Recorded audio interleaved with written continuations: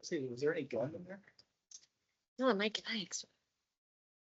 You want the Mike and I? No, that's yours. Maybe you like. Okay, trustees, have you had a chance to review the agenda? Any changes to the agenda? All right, we will move on to item number 3, the oath of office for our 2025, 2026. No, that was reviewing of the agenda. Let me pull this. Think of myself as a loudmouth, but not tonight. All right. All right, we'll move on to item number 3 on our agenda, the oath of office for the 2025, 2026 Board of Trustees student representatives.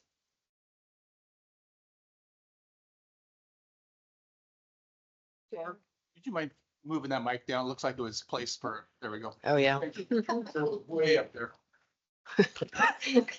I'm pleased to introduce your newest board reps for 25, 26. And I'm going to have them come stand with me. Delaney Lynch will be representing Capitol High. Delaney's a junior. They have big shoes to fill. But I've learned they're already filling them. So Delaney's already done media interviews for pre-bond work. She's attended a majority of the board meetings remotely the last year.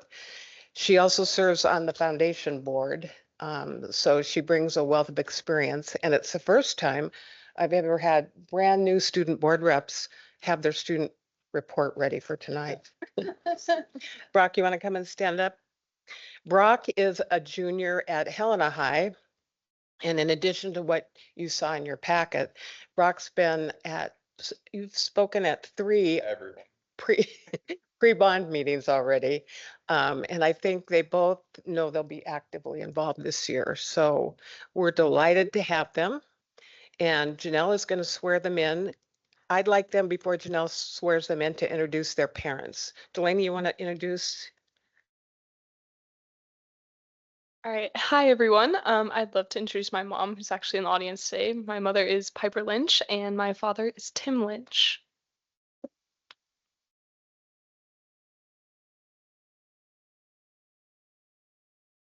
Hi, today my mom and dad came with me. My dad's name is Bob Gardepy and my mom's name is Tiffany Gardepy.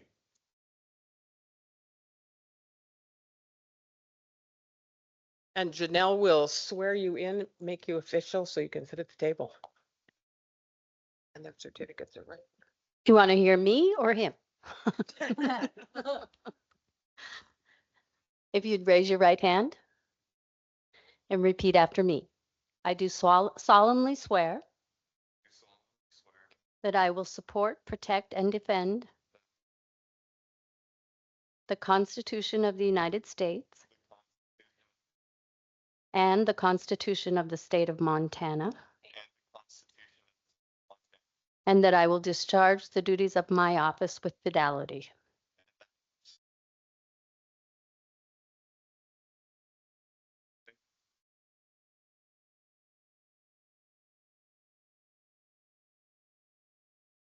And if your parents want to take a picture of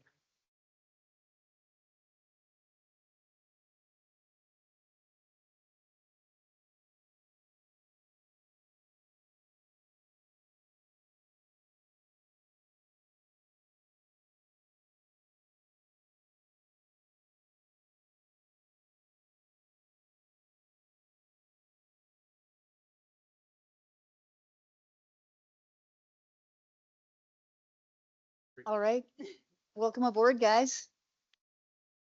Glad to have you. We'll move on to recognitions. We have a lot of wonderful recognitions tonight, and we'll start with Principal Kessler from Helena High.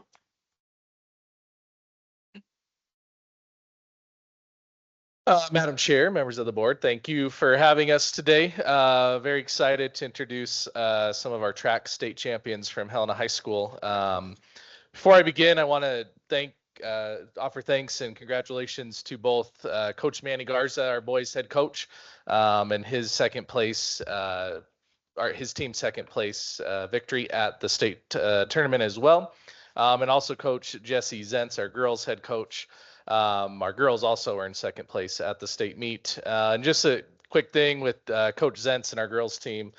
In his 5 years at the helm, they have not finished less than second at the state meet. And so that's a pretty awesome accomplishment, not one that you see very often. And both of our teams were mere points out of the championships on both sides. So it was a pretty awesome weekend for all of them. With that, to begin with, our 4x100 relay team won the state championship, just edging out, I believe, Billings West in that event. None of the four are here today, but the members of that team were Pacer Libert, Trey Peterson, Luke Ruck, who also took third in the 200 and third on our 4x400 relay team. And then Travis Ryland Davis, who was sixth in the 400, fifth in the 200, and also on that third place 4x400 team. So pretty good showing by that crew at the meet. Next up, and I'll call these guys up as we go, we have Jackson Lieberg. So come on up, Jackson. Jackson was the state champion in the boys high jump. So he, I think we were kind of not really expecting the high jump.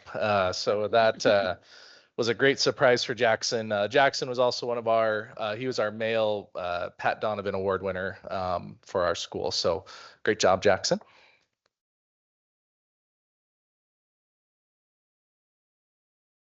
We have a tradition of making seniors stand up in front of us and tell us what they're going to do next year. So if you're a senior, you've got the mic.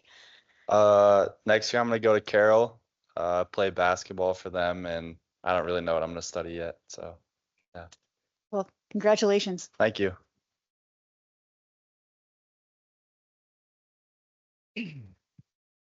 And then last is probably the recognition of what truly is the best athlete to ever go through the state of Montana in track and field. Maddie Todorovich was the state champion in the long jump, triple jump, the 400, and the high jump at this state meet.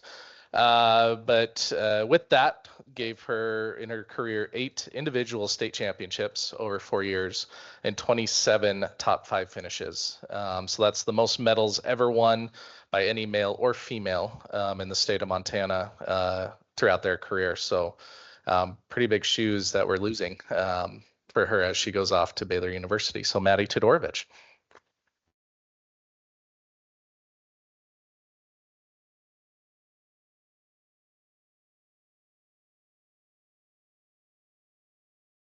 Hi, I'm going to Baylor University, as he just said, as a member of the track and field program and to study business.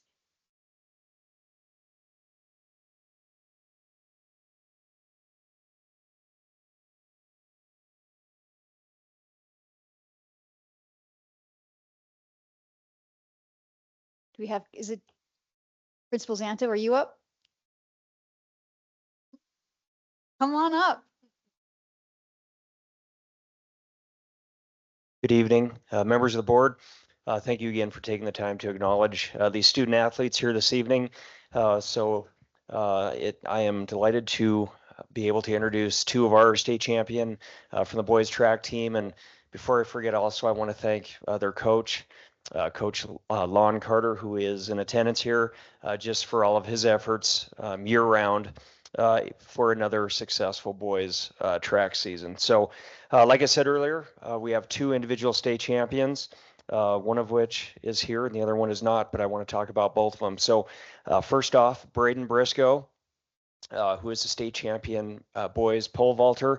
And I would like to say that Braden is a junior. So hopefully maybe he'll be back at this event next year. And also, I do want to just say Braden's our student body president for next year. So I look forward to having a lot of fun with him on the daily announcements as we do a variety of different things. So anyways, just a great kid. And here's Braden right here, and he can talk more about his season and maybe the height that he cleared at the state meet. So Braden.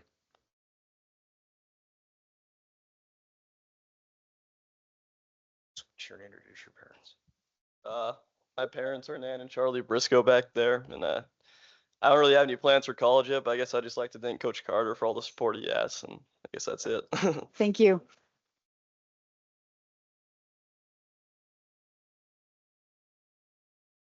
And although not in attendance, I would like to acknowledge the efforts of Tyler Crum, who was a state champion in the javelin, and actually he's now a two-time state champ. He won the same event last year as a junior, and he is a senior, so he did graduate on Saturday. And I'm not quite sure of his plans yet for next year, but I'll make sure and get him the certificate. But once again, thank you for taking the time this evening to recognize these students. So thank you. Thank you. Congratulations.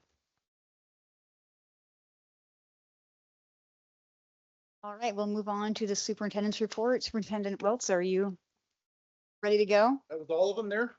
What's that? That was it? What was the, Braden, what was the height that you cleared? 15.6. Amazing. That's one, two. All right, superintendent report. With the complete understanding that it's going to be a little later tonight, so this is maybe an abbreviated or just at the end of the year, and I summarized a lot. First of all, we had 2 trustees, I believe, with graduates this Saturday. So Jennifer McKean Walsh, congratulations. You all had 2 seniors out the door. And maybe we should ask, what are they doing? But we can do that later. All right, let's move through here. So recognition, we always run through the recognition, new business, and outreach. In recognition, first of all, I think as we I can segue into our graduations. It's partway down the list, but since both principals are here, I want to just thank our principals for 2 really outstanding, and I will say 4 outstanding graduations this week. Friday, we had Mount Ascension here, Powell at Helena Middle School, and then Saturday, of course, we had 2 graduations, 8 o'clock and 11. We often get some feedback on the 8 o'clock start time. By the time we rolled back to the 11 o'clock start, the second one, midway through, I saw there was a lot of heat in the stands. And so I'm thankful that we start in the morning and get through. By that second graduation, it gets pretty warm. And so Mr. Zanto, Mr. Kessler, thank you for 2 really great graduations. I appreciate that. Moving forward. So end of the year celebrations, I think it's just behooves us to make sure that we recognize all of those staff members, everyone that was responsible for all the end of the year celebrations. Really, truly great events for students and staff as we finalize the end of the school year. We do have something we haven't talked about before, but I want to recognize that there's 9 schools, roughly 12 foster grandparents, that's where he was at. So they have volunteered about 2,700 hours over the last year and a half. And so our foster grandparents, I want to recognize them. Laura Gustafson, and I think maybe Jane Sean will probably have more on this, but we have recognized a paraeducator and a teacher of the year. I'll leave those names actually for Ms. Sean. We had 29 retirees that we celebrated throughout the district here last month. I really want to pay more of attention to the fact that we're thankful for their service and what they've provided for our students in our community and our district. But through that event, you can see, as I wrote down there were some businesses that helped and donated a lot of goods for that celebration. That doesn't happen if it wasn't for Candace. And so Candace does a really great job about asking and seeking and making sure that's a special event as it can be. So we want to thank Ms. Delvo for her work there. Broadwater, in May, we had our work session. We want to thank Principal Bodecker, staff and their students down there. And kind of a cool event. Before I was the principal at Rossiter, there was a flood. And in that, the displacement of some of our students, or all of our students, and they ended up, I think at that time, the superintendent and Carol worked out a deal where a lot of our students were finishing the year at Carroll. Dr. Second, as he was leaving and departing, he reached out and asked, is there something he could do with this year's seniors that were part of that 5th grade class that were displaced? And so you can see there, I believe it was a $3,000 grant for roster kids that are going back to attend Carroll College. So I thought that was a great gesture as well. The New business, curriculum, Ms. Alberts and the curriculum department, and the academic team really putting together curriculum and academics for the next school year. SMA, we've worked a lot. Brock had just talked about, Mr. Gardapi had talked about talking at Helena High in community tours and informational sessions. We held our third one this morning at 7:30. We had information, students and staff spoke, and then a tour. And so we will continue those throughout the summer. There's work in progress, and we know that everyone's paying attention heavily to that, the decennial study. That's the 10-year study that examines the educational formula, education funding formula.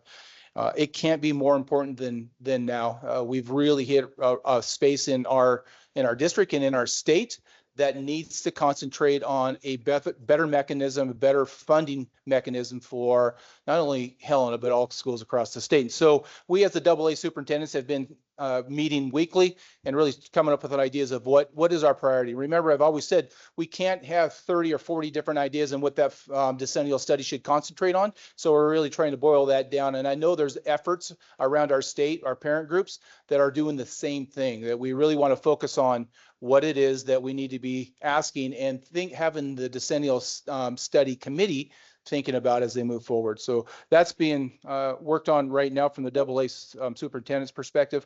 Several of us here in Helena attended an Edunomics School Funding Conference. Dr. Rosa, I think Georgetown University, Tuesday and Wednesday put on a conference just around funding. I think in lieu of knowing the decennial studies coming, and there's a study group that's forming, she came in and provided some perspective from, I guess, say a state's or even a global perspective of how other states are funding schools. Obviously, the 25-26 school year staffing operation negotiations are going on.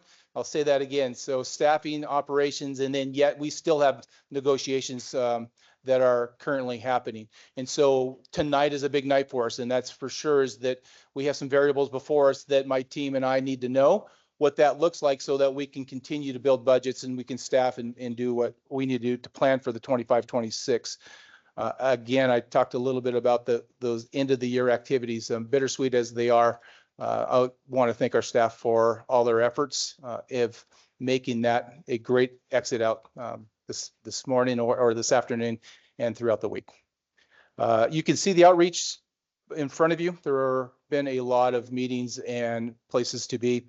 I think the last thing I want to talk a little bit about tonight, and this is on the other, just as it came to me this afternoon, maybe I can draw a line, through the decisions. I don't know if we've had a more robust agenda in recent years. And in fact, I think I reported this maybe 150 to 160 school board meetings that I've been a part of. And I don't think there's been one that has had more action items that are meaningful for the district and meaningful in a lot of ways. I think what I want to portray is that these decisions tonight is leveraging dollars for what's best for all kids, right? So every decision that we have before us is around that. If it's healthcare, if it's Sodexo, if it's a building, if it's for bonds, whatever that looks like, we're doing it because we want to make sure that our staff is healthy and taken care of so they can do what's best for kids. We want to make sure that our budgets are in a place that we can solidify and have the opportunity for a core, robust academic experience. We want to make sure that what we do, all actions, are based on what's good for all students. And so sometimes as I was thinking through this, I understand that it may not be seen and or heard or accepted, but many of the decisions before you, healthcare, we've heard feedback. It doesn't fit everyone. Sodexo, some of the food may not work for everyone, but the decision before us is that everything that we are going to have a decision for tonight is really based on the district and putting ourselves into perspective to positively impact students. And so keep that in mind as we go through all of our action items this evening. It's been a really, for me personally, it's been a tough year. You know, there's been some heartache, but this place in our actions moving forward has really kept us focused and engaged into the opportunities and activities. So I appreciate the opportunity to be here this evening, and that's my superintendent report. Thank you. Yep. Are there any Follow-up questions from the board? Well, thank you, Mr. Welts. It was a really great weekend in Helena with those graduations. It really was. Both Jennifers cried our eyes out. Thank you to everyone who makes it happen.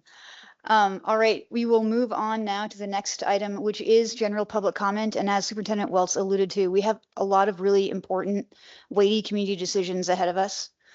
I will be keeping a 3-minute time limit for public comment. And I will remind you when you have gotten to 1 minute left. And for our secretary and general keeper of all things, Candace, please spell your last name when you get for public comment and talk about your relationship to the district. This is the time for, this is what I have to read. This is the time for comment on public matters that are not on the agenda. Public matters do not include any pending legal matters, private personnel matters, or private student issues. Please do not attempt to address such issues at this time, or you will be ruled out of order. The board cannot enter into a discussion during public comment. Is there any public comment about items that are not on the agenda?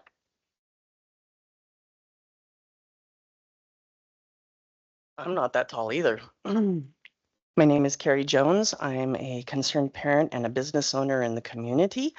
What I am speaking about is the School Funding Interim Commission, which was briefly mentioned by your superintendent, and I went to the meeting, which was on June 4th.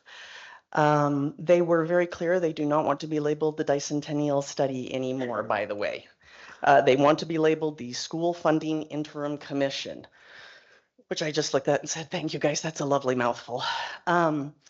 There are 20 people on the commission. I wanted to let you know that there is a link that I have left with Candace, which will allow you to register in order to be updated with emails from the thing, because they are supposed to be having a meeting next week or the week after, despite the fact that there's supposed to be a 10-day public meeting notice, which I was like, we're outside the window already, guys. But they are waiting to hear back from a contractor because they're looking at hiring someone to do some study work for them. I was a little disappointed that the only person that I saw at the meeting was Miss Murnane Butcher. Sorry, I knew I was going to mess it up. Who was there for her job with Moffy, considering that this is where everyone in this school board has said that our funding issues are coming from. I was sad to see that I was the only one from our district there to make public comment. I would like to urge the board, you can go as a private citizen and make commentary and let them know, especially because you are well informed about all of these issues. We have, I also wanted to announce it so that everyone else can go ahead and register for those emails, because they are not very good about getting out when and where the meetings are. Thank you. Thank you. Any other public comment? Is there any comment online? All right, well, what's that? No. Looks like there's none, so we'll move on to new business. And the first item is the consent action items. Trustees, these have been before us a couple of times, and I've had a chance to look them over. Do I have a motion on the consent action items? I move to accept the consent action items as presented, numbers 1 through 9. Thank you. Trustee Hathorn, is there a second? A second. There's been a motion and a second. Is there any board comment on the consent action items? Is there any public comment? All right, we'll vote. All those in favor signify by saying aye. Aye. Those opposed, nay. All right, the motion passes 8-0. 1, 2, 3. Yep, 8-0. All right, here's the main course. The items for action, number 1 on our action item agenda is the approval of Allegiance as our medical TPA. That also means third-party administrator for everyone following along at home. And Mr. Franco, I believe is that you? Who's going to?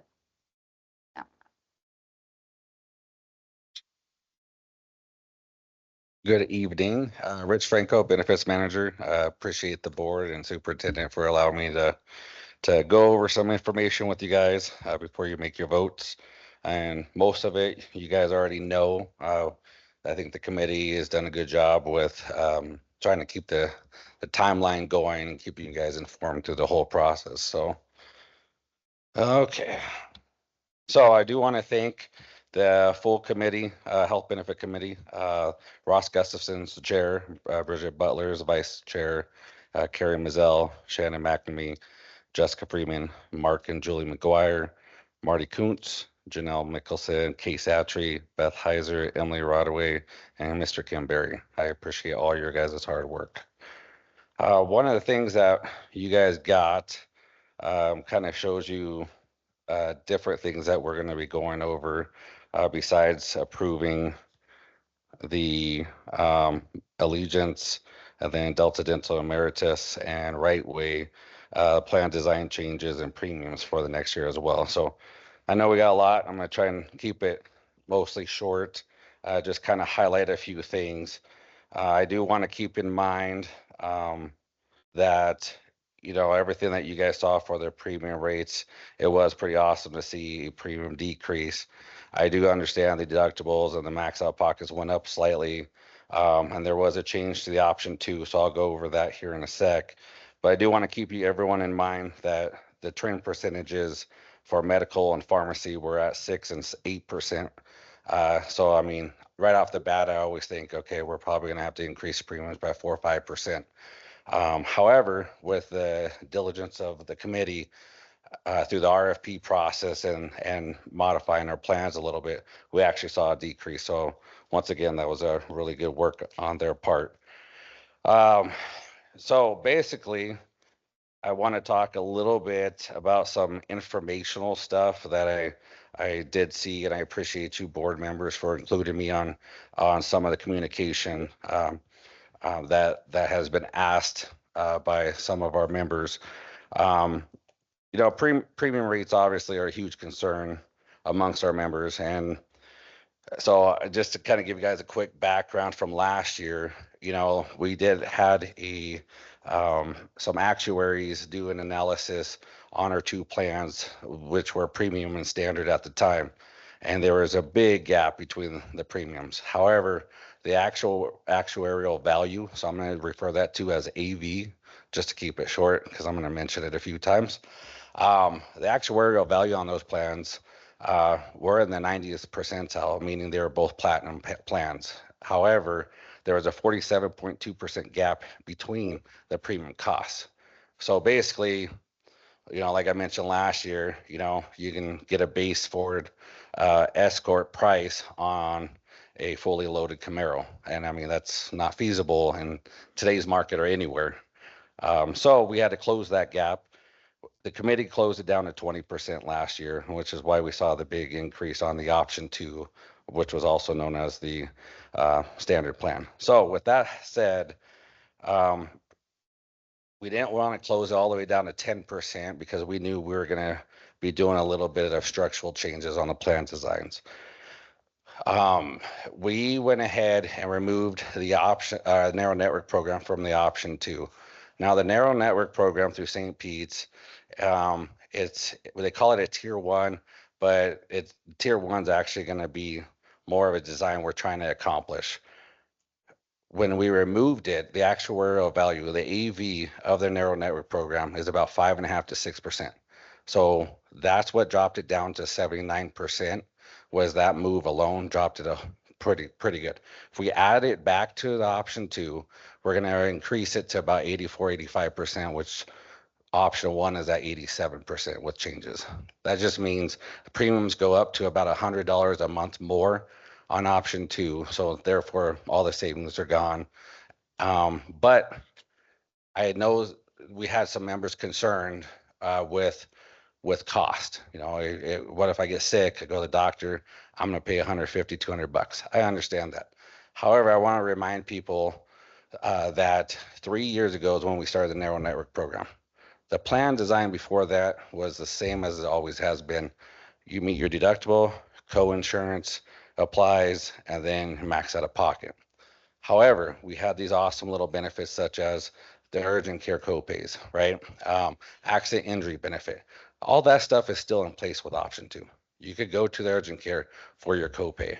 You just don't get the $10 primary care physician or the $40 specialty copay for the specialty physician. So those are the only things that really are changing is you don't get the whole, call it the Cadillac, you know, you're just going to go back to the way our plan was before. So if you're getting sick, you go to urgent care, whether it's North or South Clinic, it's still going to be the $25 copay. If you get hurt, so let's say we're doing a group bike ride, I'm not paying attention, hit a rock, fall like 10 feet, break an arm, whatever, go to the ER, bummer for me. However, the accident injury benefit, that will cover me from the time of accident up to 90 days after at 100%. So that is a huge benefit that in our survey, we realized that not a lot of our members knew about some of these benefits. So I do think the committee's on the right path to trying to get better communication out. So I'm excited to see that go. So I do feel like there is some really good benefits that members will not incur a ton of cost if not needed on the option 2.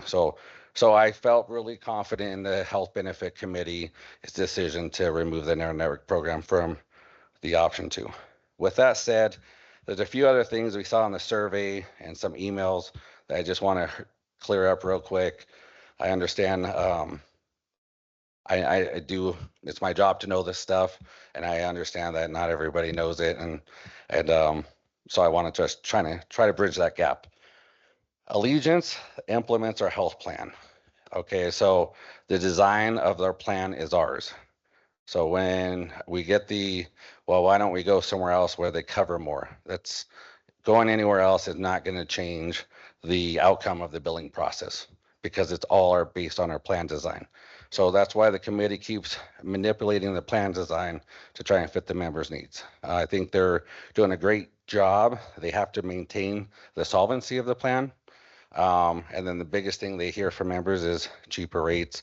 I feel like they did a great job this year at getting to that point. A couple things just to clarify on the committee, what they abide by and what they follow. Rule 1, they got to maintain that solvency of the plan, keep the plan going, keep it afloat. Hard to do because sometimes you get increases that you don't want to pass on. You know, I've told this story before, but you know, when you get over $12 million in medical claims and claims cost alone, and you're only bringing in 10.4 million, that's a problem. So you're going to have to make adjustments, whether it's plan design, premium increase, or a mixture of both, which is what we've been seeing. Number 2, they answer the board of trustees and they try and get your guys' input of what you'd like to see. And we obviously try and give you guys as much information as possible. Number 3, members. Obviously, we like to take into account the members' input where we can. Fortunately, sometimes it isn't achievable due to costs and rising inflation of healthcare, but they always do their due diligence. One of the things I want to make public is I want everyone to understand that the committee is based on groups throughout the district. So we got teachers, paras, maintenance, secretaries on our committee. And I feel like sometimes it's not known, and I know it's not intentional, but this impacts them. Their decisions impact them. It's not just everyone else's pockets, it's theirs as well, mine as well. So going forward, I just want everyone to understand, like, there's a reason for these decisions. Like I said, you gotta offset some of these expenses. Tier 1, so that it was kind of known as the narrow network program, but it's actually kind of shifting a little bit. And the reason why is we're trying to add some other providers with copays. So it's kind of been a tough thing in the beginning, but we're kind of making some headway. If we can get, you know, whether it's pediatrics, OBGYN, ENT, if we can get them in the copay structure, that'd be amazing. It's all going to be depend on what they can guarantee their rates at. I don't know if they're going to go as low as St. Pete's has been, but the copays will reflect accordingly. So just to kind of get you guys on that, like the narrow network program is also a co-piloted program, meaning first thing that's been done, I think it's been pretty good. We haven't had enough data until this year to kind of see what our co-pay structures are like, where we need to adjust some of those, because there are some members that are doing something for $10,000-$12,000 and only paying $50 in copay. So that's, some of that has to be adjusted a little bit. But that said, keep in mind that St. Pete's Narrow Network program is what it is, a co-piloted program that may not be there. If St. Pete's leaves, it's gone. If St. Pete's decides that it's not to their advantage at all and they don't like the structure of it anymore, they can terminate it. So we are anticipating any potential changes, and we're trying to keep that in mind, hence why we're trying to add other providers to this co-pay structure of a tier 1. So just want to kind of clear that out there as well. Premium rates, like I said, based on claim cost. You guys heard this last year, 2018, we were projected to have an 18% increase, only did 7%. The following year, 20%, only did 15, which I think you guys ended up basically increasing the benefit dollars to 15% to cover that. So that was really amazing. So you can't keep going with the platinum plans, right? The AV values, because all of a sudden now you're just paying all this and you're trying to absorb it with cheaper costs. Well, so what the committee was tasked with doing is trying to lower these AVs. We were able to get that option 1 to 87% and then option 2 to 79%. Like I said, I think they did a great job. The 70% is a silver plan, 80% is gold. So obviously they did a really good job, like starting to shift that down.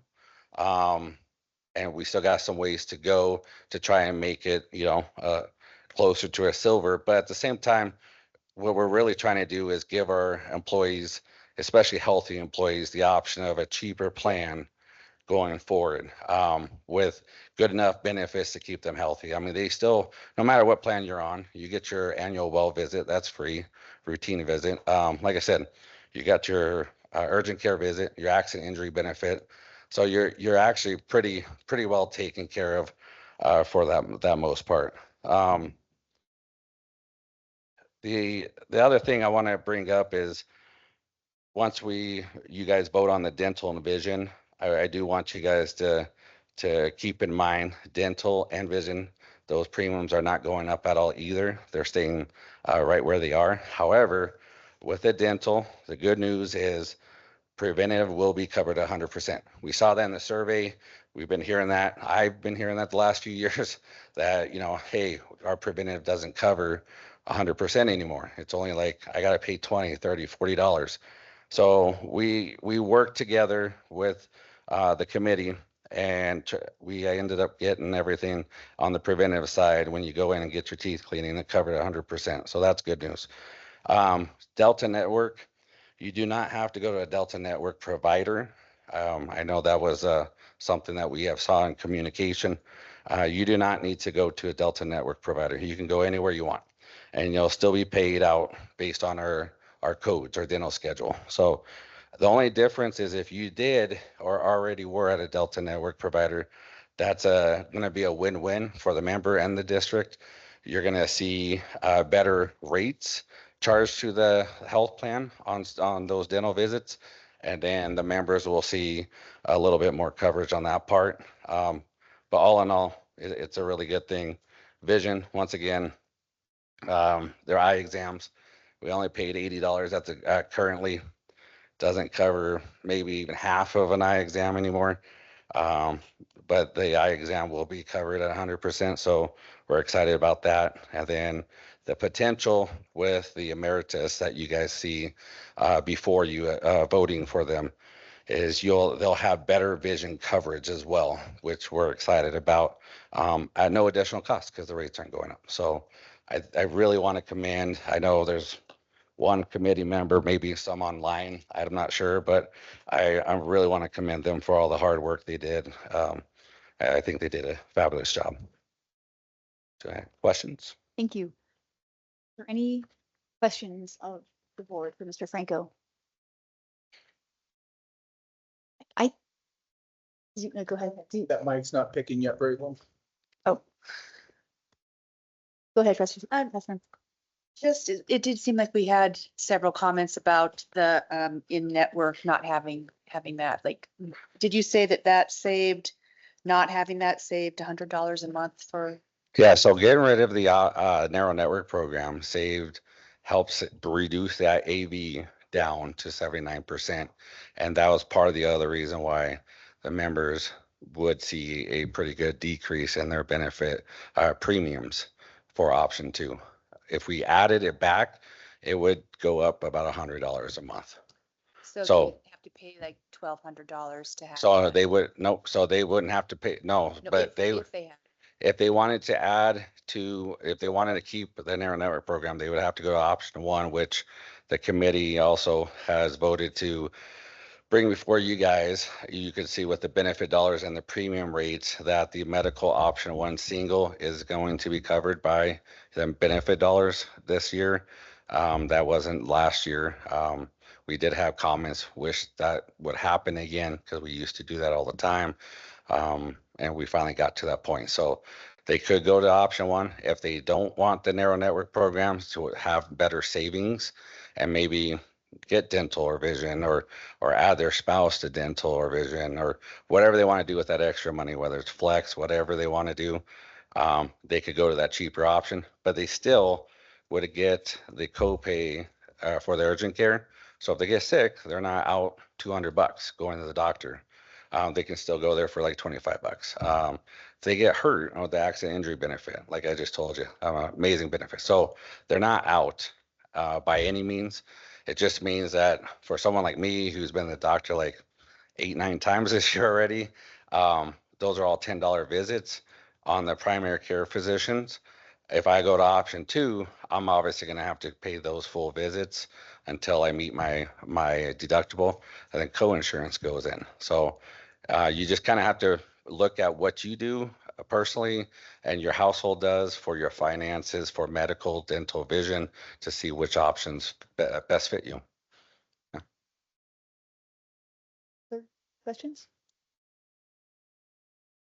I have a comment. I wanted to just commend all the work. I mean, when I look at these actuarial values of the recommendation, an 87% actuarial value and 79 is still Good. almost a platinum and almost a gold. And I don't know of any plan designs in the private sector that saw premium decreases as platinum and gold plans. So this is good work. Yeah, thank you.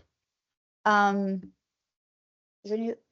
Oh, follow up with Yes. that, one more question. So, Rich, could you just give us a little bit of context for maybe understanding or seeing, how good our plan is relative to other districts? Here's looking, and option 1 is as good, if not better, than a lot of the district's best plans.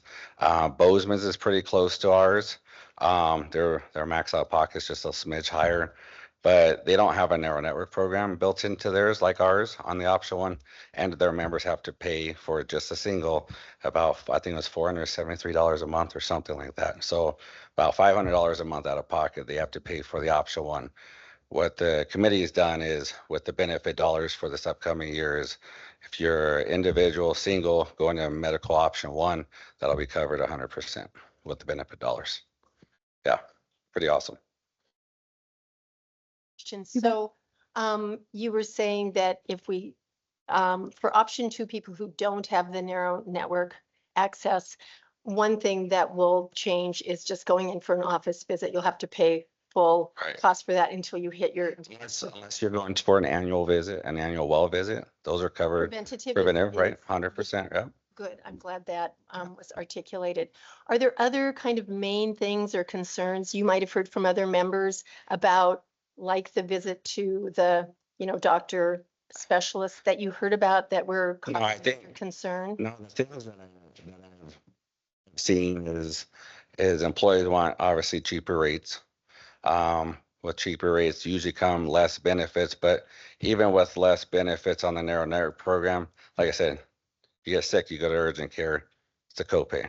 You know, you break your arm falling off a bike, you got your accident injury benefit. So I mean, I still, and those are pieces why it's still a 79% actual value. Is some of those custom things that we have built into our plan to prevent our members from incurring such absorbent costs, right? So the other thing I've seen on the surveys is, you know, they do want to add like some smaller benefits such as, you know, hey, can you add more providers to the tier 1 network?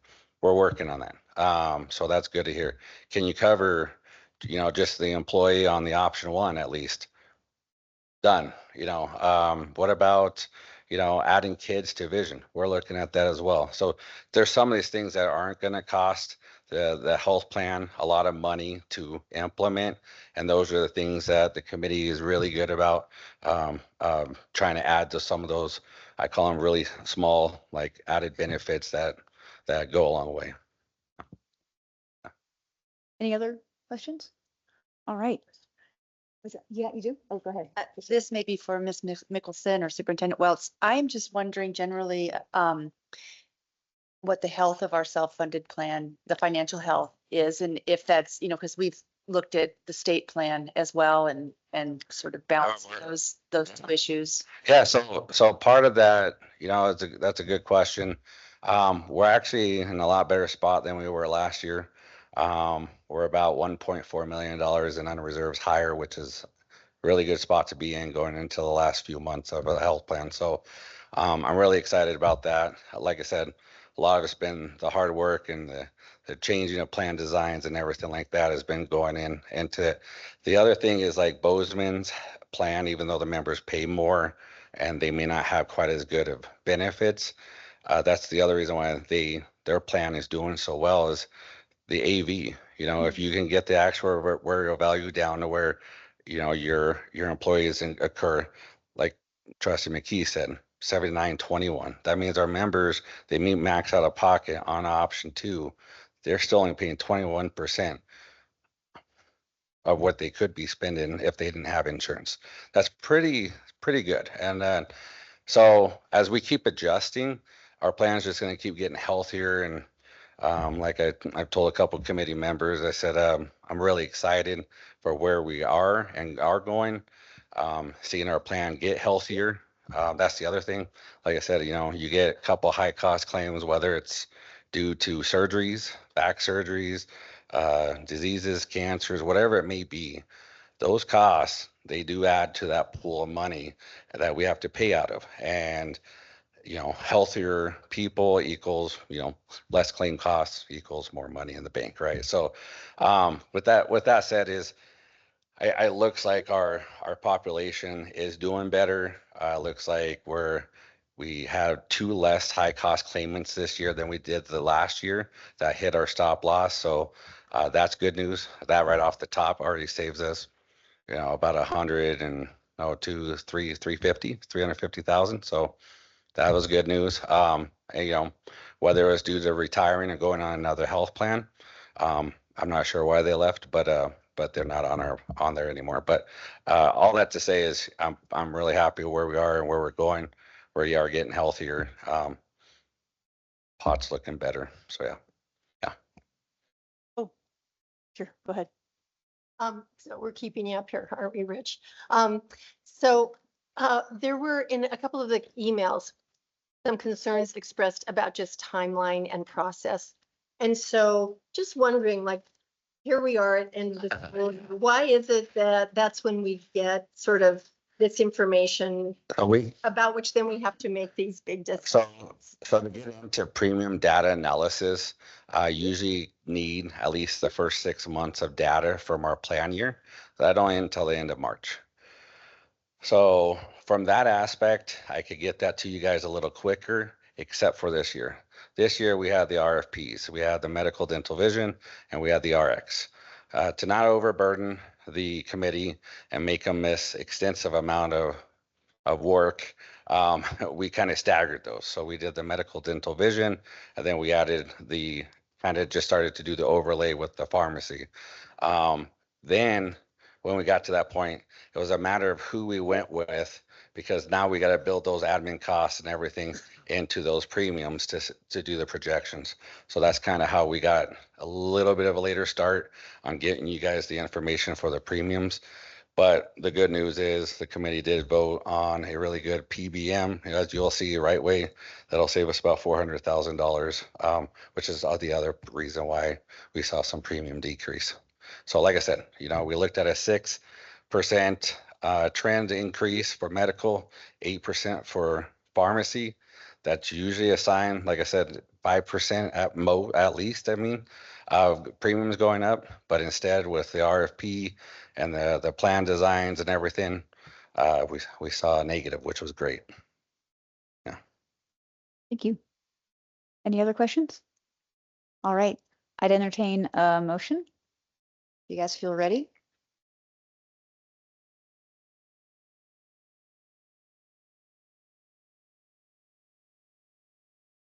Yeah, I think we covered a lot of ground, but I So, feel like Matt- we should still. Yeah, so you have want them we'll go in in order. order, so we'll Absolutely. start with approval of Allegiance as the medical Yeah. TPA. Right.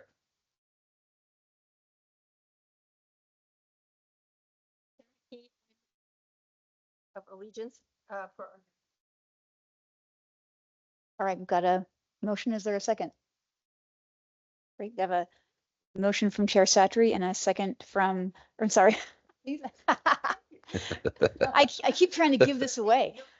Got a motion from Trustee Satry and a second from Trustee Walsh. Is there any public comment on the motion? None online. Is there any further board comment on the motion? All right, I guess I'll call for the vote. All those in favor signify by saying aye. Aye. Those opposed? Motion passes 8-0. Don't go anywhere, Mr. Franco. All right, so next one's dental. The committee voted for Delta Dental due to their competitive administrative costs, ability to adapt and implement, especially with the quirks that we do with our plan as needed. Any board questions for Mr. Franco? Don't have any either. Did you have one? No. All right. With no further questions, I'd entertain a motion for approval of Delta Dental as our dental third-party administrator. Chair McKee, I move that we approve the Delta Dental as dental, as CPA. presented. Dental PTA. PPA. Is there a second? I'll second. All right, we've got a motion from Trustee Cletus and a second from Trustee Armstrong. Any public comment on the motion? No? Any further board comment? All right. All those in favor signify by saying aye. Aye. Those opposed? Motion carries 8-0. All right, last one. No, Almost. not last one. Almost, yeah. So the emeritus as our vision TPA, the committee voted just because their network definitely was the best. They are very flexible with great capabilities to help not just us navigate, but help our members as well. We saw a lot of really good benefit changes and enhancements and communication pieces for our members. So we're excited about that. All right, thank you. Any questions from the board? Oh, Trustee Armstrong. I don't have a question, but I just want to compliment you and the committee. Although we're voting all this, I think this is the first time this has all been presented so completely across the spectrum in terms of vision, dental, and everything. And then even though we're kind of just discussing it tonight, you've been giving us updates all along so that we feel prepared. And I'm just grateful that even though what we're voting on is not the optimum for everyone, that it's driven by the feedback you've gotten from the members. So yeah, I mean, you guys have done a lot of work, including Trustee Satry, and it's very much appreciated. Thank you. Thank you. Appreciate it. Any other questions or comments?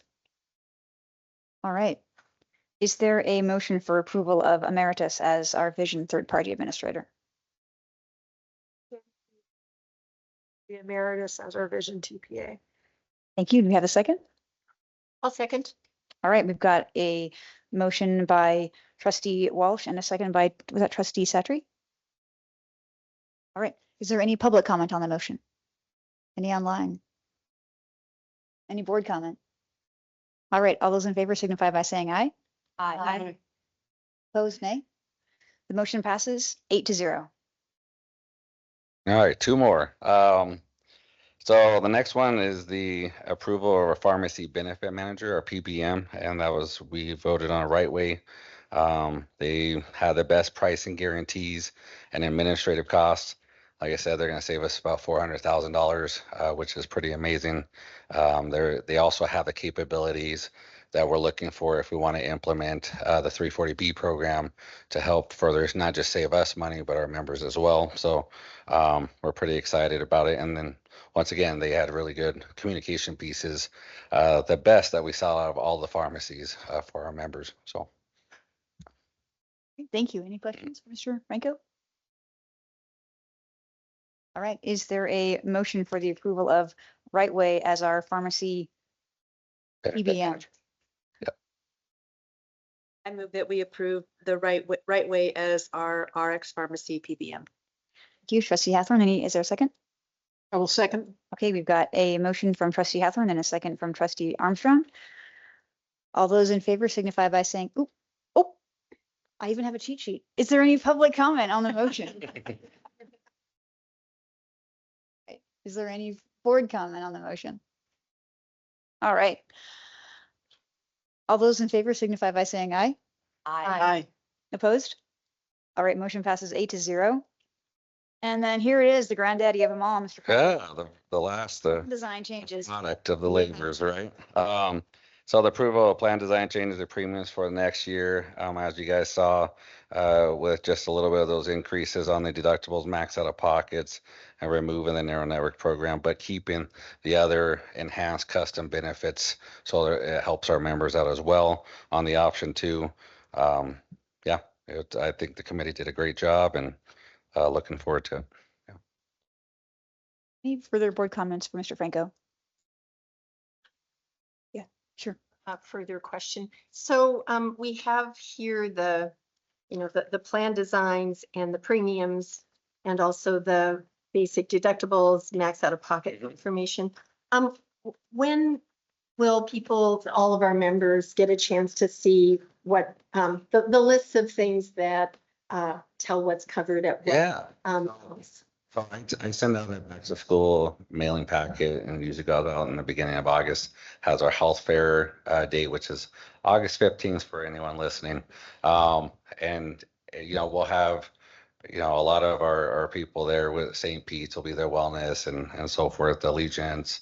And I think we're going to get some of these new vendors there as well. So, but they get it then. However, just for those listening online and those here in person, once this is all voted on here in the next 2 weeks, I start converting documents and making everything for the new plan year. And I actually post those underneath the current ones, so everyone can see the current and then the upcoming ones online on the Helena School District Insurance website. So helenaschools.org. Under Departments Human Resources, I think you'll see the health and cafeteria benefits link off to the right. Click on that and you'll see all of that stuff. So within the next couple of weeks, then Yeah. more detail will be available. It'll You've that'll all be tonight already, Yep. which I'm Yeah, and like I said, besides these documents being out there, they'll get mailed to them. And then, like I said, I would love to see a lot more in the health fair, just because it's nice to help people one-on-one in person. It's a little easier than over the phone. So. okay. Thank you. Any other questions, Mr. Franco? All right. I would entertain a motion on approval of the plan design. Anybody? All right, Chair McKee, I move that we approve plan design changes and premiums for the 25-26 plan year. Thank you, trustee Flutis. Is there a second? I'll second. All right. Is there any public comment on the motion? Any online? Nope. Is there any further board comment on the motion? I would make one little comment, actually. Yeah. Since insurance is one of my favorite things. You'd asked the question, Trustee Satry, how does this compare to other districts? It's probably hard to compare to self-funded plans because they can kind of arrange themselves however they want. But it's not hard to compare insurance in America. You just look at the actuarial value, and that tells you how much the insured is paying versus how much the plan is paying. The standard plan in America is a silver plan, which is 70% actuarial value. So the average person in America, including me, is paying 30% of the cost when all the dust is settled, and the plan pays 70. So you can just see that ours are a lot better than that. And my rates did not go down this year.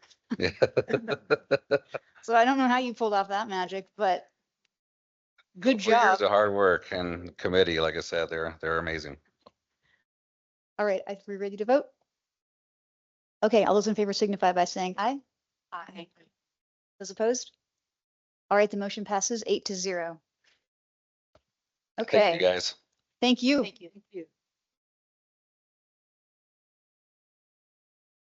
Mr. Wells, I think you're up. We're up, actions, items number 6 and 7. 6, yep. All right, I'll ask Bridget D.A. Davidson to come up to the podium. First of all, I want to thank Bridget Ekstrom with D.A. Davidson has been instrumental in the building of our bond link or tax impact. Also a guy by the name Dan Simmons at Dorsey Whitney in Missoula, and that's bond counsel. So between Dan and Bridget, there's been a lot of work. I would maybe tee up to give you a softball that this has been a unique year of putting this bond language together and then surmising the tax impact just from the trailing off of what the tax bills just took place at the session. So maybe you can talk a little bit about that. But first, before you is calling for a resolution for the bond election in elementary district.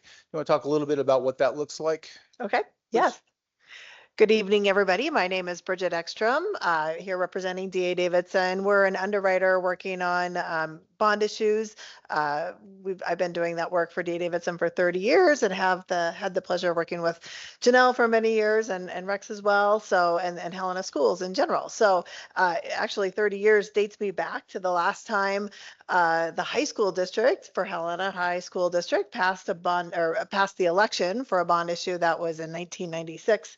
Crazy that I was working at that time, and that bond issue was a little over 14 million. So, and it was, I think, 500,000 maybe for a land purchase and maybe equal expenditure, like 7 million each high school for safety kind of improvement. So that's been a while. Yeah, and we'll talk a little bit about that. I have a slide to your left shoulder that talks about that in the high school district.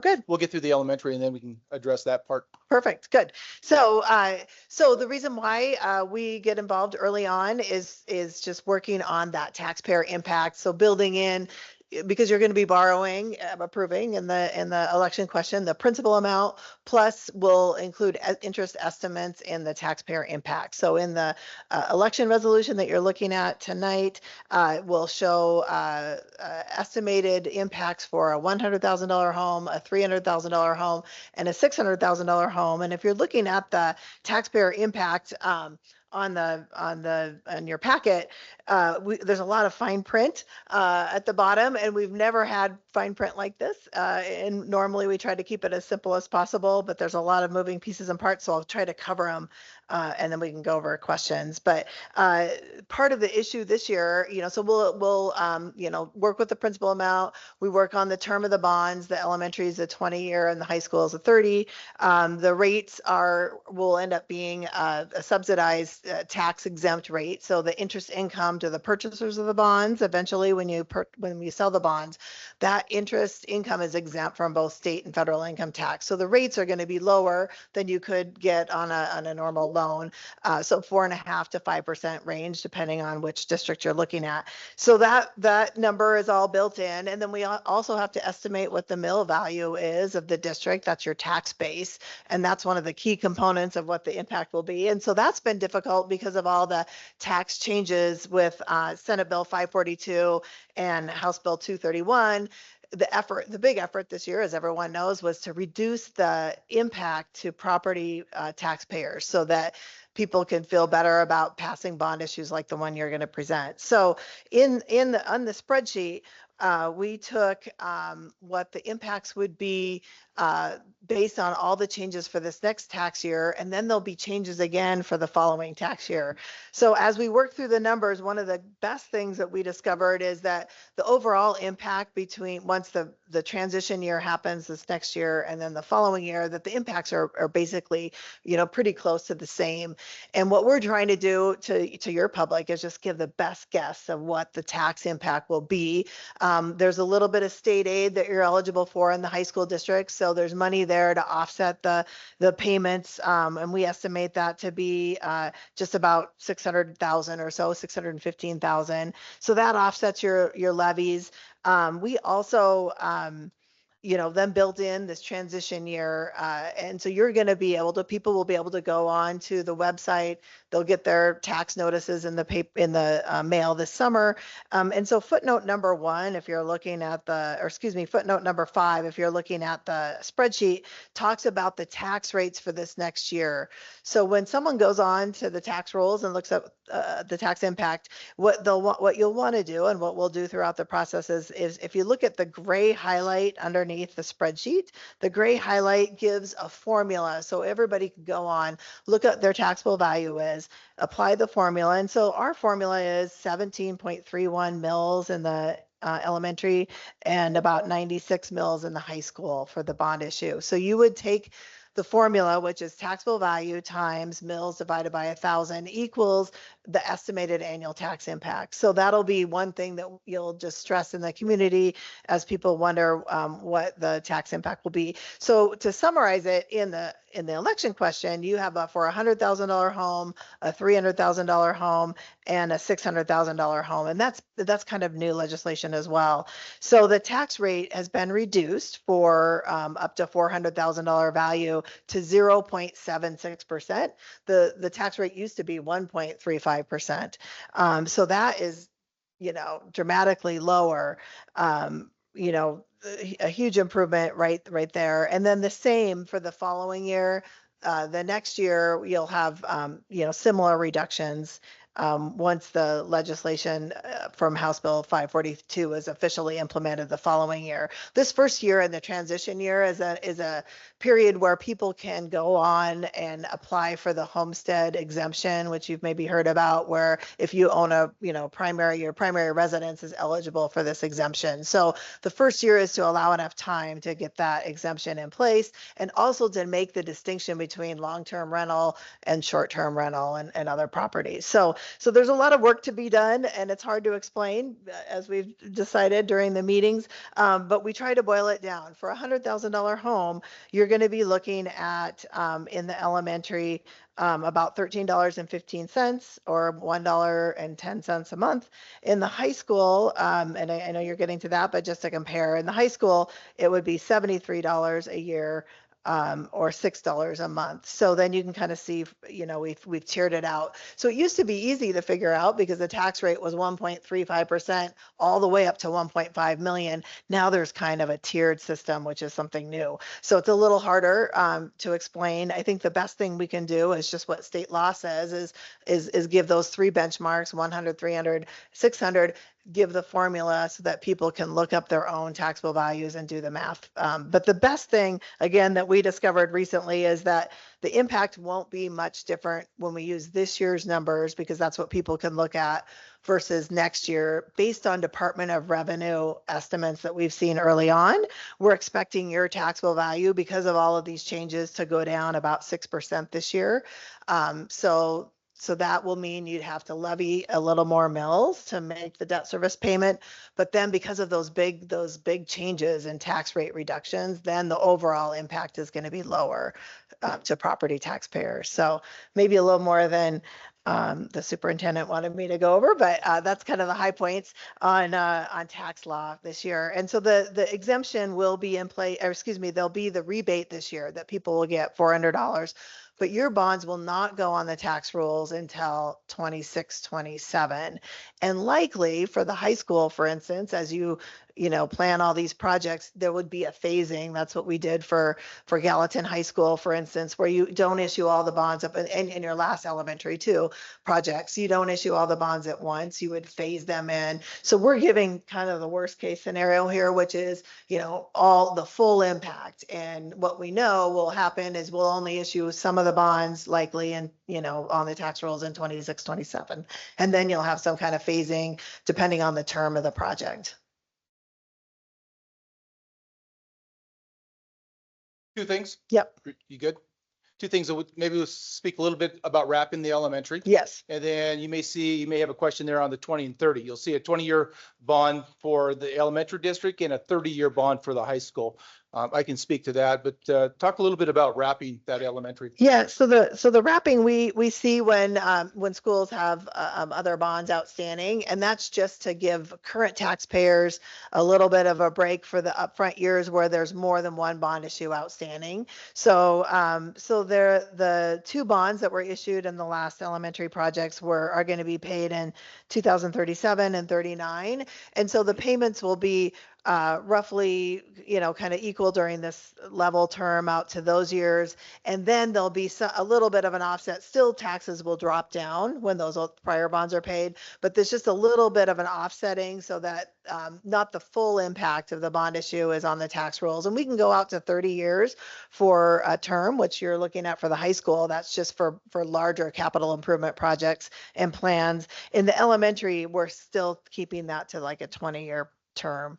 So it just keeps the overall, it's lower interest because we're not going out 30 years. We're keeping it to a shorter term, but also just recognizing that during those overlap years, the increase from the new bond is going to be a little less than it would have been otherwise. Just trying to keep it more in line with the other two bonds that are outstanding. We're throwing a lot. The insurance stuff was way more exciting than some of this talk. Sure. How do our debts that we already have compare to other AA districts? Great segue, Trustee. Gary, you would pull that back up. So looking at,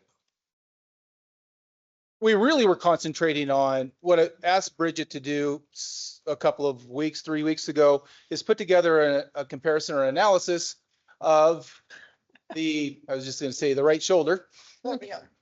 Thanks, Bridget. Analysis of what have other districts, AA and regional, what's their investment? What do they put together? I have not done this for the elementary, as I think there's a lot of elementary building that has taken place, but I was most concerned about where do we stand or what's going on across the state in the high school district. And so what you see there before you is the blue graph is what was asked for, and the orange is what's on the books still. That's still the debt owed. You can see that Bozeman, Missoula, Flathead, Great Falls, Belgrade, East Helena, Belgrade, though they have all put money into their high school district over the last 30 years. And quite frankly, we were looking for the 50, because I think 50 would reach down and talk a little bit more about Billings. You'll see the Billings has asked for little less than us. I think that's $11 million, and we have $14 million of ask over the last 30 years in our district. Billings, I believe in the 80s went in and did a lot of work with their high schools, but this doesn't reach back that far. But I also asked the question, what's going on in East Helena, what's happening in Townsend and Jeff County? And you can see that they also have more invested into their districts than we've invested into ours. But I think what's really telling on this chart of what DA Davison put together is that the Helena School District has zero indebtedness in the high school district. And so to answer your questions, we don't owe in our high school district opposed to the others. And you would say that that's been helpful for our taxpayers, but also it has not been helpful for our schools. And so there's got to be a balance. Brock talks about this a lot in our community meetings. the state of our buildings are a little different. I'll say that than what we see. There's people in our community that are in the audience tonight that have traveled with their kids for performing arts or outdoor, indoor activities, ACT, whatever test is what's going on around. They come back and go, man, that's just not what we have here. And I'm saying that a little more politely than our students have said in the past. But I would just simply say that we haven't put a lot of money into our high school district for a while. And then if you'd look at, and if you see these numbers, you're going to say, well, $240 million is a lot in the high school district. But SMA, Allie Martin's sitting here with SMA, Tim's on the road, but he has a slide that talks a lot about what does that number look like in today's inflationary increases.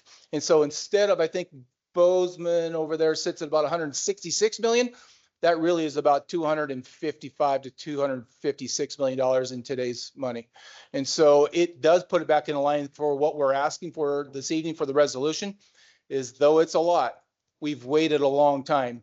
And just put it in context or perspective, we built 3 elementary schools in 2016 and 17. That cost us roughly $53 million to build those 3 schools.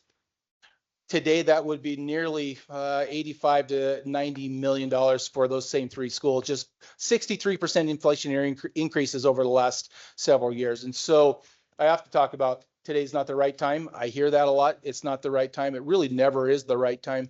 10 years ago would have been the right time, as the money would have went further. But if we wait much longer, we're just increasing the inflationary increases, which is going to negatively impact our community. And as this all generated from Todd Verrill's report in January, I think it was December, that our boilers are holding on barely. And so there's a need, an urgency around our high school district to make sure that we have a place for our students. And I will tell you that we have noticed this often. If we have boilers that go down at Helena High, and if we have 3 old boilers in there, they're 75 years old. If 2 are working, 1 went offline this winter. If we lose that and it comes to a point where we can't keep our kids in Helena High, we will have to split shift. And that means I'll have to put kids at Capitol from 6 o'clock in the morning till noon.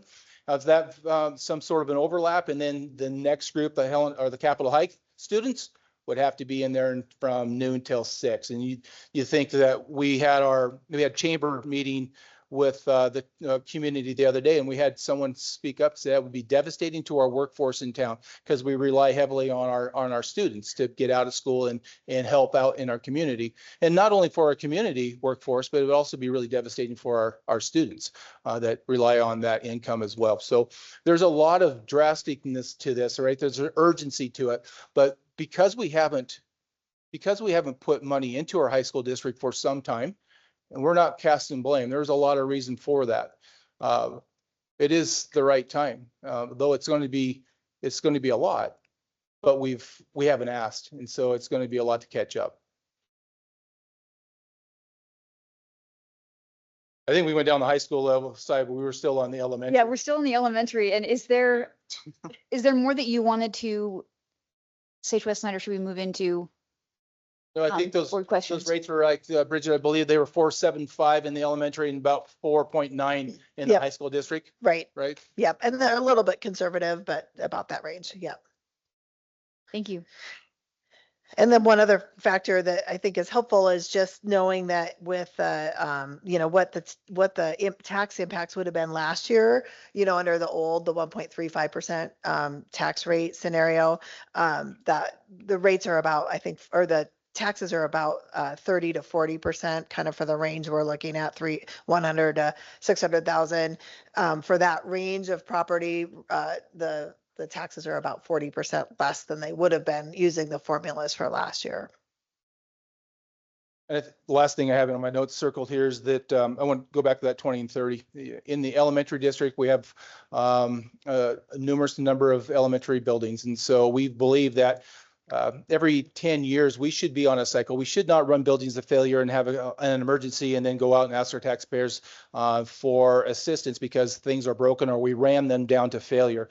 We need to get ourselves into a system. And so about every 10 years, much like our boundaries that I've mentioned, about every 10 years, we should be looking at our buildings. If we build a new Kessler in 3 years, it'll be 110 years before you get back to it if you're on a 10-year cycle. And so if we continue to forget about what our elementary district looks like, we will have buildings where we're doing breakout sessions in stairwells next to double doors when it's 30 below, right? That's just not where we want our students. I mean, I remember I started the evening by saying that every decision is going to be about kids, and this is a decision for that as well. So I want to run on a 20-year cycle on our elementary district, and so every 10 years you pick one up, the 20th year one falls off, you pick one up on the first, and then you can refinance if your rates are lower every 10 years. And so that makes sense to be on a healthy cycle. But in the high school district, we stretched it out to 30. That we have 2 high schools, and I believe that if we do this and do it well, we won't have to go back out and ask our taxpayers for assistance or new buildings within these 30 years. Remember, we ran the last ones for 75, and so I think healthy wise, I believe that we can, if we maintain them, we don't build them and then forget about them, right? If we maintain our buildings and keep them on a cycle, then I would believe that a 30-year makes the most sense for us at this time. That was a 2017 change or 2019 change from legislation to let us stretch those bonds out from 20 to 30, maybe 25 to 30. Yep, 20 to 30 now. Are there any other board? Yes, Cassiata. Just to clarify, so we're talking about an elementary bond for 43 million for a rebuild of Kessler. Is that correct? Say that one more time. Mr. Gardapi and I were having a sidebar conversation. He's For fitting the in well. elementary district, we're looking at a $43 million bond for a rebuild of Kessler School. Is that correct? That is not the $43 million on the Kessler. So there's a remodel. I guess we'll have to, let's calibrate our terminology. There's a remodel and construction at Capitol on the west side, of course. There's a new build for Helena High, and there will be a new build for Kessler. And the site preference that SMA is proposing is the reason why is that, and that's what one of the draws to Kessler is that it has acreage. There's room for construction and still keep your kids in the existing building so that you're not completely interrupting their educational experience. So we would build a new Kessler up on the soccer fields, if you will, and then cascade. The purpose of that cascade down the hill and purpose to get that off of Highway 12 a little further for safety reasons. And then the new build at Helena High, we would keep an existing building, the gymnasium there, and build an aux instead of new competition gyms. And then keep the students in Helena High as we're building the new Helena High, and then decompose or deconstruct Helena High once the students move in. It's already decomposing. I think decompose Yeah, might it's be probably the the word right that way. you were looking for. So I'm going to switch over to deferred maintenance, which has been a topic here for a lot of years. So the rebuilds, if you will, for Helena High, and then also for Kessler. So that will bring that down. And this might be a question for Mr. Verrill, what will the bond do for the deferred maintenance in the capital side of town? Mr. Verrill, you want to jump up here real quick? I will say that it does, and Tim Meldrum SMA has a slide put together for that. Remember, our deferred or our building reserve funds that the community graciously passed is for $4.5 million per year. Our deferred maintenance is over $100 million in the district, and so you can see the $4 million in comparison to what our total deferred maintenance projects would be. It doesn't put a dent into it, but it does mean, as Tim Meldrum has explained, is when you do bonds, it does drop your overall deferred maintenance down and makes them a little more manageable as long as you keep maintenance up. Do you have that, Todd? What will this proposed bond take care of as far as deferred maintenance at Capitol High School?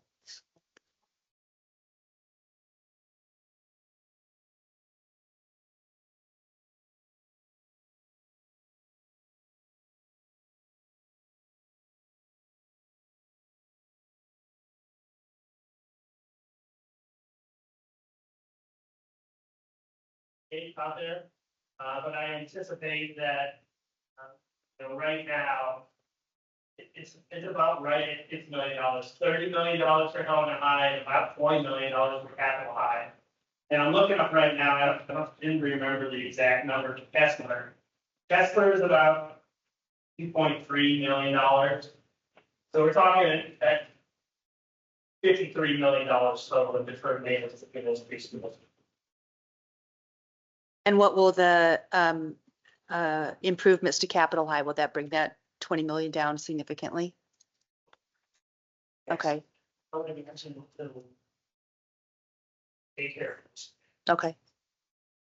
Just the big value items on the different things, so things like the big mechanical systems in that school, the HVAC system, the electrical system, the plumbing system, and those are all things that we can work on as part of the major remodel of the building. So I would imagine with Capitol High, it's gonna come down very significantly. A question. I'm just thinking about the cycle that we've talked about before and trying to get on a 20-year replacement cycle for the school. And I'm just remembering that at some point we had said that we might consider counting the elementary one for a year or 2 or 3. Right now, I can't remember the period of time to try to get on that cycle. So can you speak to that? Because it looks like now we're thinking it should happen. Yeah, certainly. With the high school one, which we gives can- me some concern.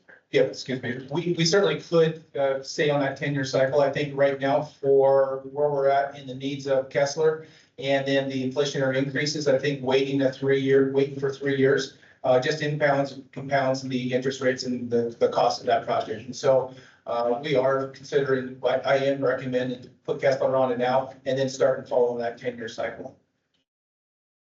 So I guess the answer to that question is yes, I'd like to stay on the 10-year cycle, but I want to start it today. Okay. Thank you. Yes.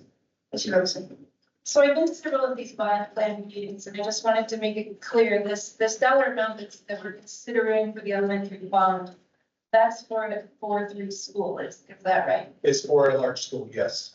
Up to 500 students is what SMA said. It can be.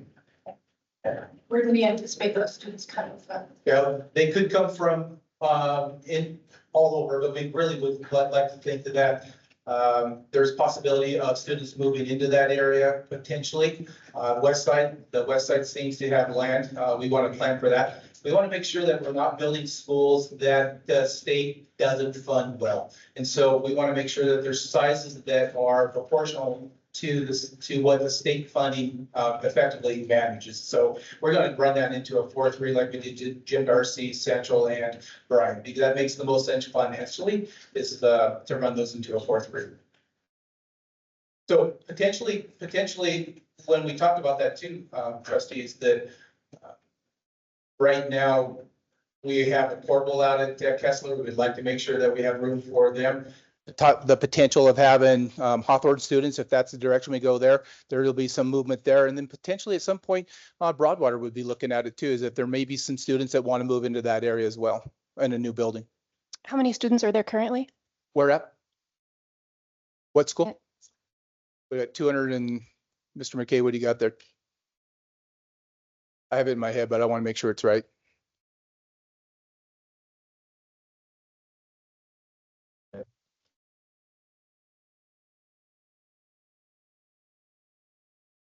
About 35. 235. Remember, that's also the intentions and our aspirations across our district is also to bring in 4-year-old students. So that would have that pre-K 4-year-old programs potentially for the rooms that we have. Following along with that, I know with the charter schools, we're required to expand them. We didn't expand a kindergarten Montessori.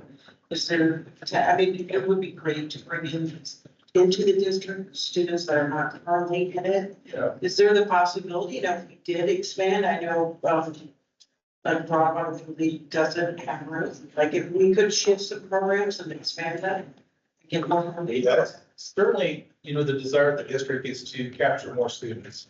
And how you do that with our demographics or the population trends that we're seeing, flatline kindergarten classes, smaller than what's acting it out. And so we're being real creative. We're trying to find opportunities to get 4-year-old and other students back into the program. So Montessori charter school and our 4-year-old ELTI or Kinder Sprouts Those are all opportunities for us to capture more students, but we have to have room to place them. And so Broadwalk, you're right, we don't have the room there. We're running out of spaces in that site. So we would be able to house more students at the new Kessler if we build it to host them.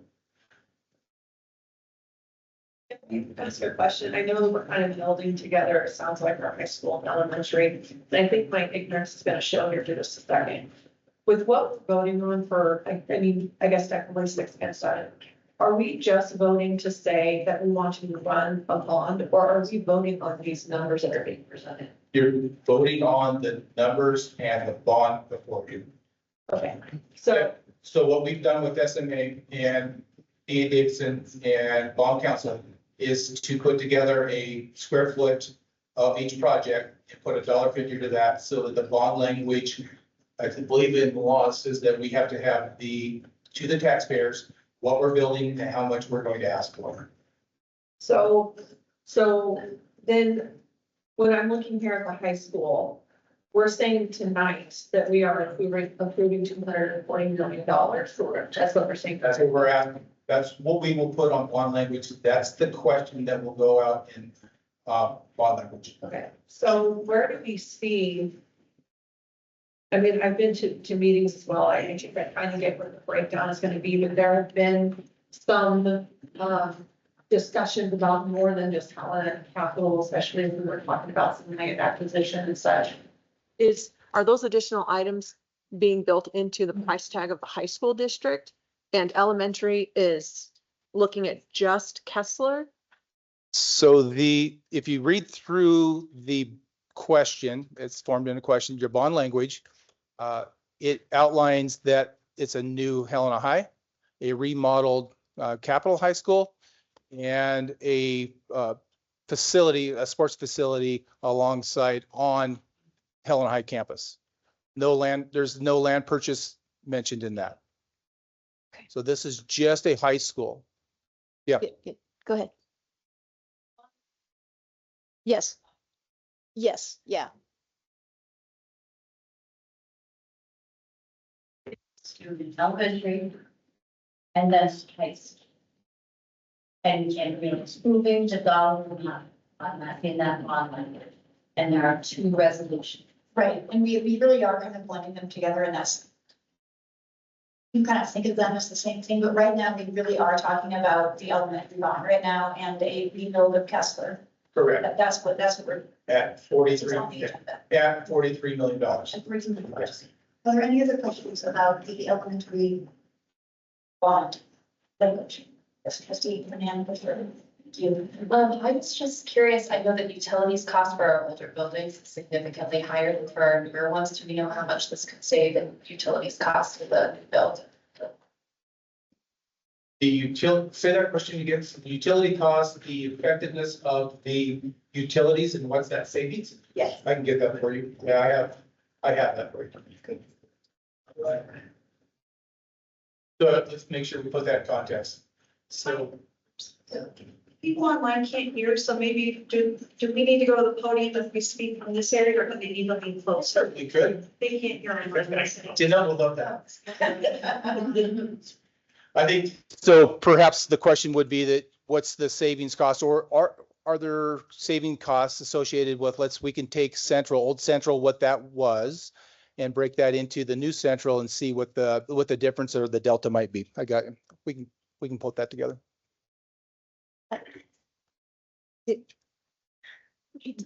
I had a question for you, Mr. Welts. We've talked there, this isn't the first time we've talked about rebuilding Kessler. And so we've had multiple conversations as a community and as a board about the rebuild of Kessler, but could you just walk us through, like, what would the next steps be? Because I've heard some questions of what will it look like and how will it happen and where will kids go in the meantime? Just what is this process like after we approve this, or if we approve this bond language? Then when do those kinds of questions, like how does that journey unfold for people? Truly, that is a journey. So here we go tonight, pending the approval or not of either one, the elementary or the high school district. That truly is the start time when our political action committee, those that can go out and advocate for bonds if that's so what they choose, and that we do have a political action committee that's ready to do that and waiting for tonight. And so there's going to be, it'll unfold in several phases. One is that the renderings that you saw that SMA put together was just simply in the community tours, just suggestions and not really what could be built. Because what happens is once they're approved, then we have to get a bond vote, and that's September 9th, right? And so this is going to be a really quick timeline between approval of the resolution to an election September 9th. And remember, September 9th was important for the simple fact that if we want to open the doors in August of 2028, we needed to start the project in September. If we waited to a November or later election date, we would have had to wait to open the doors in midwinter of the following year. And every day or every month and every year that takes a little bit longer, the inflationary rates increase. And so there was an urgency for September 9th so that we can open the doors in a 3-year period in that August 2028. So that process has to work. And from now until September, I believe ballots would be mailed out August 22nd. So that really puts us down into a short timeline for marketing information. School districts can't advocate for bonds. We provide information. It takes other organizations to advocate for. And so that's all we will ever do is just put out the information so people can make informed decisions. And it'll take another group of individuals that want to be proactive and advocate for both the elementary and the high school, if that's so where we choose to go. From that, the timeline that SMA has put together, and you've seen that chart of kind of the yellow brick road, but we have to start getting architects on board and start working with staff members and administrators in those buildings to know what it looks like. We defined the project with SMA and their pre-bond work. Defining it was just putting the skeleton together. Now we have to go flesh it out. Where does the wall plates go? What does the windows look like? And so that's the architect's ability to work with the staff members to get the documents put together. So that takes roughly about a year, and it's anywhere from 18 to 24 months of construction. You'll see a small bid probably go out upon approval. So that'll be the foundational work or the site work so that we can get the foundation out of the ground. So we can expedite the process, but really going vertical will take somewhere from 12 to 14 months probably, and then the construction will take nearly a year. Can I ask one more question? Yeah. And I assume there will be opportunities for the members of the community to be involved in the design and helping to make sure that the building and looks like it belongs in its neighborhood and it's. Yeah. Okay. It always has, through the buildings that I've helped construct, there's always community input. There's what does it look like from a community? Remember, when you built the 3 elementary buildings, they were, as they should be, they're community buildings. So we host things in them. We have Swish tournaments, and our organizations use them after hours. We have funerals in them. And so it really is part of the community. And so there's a community aspect with it as well. Okay, thank you. Are there any other? And that'll be with the construction managers and the architects and the sites to pull those together. Trustee Armstrong. I went on the facility tour of these 3 schools in January, and Kessler's a happy, positive place. But as a trustee, to see children in January in their winter coats sitting with staff on stairs by a closed door, but a door nonetheless, because there's no room for them to be in a classroom or some sort of thing. And then to know that, we have reduced PE and yet the kids have to bundle up, go to the gym, unbundle, bundle up, go back, and that we're reducing, the amount of time engaging in PE. It just was, it was just very clear, like we need to address Kessler. So I appreciate you setting that up, and I appreciate seeing that. Well, I think it goes without saying that we really could have picked Ayden Elementary School, other than the 3, right, that are new construction, but really could have started anywhere. Kessler is just that. SMA put together a heat map, and it really outlined the deficiencies within the buildings, and blue being all new school, all the features are doing well, and Red being understaffed or inefficient. And so Kessler is one of those that rates really low. And so it makes it easy to say that's one. You could start it there, or Warren or others, but really Kessler is the point that let's start there. And we just had to pick a spot and go. We would like to pay attention to all of our buildings, but we have to get on a cycle. And so sooner than later is the answer. And we pick one and we need to move forward. Any other questions? Thank you. All right, I would entertain a motion. One more board. I think you have a board comment. No, Not a question, but a comment. This is the elementary This is- side too. This is what? This is elementary. Elementary? Yeah, so maybe you want to wait for never that. mind. Yeah. You'll have plenty of time to talk about Helena High. I'm I dying to just talk thought of about that, Helena Rob. High as well. I blame Rick. That's always fair. Yeah. All right, I would entertain a motion for the resolution calling for an elementary bond election. Trustee Armstrong. Approve the resolution calling for an elementary bond election. This will be pretty quick. Is there a second? Second. All right, we have a motion from trustee Armstrong and a second from trustee Hathorn. Is there any public comment on the motion? Isn't it? This will probably stand for both of these. You guys I need to do some corrections. Central is not a 4-3 school. It is a 3-2 school, and it was built as such. The other thing you need to know is that the formulas, what they talk about with Davidson, might be available to you online, but the general public will not be seeing a reduction in their taxes this year. They will be seeing a $400 reimbursement if they file for it. So I want you to understand that when the public goes and looks at their bills, they will not look like everybody is talking about. They will show the continued amount of that 1.36%, which is going to be a shock to everybody, again, because they have been told that there will be property tax relief, and that is not how it is going to look. So you need to understand when you go out and ask people for a bond this year, they are going to look at it and you're going to be unpleasantly surprised at how little appetite there will be for voting on this. And that is why I'm here to tell you that asking for these bonds this year is fiscally irresponsible. It costs 70 grand for an election. You are talking to us about how terrible the budget crisis is. You are throwing away money that is the equivalent of a full-time employee, because they are going to fail. You are going to ask for an increase of 10% on somebody's houses. They're not going to vote yes on this. I tramped around neighborhoods for a month, and the two top responses I got for a small levy were, I'm overtaxed and I don't have kids anymore, so I don't have to care about this. It doesn't matter how much you need it if you can't sell it.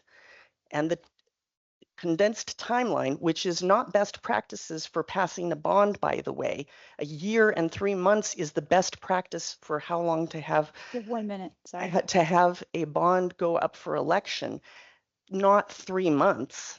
You need another person running a ground roots, I will finish in just a moment, and you need that ground roots selling of these bonds, and you don't have it. You don't have enough time to get people organized for it. These will fail. So you're all talking about how wonderful these things will be if they pass.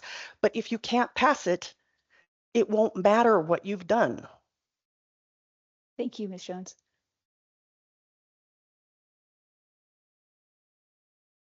My name's Hannah Warhank, Warhank. I'm a member of the public and my kids go to Hawthorne. You are about to approve bond language on a $43 million bond to build a school that is over twice the size that you need for the students. We've been told over and over again, Helena has declining enrollment in their schools. We're not having babies anymore, and the people that are moving here don't have children. That's why you're going to close Hawthorne. But yet you want to build this school over twice what it needs to be. You need to be honest. The master facilities plan says that you're going to close Broadwater. You're going to close 2 West Side schools in a matter of years, and you need to be honest with the community about it. And if that's not your plan, then you are wasting our money. SMA said it was $450 a square foot. So if you're building this over twice the size, you're wasting $20 million of our money. Either be honest or make a plan that fits the school that they need. Thank you, Ms. Warhank. Any other public comment? Is there any comment online? Is there any further board comment? Let's see, Catherine. I would just like to comment on Superintendent Welch's honesty in mentioning that the students would likely come from the Hawthorne crowd and from the Kessler crowd and also from the Broadwater School just minutes ago. Thank you, Mr. Welch. Any other board comments? Yes, Trustee. Yes, I would just like to comment, having also toured Kessler, at the need. One thing that really struck me at many of our elementary schools is that we have workarounds for ADA accessibility, but it is not easy for all kids and all parents to navigate our schools. And Kessler is a great example of those challenges. And as an aunt of a child with a disability, that's extremely concerning to me. So I think that's something that we need to keep in mind. And I'm glad that Kessler is a priority in terms of building a new school. Thank you. Thank you. I had a comment because I mean,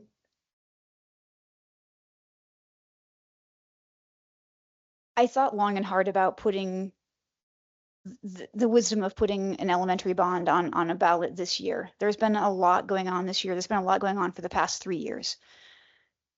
But the reason that I can support it is that my kids went to school in this building because people knew that Old Central was a mess and no one did anything until we literally ran it to failure.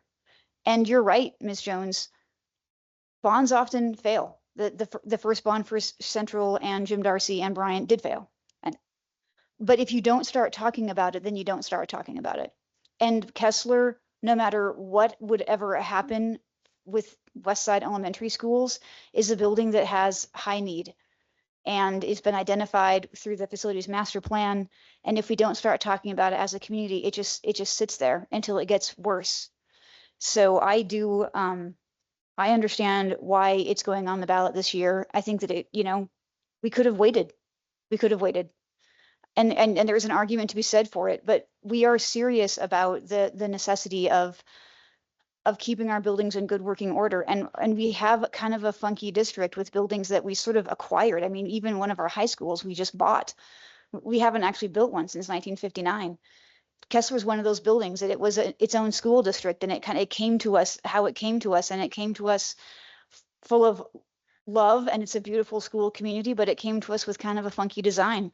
And this is a chance to repair some of those things and set them on a path towards the future.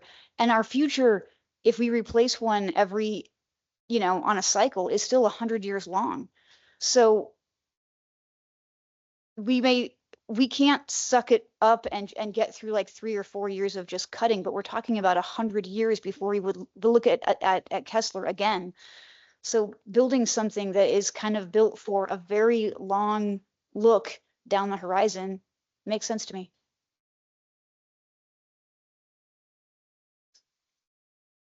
All right, I'll call for a vote, and this will be only members of our elementary district. So all those in favor signify by saying aye. Aye. Aye. Opposed? All right, the motion carries 7-0. All right, now we have a resolution calling for the high school bond election. Mr. Gardapi, you'll get your chance.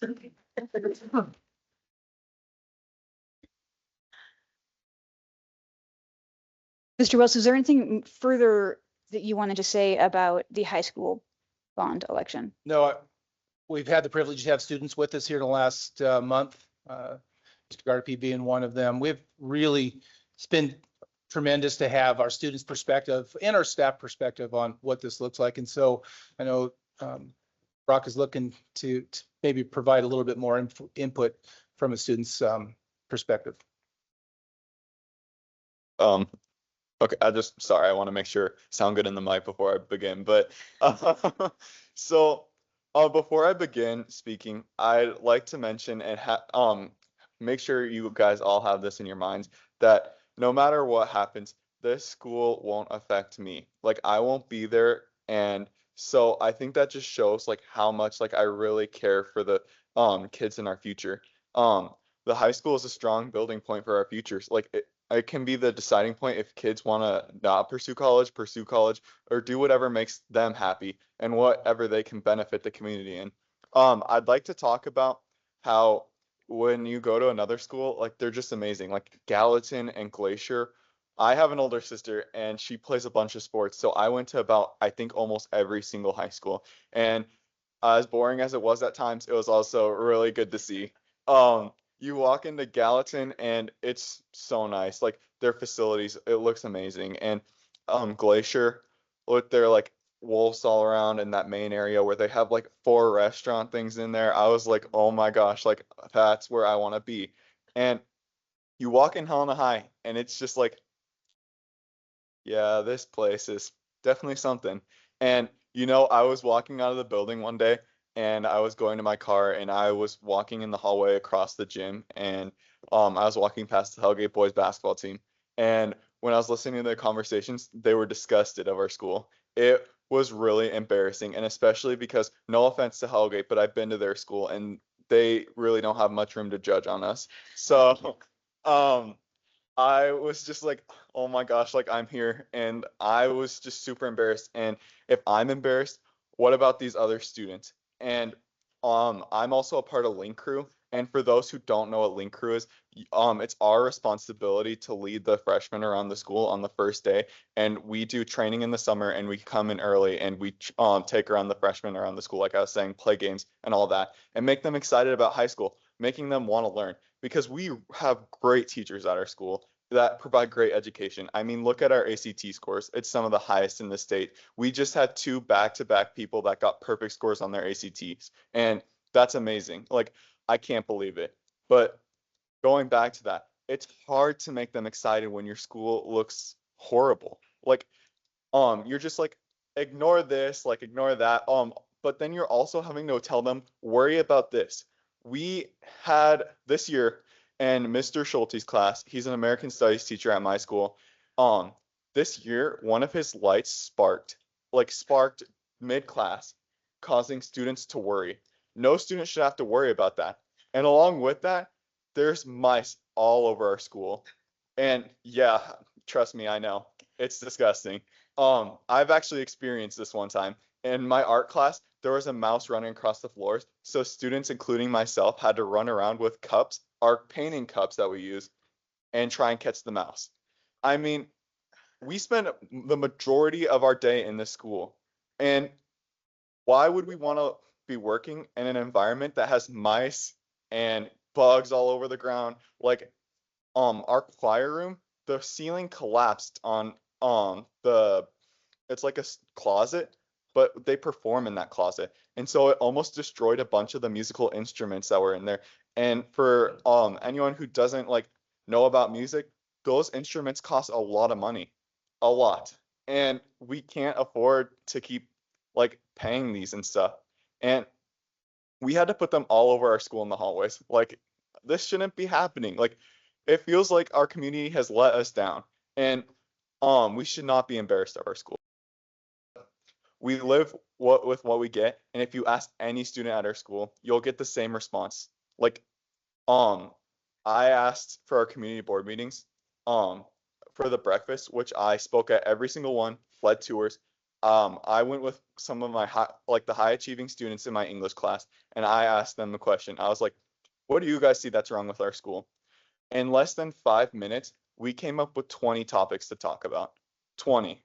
And I was like, supposed to make a shortened speech of this. I was like, holy cow, these are all such good topics. And it was just too much to include. We talked about bathrooms. We talked about the temperature of classrooms. It's just hard working in an environment that doesn't suit the students' needs. And when these other schools, like East Helena, like someone that's like right near us, I went to Warren, and it was hard for me to make a decision on where to go to school. Like I was like, East Helena is a brand new facility. Like, oh my gosh, like so many new opportunities there for me.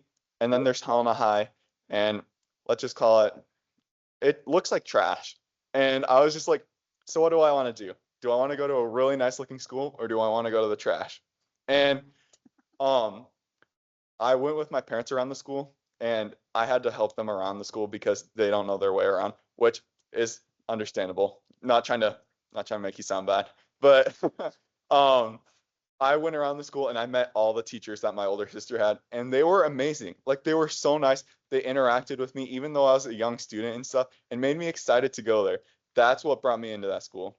It's the people in it, and it should be the school too. We're losing numbers, and the schools around us are getting improvements like Jefferson and East Helena. We need those improvements to bring students into our school and stop them from trying to go somewhere else. Thank you. All right. Is there any other board questions of Mr. Welts or anyone here about the just on our agenda here? I do have a question. And so earlier we were speaking to, for the high school bonds, that we would consider, or I don't know if it actually is something that was decided, that we would be phasing in some of those projects for the bonds. So with that, if the bond is approved in September, are we then locked into those rates regardless of how we phase projects in? Or does that get adjusted depending on the time frame of implementing those? Hi again. Yes, that's a really fantastic question. So we wouldn't lock interest rates until the series of bonds is ready to be issued. So you're right. We're just putting estimates out there based on numbers we know today. Like with other bond issues, for bigger projects, you typically would, determine what, project you could expend. You need to expend 85% within 3 years in order to kind of determine. That's an IRS rule. So we would look at kind of the timeline with the architects and try to figure out how quickly we can expend the bond proceeds, and then decide the phasing. So we would only lock the rates on the first series of bonds right away, and that series would go on the 26, 27 tax rolls. And then a lot of times, like in Gallatin's case, it was a couple of years later that we finished the project.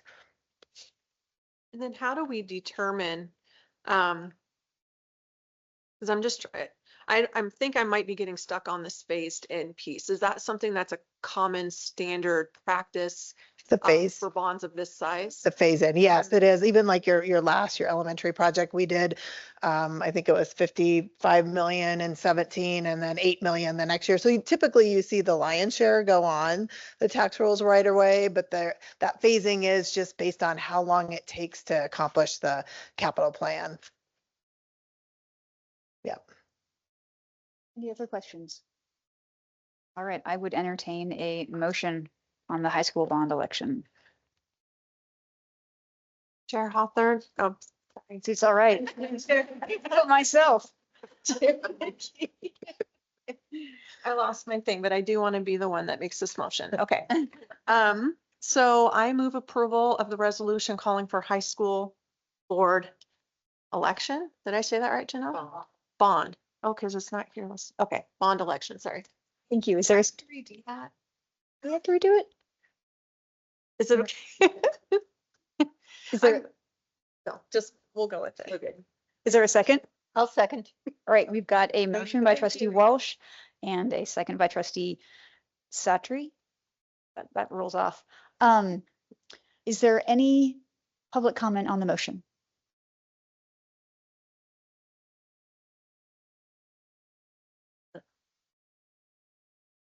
You thought you could get rid of me. So despite from hitting the microphone with my head as I just walked up here, I would like to say thank you all for being here, and thank you for finally considering this. As newly elected Chair McKee said earlier, it's very important that we start the discussion. If we never start the discussion, and if we're too pessimistic to even put ourselves out there, we're never going to get anything done. And we're never going to make schools better like student trustee Gardapi just said. Don't you like the name, the title? I love it too. And I'm not trying to come back or anything, but I would just really like to say thank you for being here. Thank you for your excellent comments and excellent insight into the needs of students at Helena High.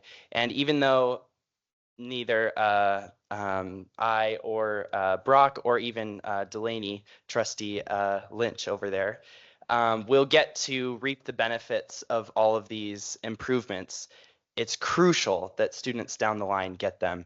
And so I urge your yes vote. Thank you. Oh, by the way, my name is Charlie Snellman. For the record, that is Snellman. Thank you. Thank you, former student trustee, Ms. Snellman. I'm not going to tell you that I'm going to argue against a bond for our high school because I've walked through that place. Oh, dear God.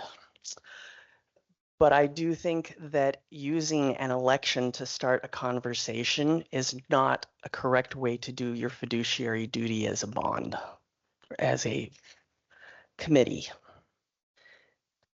You haven't put in the work. You haven't put in the work to recruit people to go out and talk to other people. People in the community do not know. And sending out an election saying we need lots of money, yeah, that is a way to start a conversation. It's a way to get a conversation of no, we're not going to do any of this that you're asking for, and will you stop showing up with your hat in your hand?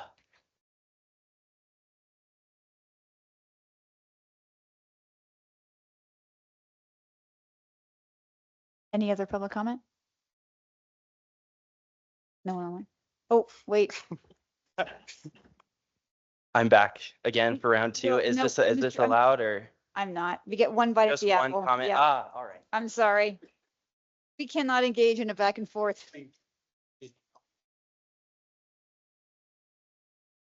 Feel free to send us an email though, Mr. Snellman. Am I too late? Was that? Am I too late to make public comment? No. Mafi Funk, parent, grandparent. And I just learned that the students, the amazing students, as we've just seen in this community, are starting a bond committee to help this move forward. I was just, a civilization is one that is, and I'm going to mess this quote up, but it's that one about the people who plant a tree in the shade of which they will never sit. And that's what you just did. And that's what all of you are doing. And all these young people, yeah, they're not going to benefit from this, but they want the other people, their peers coming forward to be able to benefit from a place. So yes, thank you for this conversation. Thank you to all the students who are going to help move this forward. You all really are rock stars. Thank you. Any other public comment? Oh.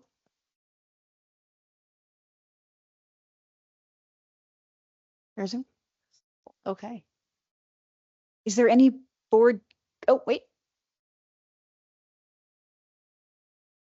I'm sorry, I was in the back of the room. It's very far. My name's Lisa Cordingley, Lisa-Cordingley. And I am also a parent and eventual grandparent of students in the Helena Public Schools. There has been work to get ready to put together a political action committee to support the bond. It's difficult to do before there is a bond. But I assure you that many of us are poised and ready to go tomorrow. And so if anyone here would like to help, let me know. Okay. Thank you. Is our onliner back online? Hi there. Oh, My name, go am I ahead. okay to go? Yep. My name is Callie Asham, and I am the president and CEO of the Helena Area Chamber of Commerce, and happy to speak on behalf of the chamber, who strongly supports the proposed bonds. We've appreciated the opportunity to host informational breakfasts about the last 3 weeks with the public and have been encouraged by the dialogue with the community. Our schools are the heart of our community, and our students deserve modern, safe, and well-equipped facilities that's essential for their success. Our teachers also deserve learning environments that reflect the high standards that we hold for education and the future of our community. This bond is not just about bricks and mortar, but it's about opportunity. It's about giving our teachers the tools they need to inspire and our students the space they need to thrive. It provides our community with the opportunities that will strengthen our local economy, attract families, and ensure that our community continues to grow with pride and purpose. Thank you. Thank you. Any other online comment, Candace? Is there any board comment? Trustee Armstrong. I have to say that in the 4 years I've been on this board, we have been in dealing with one crisis after another. But one thing that I think this board has stuck to is like, we're just going to face it head on. And tonight we're voting on some things that are positive and then some things that are painful. But my question for the community in the United States as a whole is, how is the wealthiest, most powerful nation in the history of the world? One thing that I might remind you, sorry, Ms. Armstrong, if you have a cell phone near your mic, you may want to move it. Sometimes we get some feedback in that. You think we're ready now? Oh. Okay. Why are we having these conversations where we cannot take care of our most precious thing, our children? How do we have the highest GDP in the world and our schools are falling apart? There's mice running, there's plumbing leaking, there's ceilings falling. I mean, we have more money. Why are resources allocated in this fashion? Where our homeowners are struggling with higher property taxes, and yet our services seem to be decreasing, where our children are taught by great teachers, but they're sitting in coats on stairwells because we don't have the room for them. I think we need to really ask some fundamental questions of ourselves and our direction. The common good is under attack. We need to unite.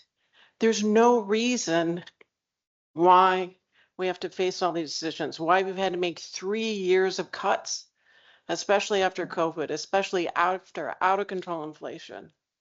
But the board is going to do whatever we can do. We're going to address the issues. The community can decide, whether or not they can afford to support them. We always know that in general, our neighbors really care about each other. Helena is a very giving, caring community. But we really need to think about these things that the board, we don't have, if we had the power to address them, we would definitely address them. But we need to think about that. We shouldn't be asking so much of our neighbors when there is plenty of money in this country and in this state. It's just not here. So I asked you to advocate for what we all value, each other. That's it. Thank you. Any other board comments? Trustee Hathorn. Just another comment on the timing, especially on the high school bond. We have a little timer that's ticking. We have a timer that's ticking in the Helena building, and that would be the boiler. And that, should that go down, we're looking at millions of dollars that would only be a quick fix and would not be a really well spent investment from a board perspective. So I also really encourage everyone to get behind that high school bond, see if we can get that passed, if not right away, in another cycle very quickly, because that's something that's been, that building has been, the maintenance has been pushed down the road, and we're almost at a crisis point, and it's really time to get going. So that would just be my encouragement. Any other board comment? Thank you. Chair McKee, I just have a few things to add. I'm actually going to be pulling my last set of comments here from comments and discussions that have already happened. So I'm sorry, it's going to be a little bit repetitive, but I'm going to pull this all together. Hearing from our students and how much passion they have is really the biggest piece and part of our decision making. From folks who are living in it, even if they're not going to live in it for, I don't know if you want to say very long, right? We've got seniors that are coming up here. My son just graduated and lived through Capital. My daughter's a junior. She's going to be living through Capital.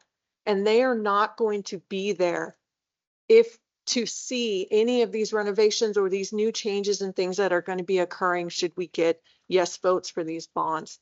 I do think that there is a strong appetite for our community, whether they do have children participating in the district or if they don't, to still pass these bonds.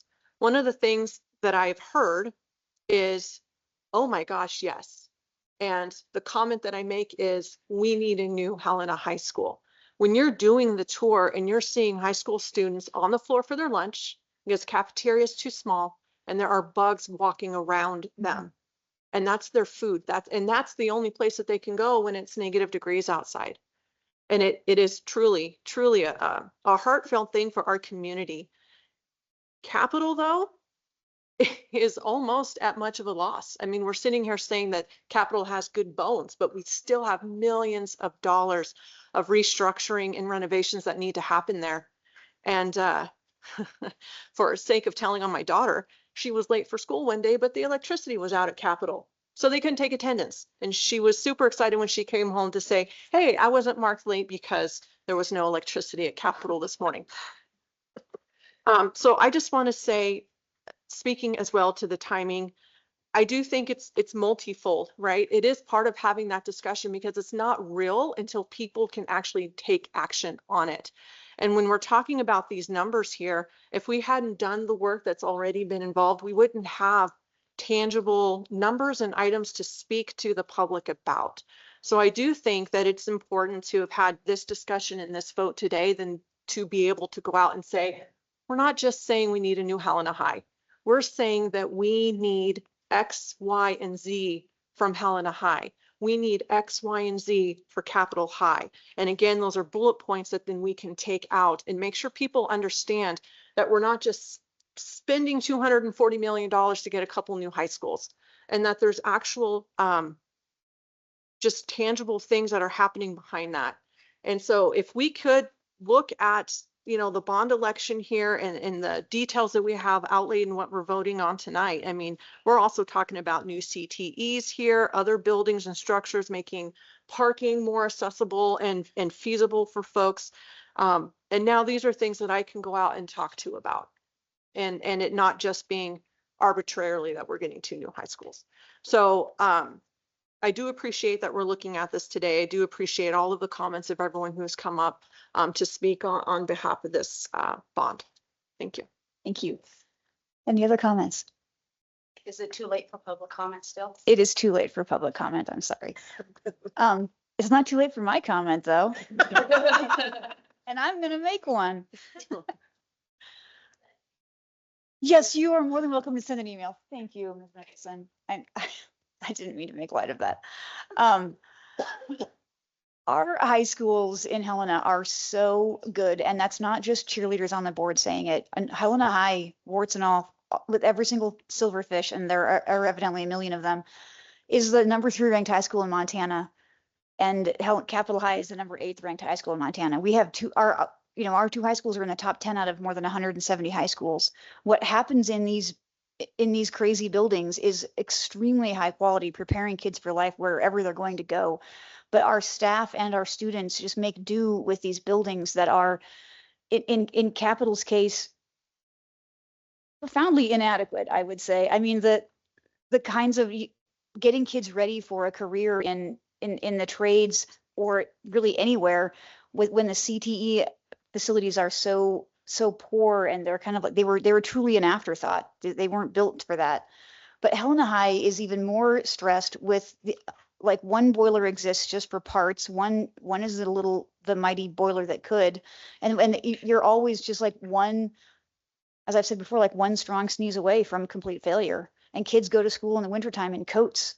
I'm very happy to see this language before us, and I'm very happy to start a strong push to replace Helena High and to significantly restructure and renovate Capital High. Our kids deserve it, and our system has earned it. I mean, these schools are truly some of the best in Montana, and their facilities should not be an actual embarrassment. I hate to even use that word because I love these schools so much, but it is somewhat of an embarrassment. Is there any other comment before we vote? Sorry. Nope. Last comment, I promise, guys. So I'd like to talk about just like something new, like something you guys might not have thought about and something we haven't talked about right here. And it's the shop buildings. Like they are separate from our building. And when during passing periods, the doors are unlocked. They're unlocked for anyone to access so the students can come from the shop buildings to the school buildings. And we live in a pretty good town. Like Helena is such a great town, but there's always the possibility of what if. And by having these doors unlocked, we can let anyone in. Like anyone can just walk in the school and there's the possibility of the worst case scenario where someone comes in with a weapon and then what do we do then? And it's so easy to access then when all the doors are unlocked. It's basically inviting them in and we can't do anything then. It would be a scary reality. And by doing like going at the community breakfast, you could see that the plans for the building is to combine those buildings together so that we don't have to unlock the outside doors, and it provides like the students in that school a sense of security because they're not just letting in whoever like could walk in through the doors. And that's why adding on to that, I really encourage anyone to go to those tours. There's going to be multiple ones going on in the summer, and I will be one of the ones leading those tours. So please come. If you don't believe what we're saying, come see it yourself. I would be happy to talk to any of you and share on this subject. We've already done 3 of them in the past, and a lot of people have seen, and I don't think anyone who has come there has been disappointed. They see a show. It's welcome to the circus. Thank you. All right, I think we are ready to vote. We've got a motion and a second on the resolution calling for a high school bond election. All those in favor signify by saying aye. Aye. Those opposed? The motion passes 8-0. And I believe, Ms. Mickelson, did you need us to take We do. a brief pause? We had some paperwork that we had to sign after. Yeah, so if we could take a recess and get that document signed so Janelle can get that to the appropriate individuals. I think. And then I know there are people waiting for the rest of this agenda, so it won't be long. It'll be 5 to 7 minutes.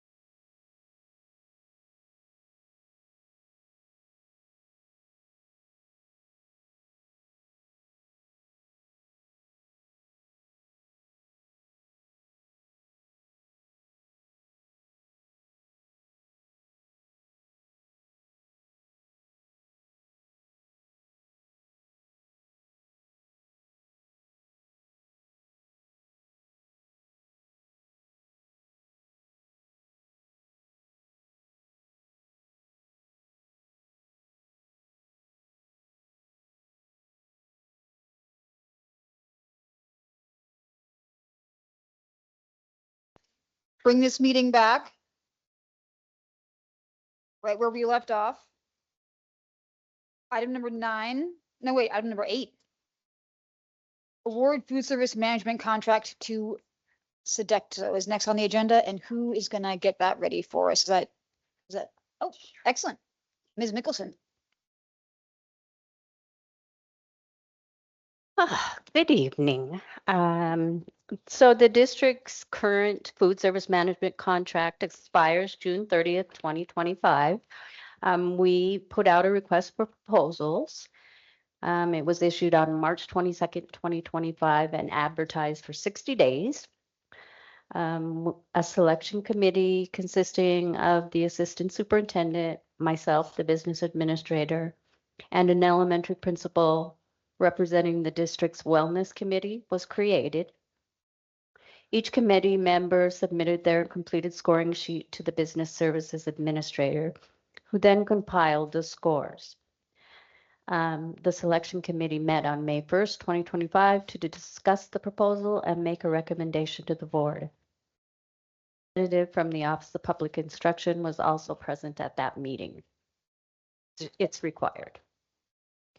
I do want to say when we put out the RFP, there were 3 interested parties, vendors. However, we only received 1 proposal, and that proposal was from Sodexo. The committee evaluated Sodexo on service capability plan, quality of food service, financial conditions, accounting and reporting, personnel management, including training and professional development, innovation plan to increase participation, promotion of the school food service program, involvement of students, staff, and other stakeholders, cost, fees, use of geographical preference, incorporation of local foods, nutrition education plan, purchasing and purchasing power. Sodexo received an average score of 91 points out of a total 100. The contract term that we are recommending is for 1 year period, with up to 4 one-year renewals. The contract would begin July 1, 2025. The proposal does provide for an increase in cost of approximately 3.79%. The committee valued the following Sodexo's focus on Montana-made items, nutritional apps for students and parents, student engagement, data analytics, community-oriented, use of geographic preference, and point-of-sale system. Noted programs provided by Sodexo are Farm to School, Tasting Tuesday, and Future Chefs. The committee unanimously recommends that the food service management contract be awarded to Sodexo. Thank you, Ms. Mickelson. Are there any board questions for Ms. Mickelson at this time? Oh, yes. Not a question, but a comment. I just want to say that we've had Sodexo in the past, and Robert Worthy does amazing things with working with Sodexo. He serves a record number of meals. He's written grants, many grants, but one of them is healthy food and vending machines in the high schools. And he also finds ways to serve local foods. So, Sodexo doesn't always have exactly what you would want, but he works miracles to get as much as is humanly possible. So it makes me really comfortable with Sodexo and knowing that Robert Worthy is going to be heading that food service up. Thank you. Oh, Trustee Cletus? Just a comment. I want to give a shout out to Robert Worthy. I worked in childhood food security for 8 years and did a lot of collaboration with Robert and his team. And I guess to quote student rep Gardapi, if you saw Robert's kitchen, you would call it trash. So no rats in there though, but I will say that he makes miracles happen in that very outdated small facility. And over the years when we collaborated, when I worked with No Kid Hungry, I mean, he was always trying to figure out ways to get more nutritious food and local food. And while, I know there's mixed feelings on the different food offerings, I want to, just echo what Trustee Hathorn said. Like, there's so many barriers to produce what he does, and there's a lot of red tape that he has to navigate. So I just want to say thank you, Robert, for all you do for our district. Any other questions? Oh, Chair Armstrong or Trustee Armstrong? I would like to add a third. I would also like to say, Sodexo does amazing work. And so we're very happy that we just voted to put a bond that also includes addressing your completely way too small, inferior, somewhat dangerous working area. So we're glad that after several years of knowing this, we're able to try and move forward on fixing that for everyone. Is there a motion? I'd like to. Trustee Cletus. I move that we approve the Sodexo contract as presented. Thank you. Is there a second? Trustee Armstrong? All right, we have a motion by Trustee Cletus and a second by Trustee Armstrong. Is there any public comment on the motion? Any mail online? Any board comment? Oh, I'll make one. It's true what everyone said. I mean, Robert Worthy and what he does with almost nothing to produce nutritious meals for the needs of thousands of kids every day, even in the summertime. It is really stunning. I don't understand how it happens, but we all benefit from your boundless energy and your ability to work what appears to be a miracle to an outsider. So I guess we'll vote. Ready to vote? All right, all those in favor signify by saying aye. Aye. Those opposed? Motion passes 8-0. Okay. Number 10. Oh yeah, number 9. Boy, I just keep wanting to jump through this agenda. Who's going to tee up approval of the Craft Council collective bargaining? There we go. Awesome. Thank you. Good evening. So you have in front of you a proposal for the agreement of the Craft Council bargaining agreement. This was a 1-year agreement with our HVAC technician and our 2 plumbers, and we had a very good conversation with them and really talked about salaries in addition to work schedules and how we could be creative in providing a comprehensive package for them. So what you have in front of you is a 2% increase for 25-26.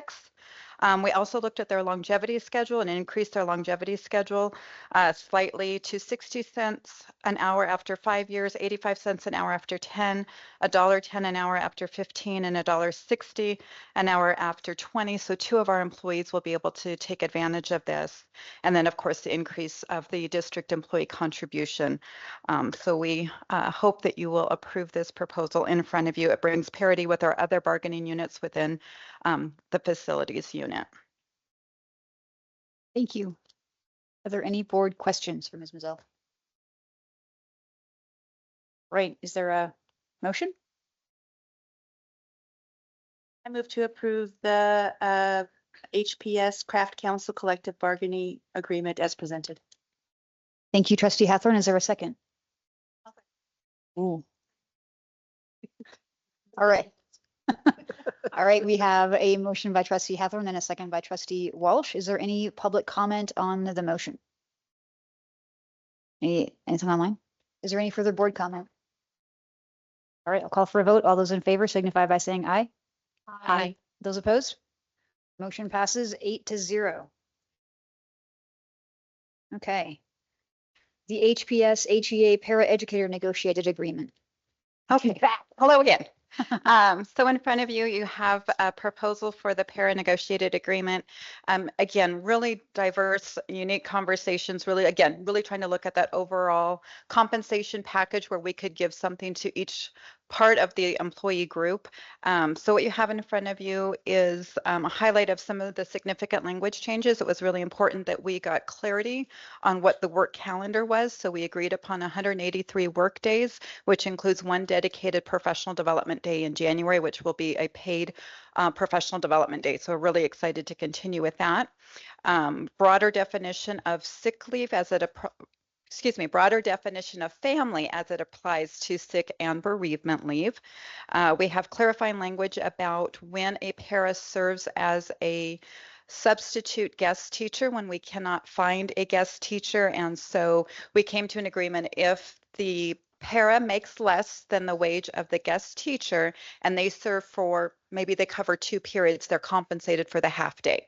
If they serve for 5 periods, they're compensated for the full day. So that was where we felt like we could get some agreements and compromises for the para filling in for that guest teacher when we can't find any other additional resources.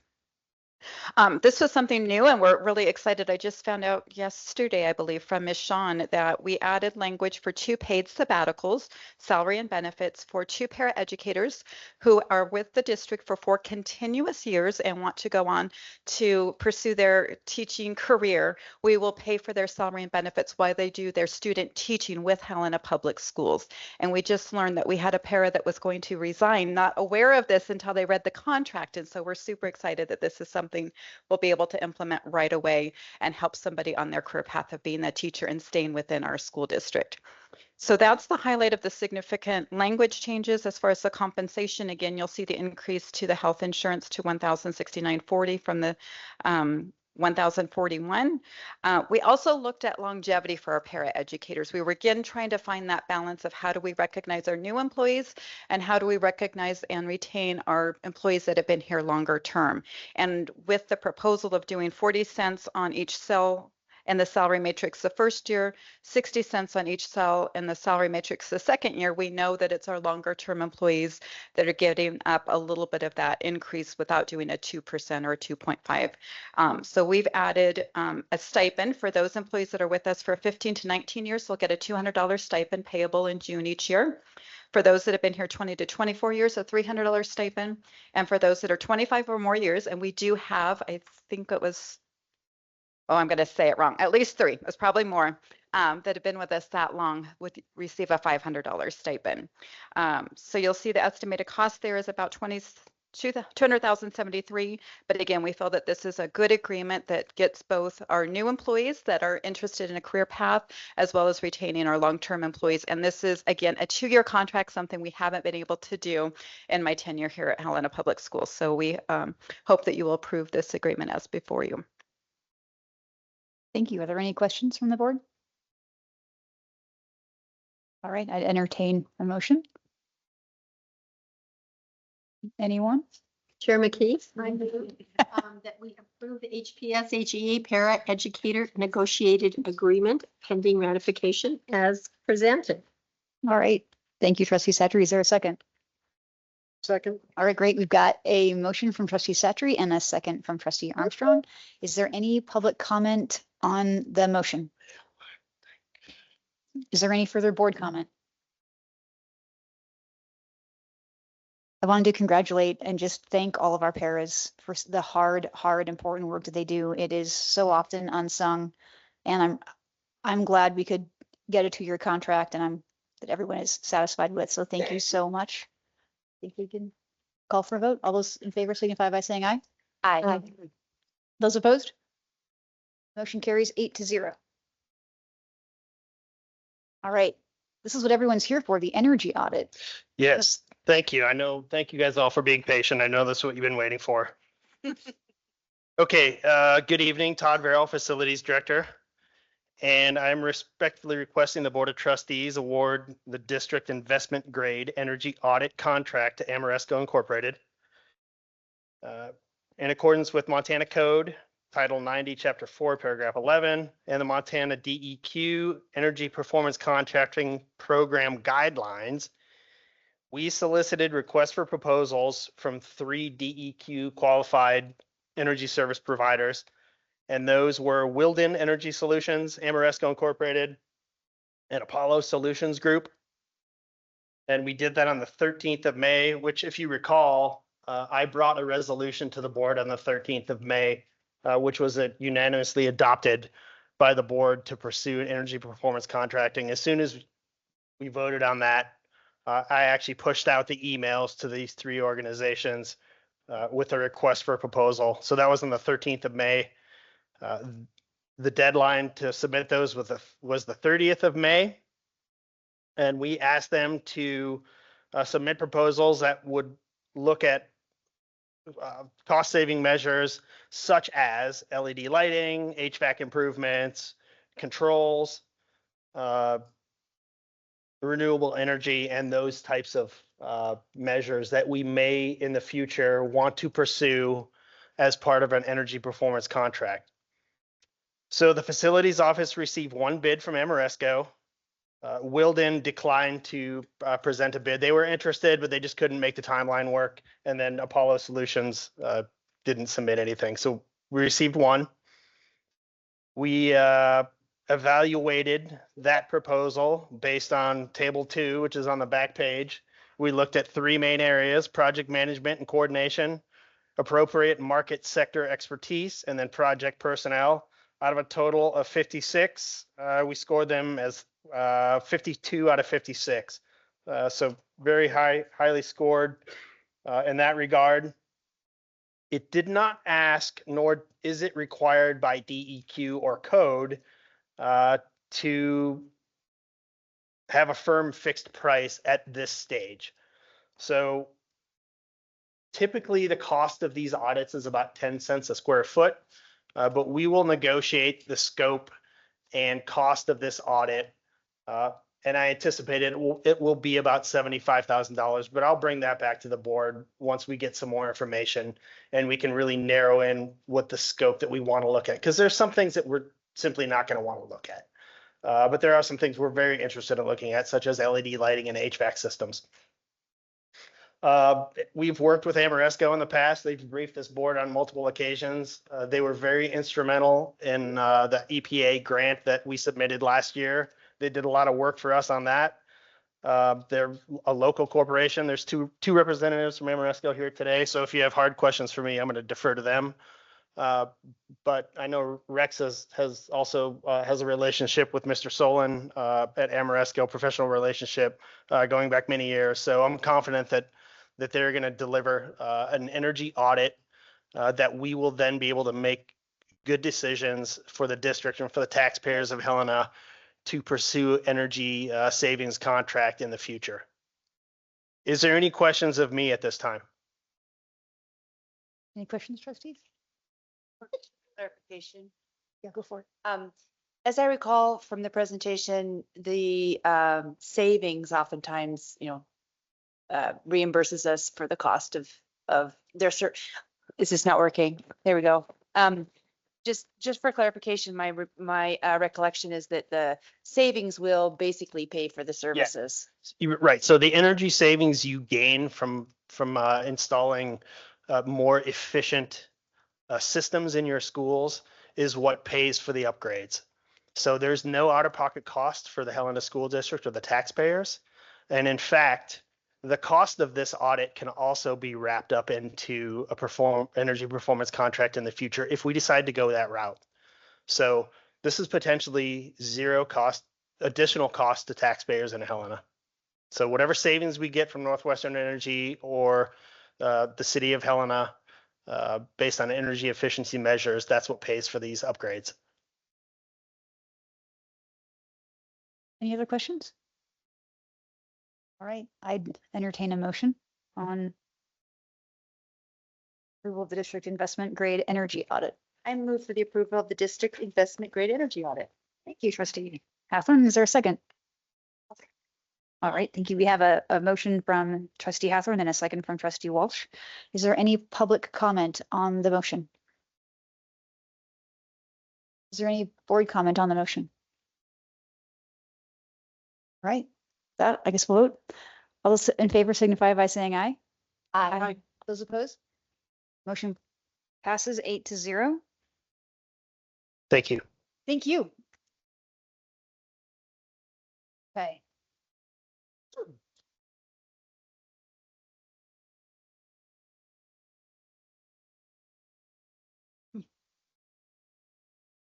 Mr. Welts, are you going to tee this one up I or will. or should I? Number 12? Yep. Item number Before you, 12. the memo before you, recommendation. This again is the recommendation that came out of the admin team earlier this year, and that's for consider full recommendation on the future of Hawthorne Elementary School. Before you, I gave 3 options, 1, 2, and 3. One was to close the 25-26 school year. Second option was 26-27 school year, and the third option was just to remain open. As you see in my memo, it does state that my recommendation is option 1, close for the 25-26 school year. I'd ask that you would approve as written. Thank you. Are there any board questions of Mr. Wells?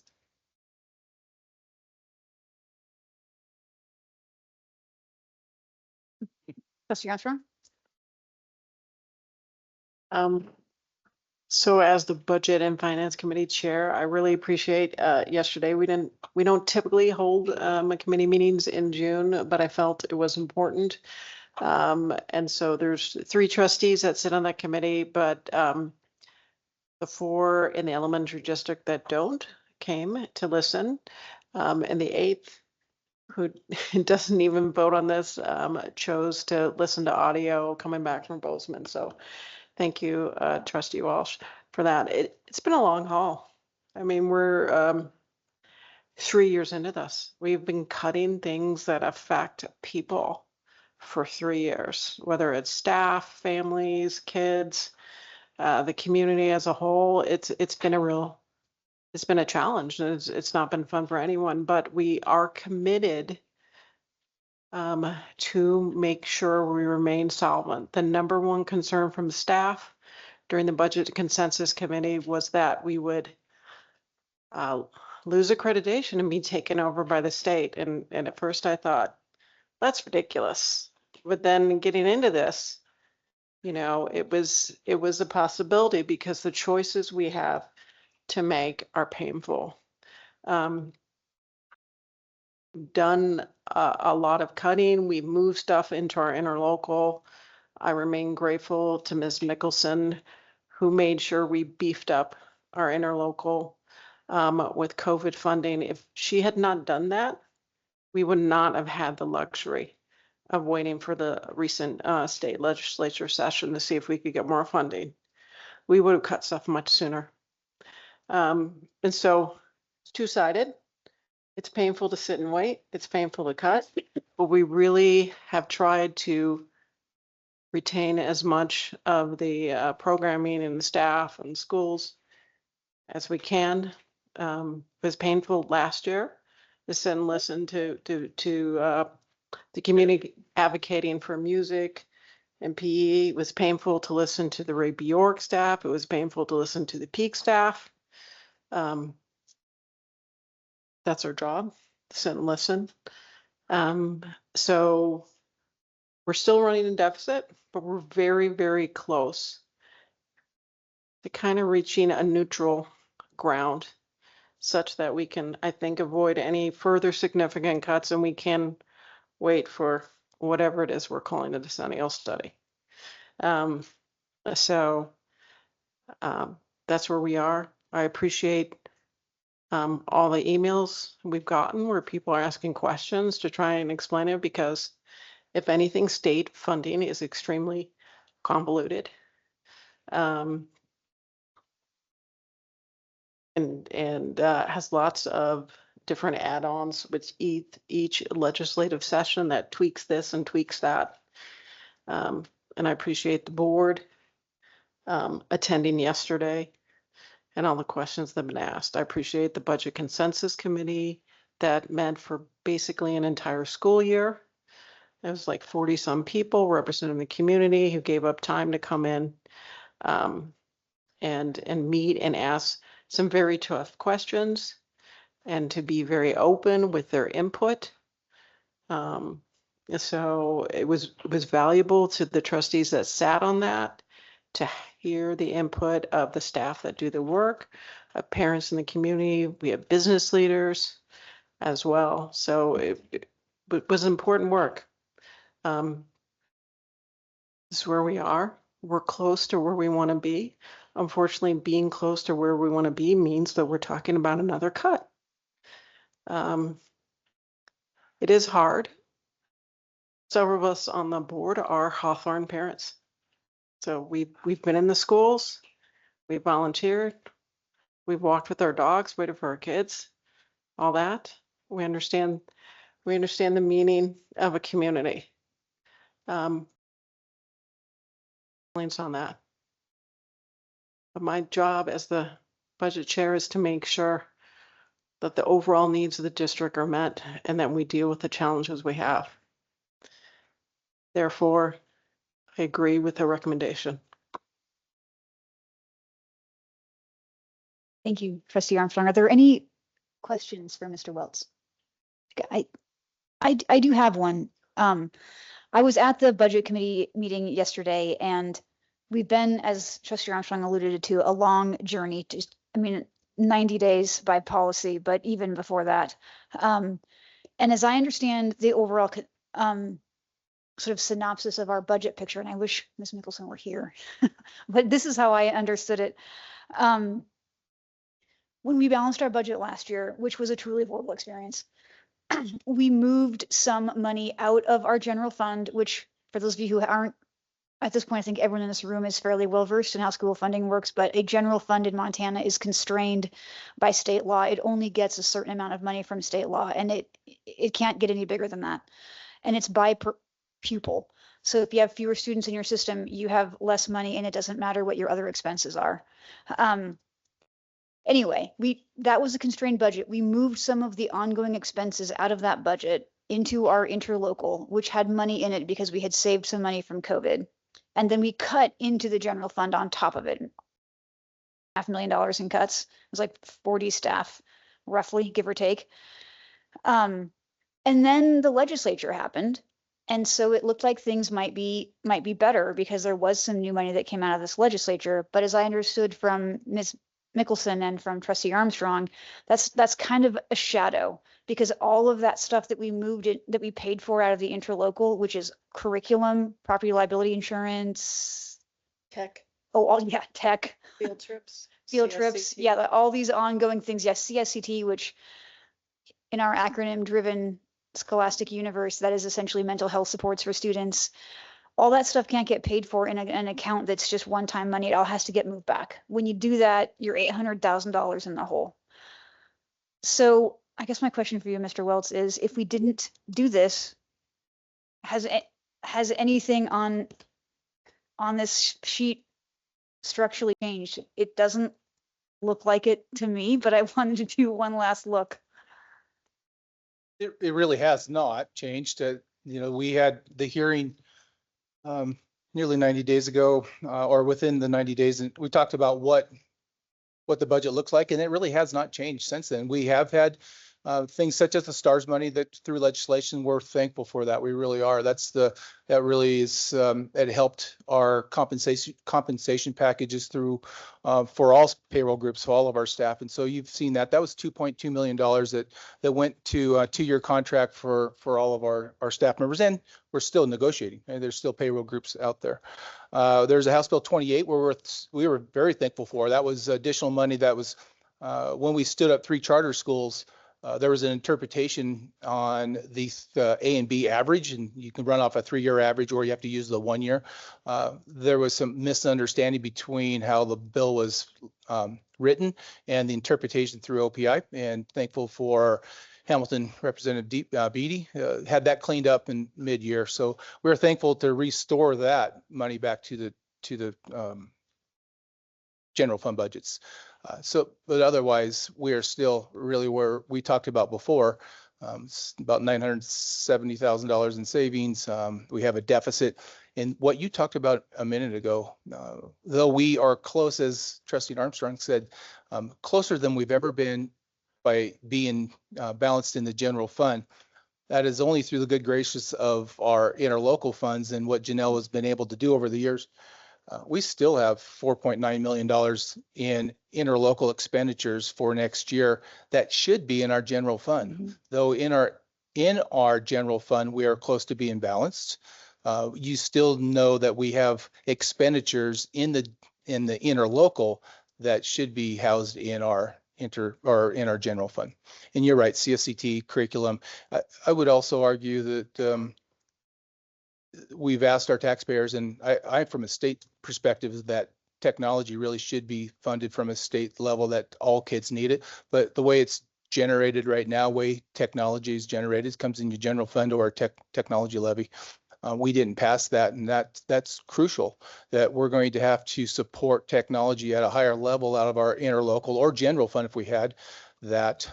We get $1 million in a tech levy that's been with us for nearly 20 years. We spent last year $1 million out of our interlocal general fund to sustain our technology, but that was only to sustain it. We are collapsing within the weight of the need in technology. And so we've allocated another $1 million just to do what we need to do, and not more screen time. That is the more operational side of the technology. The requirements from a state level and assessment alone is we've learned yesterday that we're 1 to 2 devices in the elementary, and we're doing scheduling gymnastics, as they call it, trying to get our kids into a state assessment cycle that has a computer in front of them.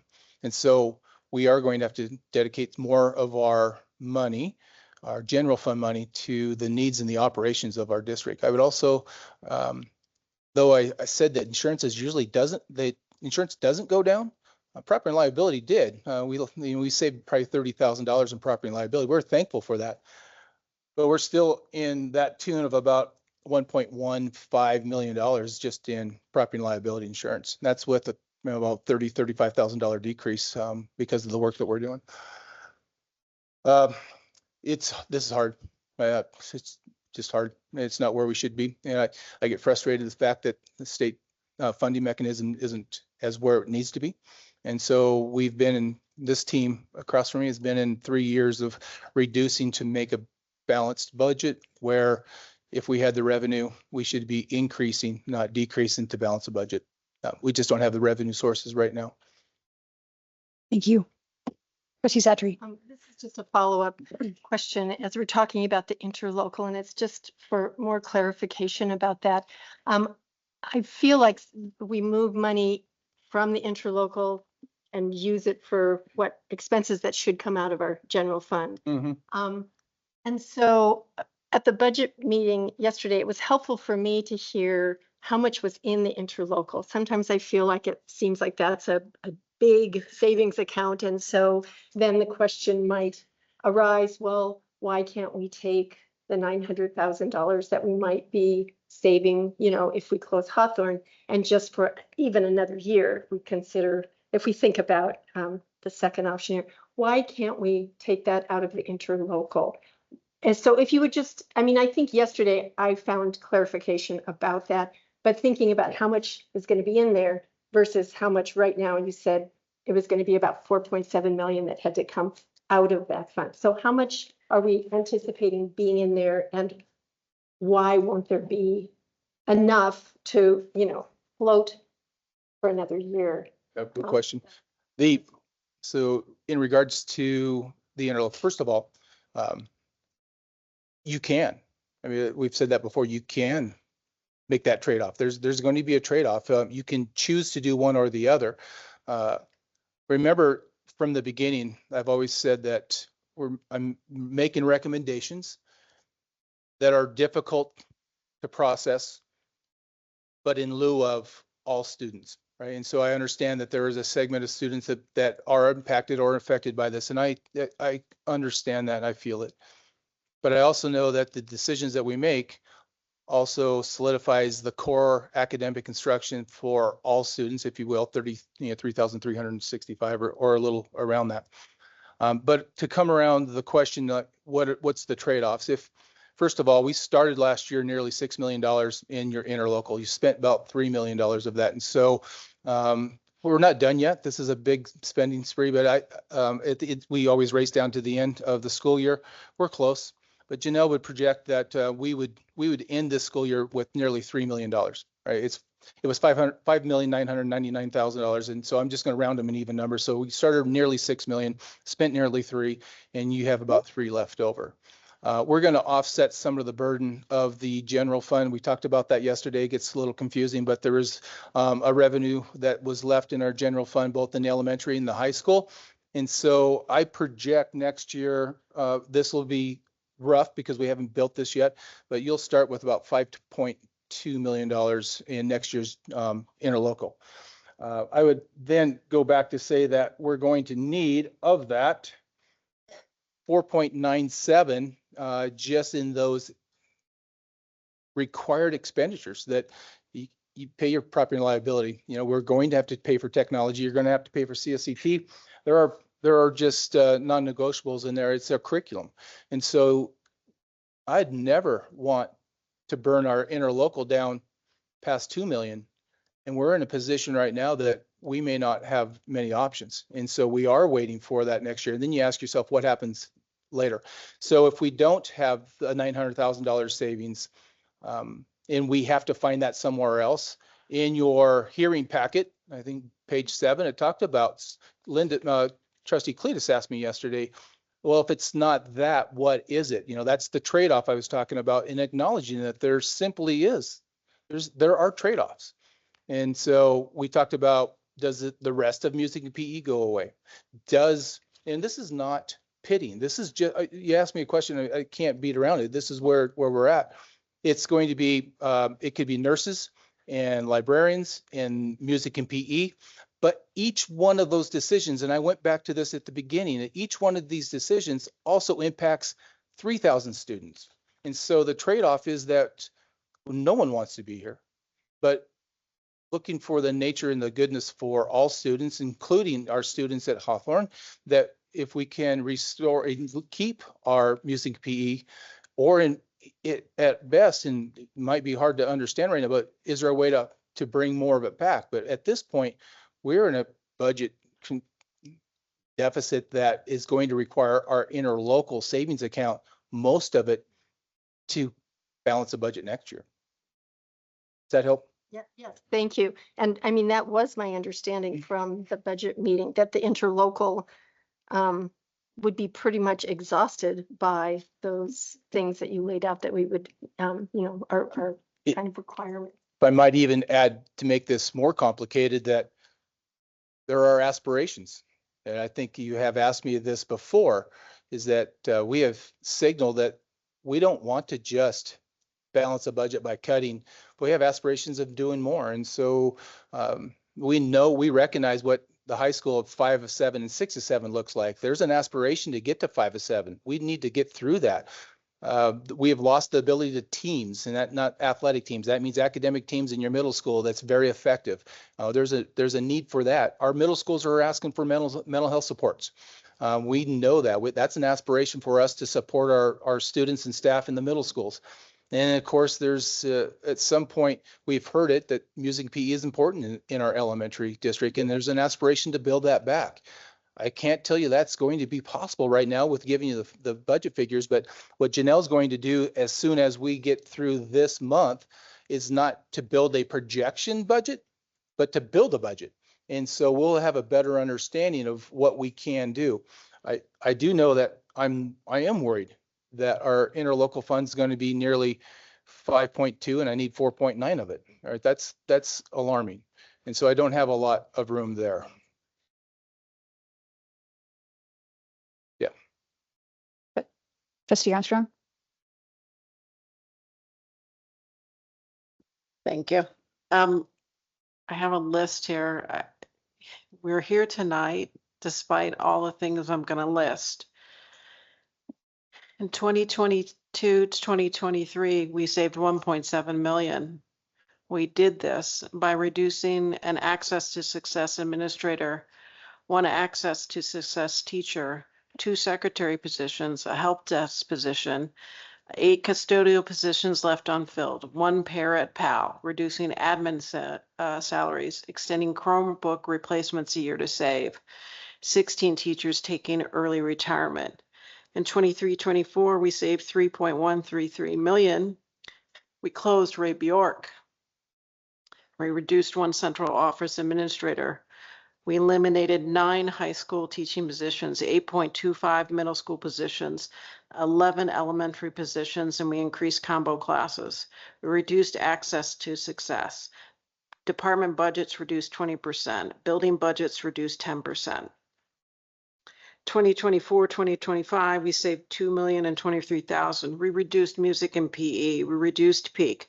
We increased the number of high school teaching periods in a day. We eliminated access to success. We eliminated 1 administrative position, a part-time at Hawthorne and CRA.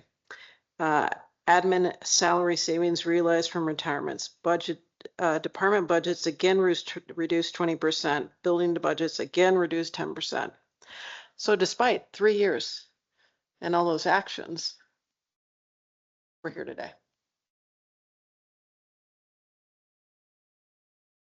Trustee Renan Butcher. Thank you. I guess thinking about long-term sustainability, Superintendent Welts, if we do drain the interlocal this year, next year we are still going to have to put all of those things back in the general fund budget, and there will not be a legislative session to hope for increase in funding.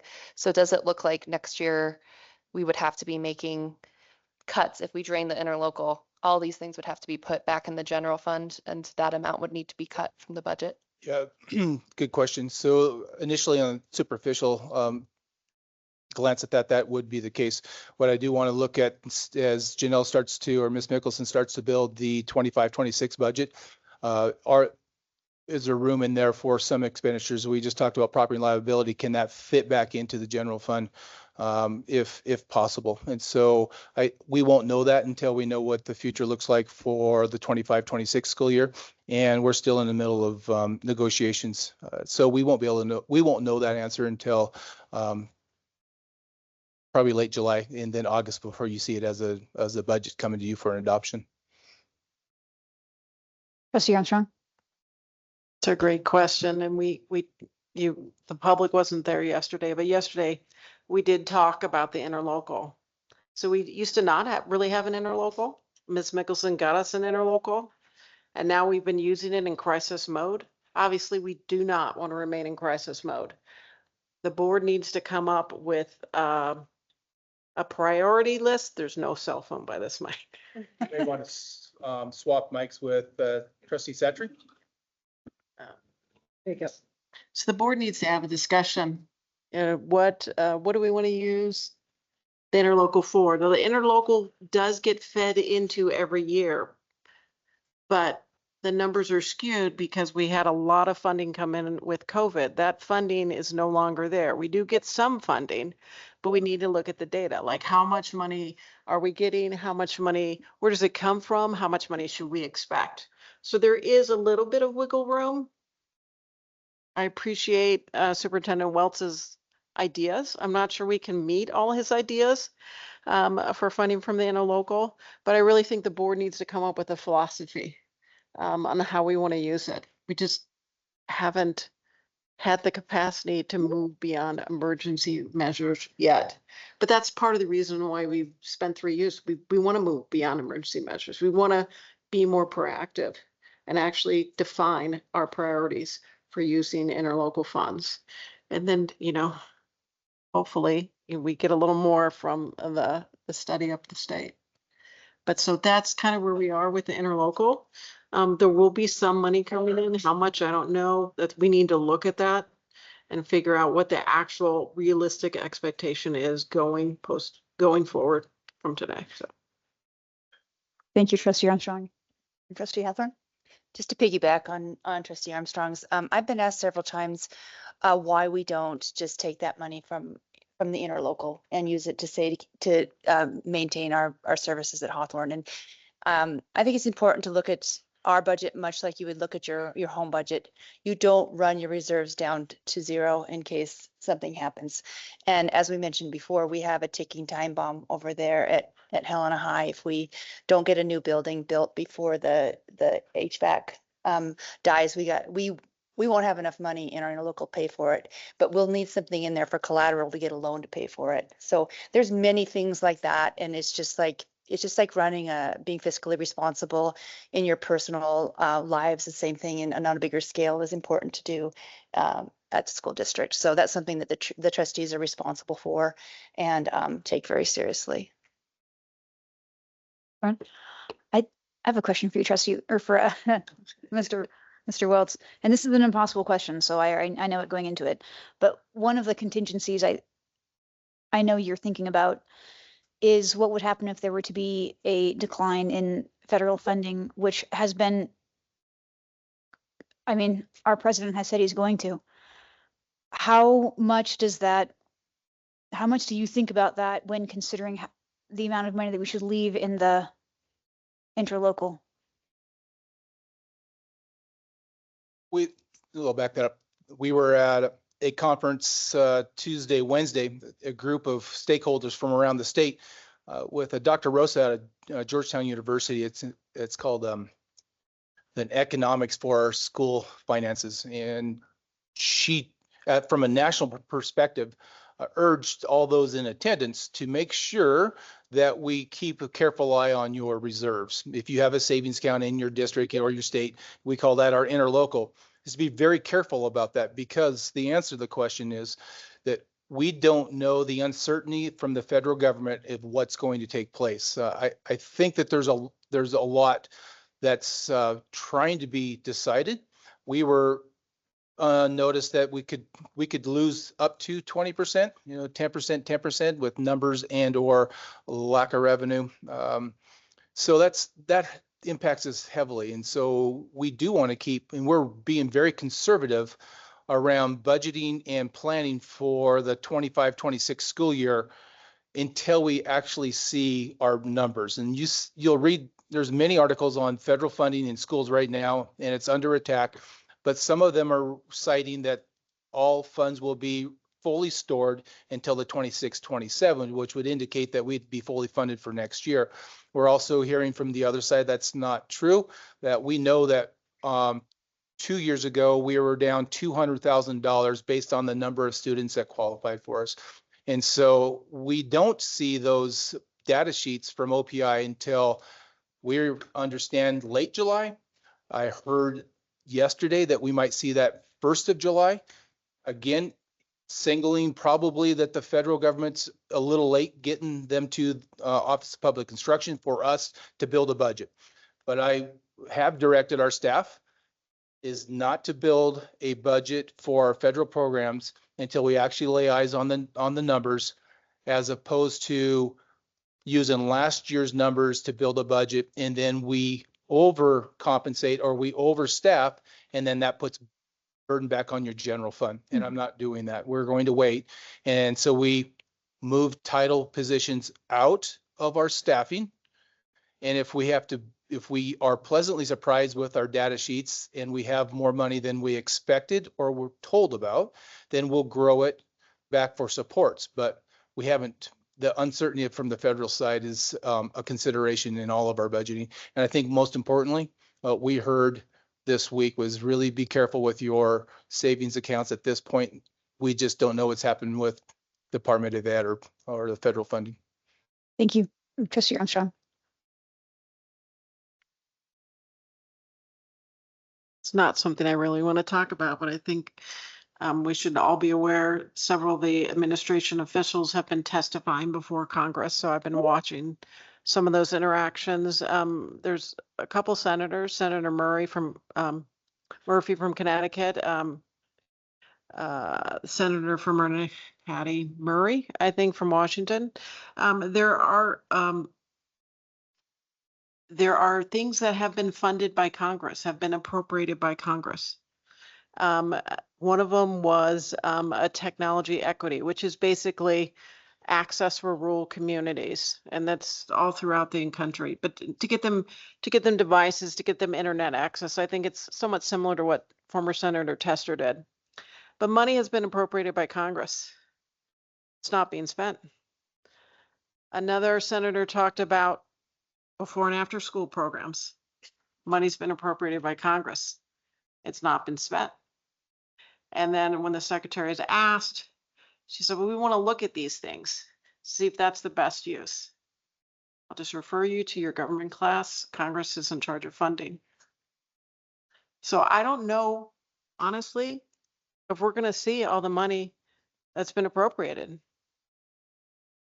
I feel like I'm just the bearer of bad news, but we have to be realistic about what we face. So I encourage you to be informed as much as possible. This is what is actually occurring, unfortunately. Thank you, Trustee Armstrong. Are there any other questions for Mr. Wells? If not, I would entertain a motion. I move that we go with Superintendent Welch's recommendation to close Hawthorne School for the 25-20 or 25-26 school year. Trustee Hathorn, is there a second? Second. We have a motion from Trustee Hathorn and a second from Trustee Armstrong. Is there any public comment on the motion?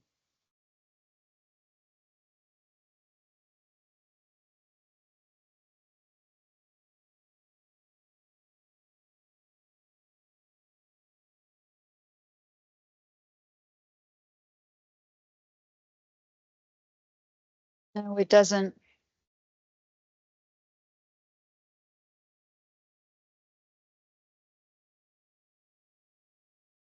Now can you hear me? Oh, yes. I feel like I'm in a cell phone commercial. I will be brief. You have stood in front of us today and told us how much time and effort you have put into this decision. But the method of making this decision was poorly executed and it was done unprofessionally. The Central District has shown inconsistent leadership on this subject. We were informed and promised that this would not be happening and that we would not be here. That is appalling. Hope is not a way to make promises. The majority of this board has shown deference to this leadership. And honestly, this has been a breach of trust, which was showed in the decreased voter engagement in our last levy and this lack of support for our technology levy.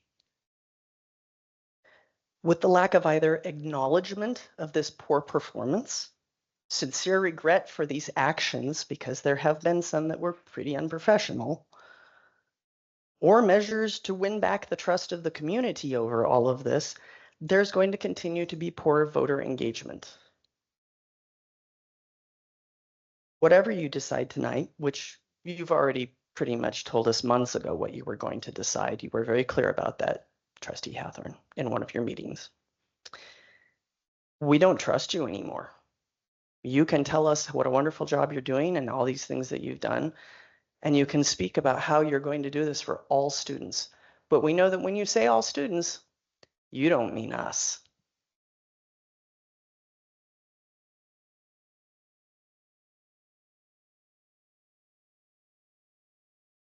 Good evening, trustees, superintendent. My name is Tracy Swingley, TRACI, SWINGLEY. I am a former student, parent, grandparent from Hawthorne. So there are truisms. Both can be true at the same time. I can be disappointed, angry at the handling Hawthorne, but I'm going to go forward. I'm reading words much more eloquent than I can. It's been over 53,100 days since October of 1879, when Hawthorne Elementary first opened its doors to serve the Helena community. That's 3 years before electricity came to Helena, 10 years before Montana became a state, 35 years before World War I, and 146 years before today. Nearly a half a dozen generations of Helenans, including thousands of students, teachers, staff, and families, can trace roots back to this school nestled between Madison and Harrison Avenues. And on what could be its last day serving elementary students of the Helena Public School System, another beautiful day graced the school like so many days before it. Juxtaposed with what could be its future, there's no other way to say it. Today could be a sad day. Neighborhood elementary schools should be the heart of our public school systems, and the reasons we have landed here are nuanced and intricate, but they all lead to the same fact. This is primarily a consequence of voting results. When state leaders elect to underfund schools for decades, consolidation becomes a forced reality. Despite a record $2.5 billion surplus available since Gianforte and the Republicans took control at the state level, Montana schools are roughly 10%. That's multiple millions of dollars every year going forward in their general funds due to those leaders' insistence on capping inflationary adjustments at 3% per year. I hope people start to take notice. I hope people choose different leaders who invest in public education. So neighborhood elementary schools are not a luxury, but a necessity that provide a sense of safety and familiarity for young learners, community identity and connection, walkable access for families, opportunities for close family-teacher relationships, class sizes that promote individualized learning, and equitable access to education across all neighborhoods. For many Hellenans, today we could be losing our current home and school, and for others, a piece of our past, our identity, and a visual and physical connection that ties and reminds us we are a part of this place. I hope at the very least things change so that if this does become our reality, others don't lose their Hawthorne in the future. I'm begging you, Montana, vote in different leadership. These are the words of Adam Clinch, who is a former Hawthorne student. He is a current teacher in the system. I hope we do better for the future. Thank you. Thank you. Hello again, Josh Jones, JONES, father, taxpayer, special education teacher, no relation to Miss Jones, as far as I know. I've spoken to you before about my students, the data that I have on their success, not just for me, but because of the team that we have, the values that we have at Hawthorne, the way we all work as a community, as a family. And in the world of special ed, I live in that data. That I spend all the day long analyzing data, how students are doing, what's the best action, how do I move forward. Back from that 5-inch view of being in the weeds of the data to the 5,000-foot view. Looking at the district at a broader stroke, thinking about public perceptions of this district. I want you guys to really take a moment and think before you make your vote. Tonight, you have voted to ask the district, this community, to provide you funding to build a new elementary school. You told us we need a new Kessler. In the same night, how are you going to vote to close one of our current elementary schools? It's a mixed message you're sending to this community. We need a new elementary. We need to close an elementary. Conflicting messages. As someone who actually spends time out in the community listening to people, out and about, as a member of this community, the perception I'm hearing is a lack of trust. They're noticing this. People are noticing that you're prepping to ask for a bond, and at the same time, closing a school. They're wondering why we should trust you with more money if we're not properly handling what we have right now. Thank you.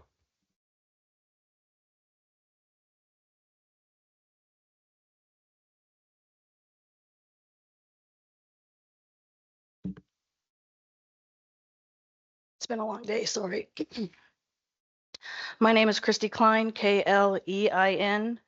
and I'm an employee and a parent of a 5th grade graduate. Shout out to Walker for all his hard work this year at Hawthorne Elementary.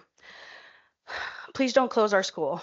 At the last working board session at Broadwater, Superintendent Welch said that he would be sending you all the final numbers from OPI. You have only had a full picture of the budget within the last 2 weeks. This is definitely not enough time to make an informed and educated decision that will have lasting and permanent repercussions felt by the whole community. Please don't close our school on the whim of this administration. Shame on all of you for even considering the closure of a beloved elementary school, and not even one of you had the decency to come and see our amazing students and staff at work, making beautiful things happen every day. Shame on all of you. You should not have any authority if you are too much of a coward to face your decision. I promise that I will not let our town ever forget that you are the board that forever changed the fabric of our community.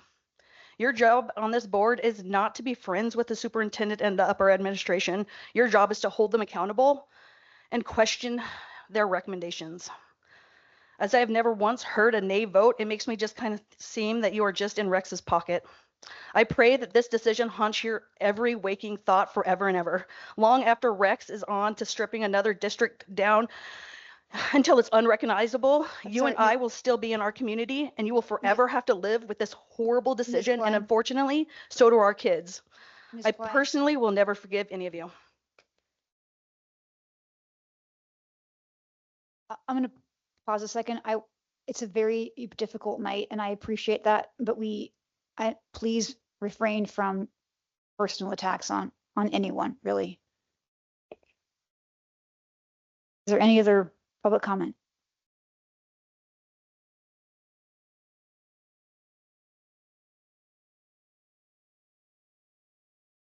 Chair McKee, trustees, Superintendent Welts. Hello, my name is Aaron Pratt, spelled P-R-A-T-T. Thank you for this opportunity to provide public comment on the pending decision to close Hawthorne Elementary School. As it's been mentioned, Hawthorne Elementary has been serving students on the west side of Helena since 1879 and in its current building since 1921. That's a nearly 150-year legacy of community and academic excellence that we are fortunate to celebrate. Among the alumni of Hawthorne are Senator and Ambassador Max Baucus, who served in the U.S. Senate for 6 terms and is U.S. Ambassador to China for 4 years. And there's U.S. Senator William Roth, architect and sponsor of the Roth IRA legislation, which has allowed millions of families to save for their secure income in retirement. And there's Jeff Holter, who invented the Holter Heart Monitor, which allows long-term monitoring of heart functions, providing for better diagnoses of heart conditions and saving thousands of lives. And finally, there's Joe Mazurek, who served as president of the Montana State Senate and our twice elected Attorney General, and has the distinction of our Montana Supreme Court building named after him and in his honor. Well known for his integrity, honesty, and ethics. All of these people and thousands more have the distinction of being educated at this small, humble school on the hill. And all should be considered and well remembered as we contemplate closing Hawthorne to current and future students, ending nearly 150 years of community and academic excellence. This process has about been the most frustrating and stupefying public process I have ever witnessed, culminating in the past few weeks with the realization that our budget crisis is not perhaps as bad as previously predicted. And in fact, we are potentially looking at a significant surplus. But the rosier the elementary budget becomes, the more fear-mongering and we hear from this administration. And yet the closure of Hawthorne is still on the agenda tonight.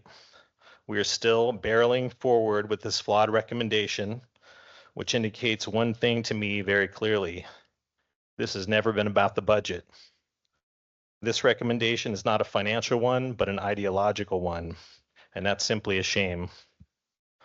And while this superintendent in all likelihood will eventually move on to other opportunities and can boast about the successful school closures and consolidations we contemplate tonight, 10 years from now, most of us in the community probably won't remember the superintendent's name. But we will remember Hawthorne School, the sense of community, That's time. the safe haven it's provided, just like 2 minutes or 2 seconds, sorry. I hope we do remember the principals, teachers, and staff who made the school exceptional for 150 years, and remember the hopeful hearts, energetic minds, and gentle spirits that occupied Hawthorne School this very morning as the students bravely faced their uncertain future. That was time. Thank you. Thank you.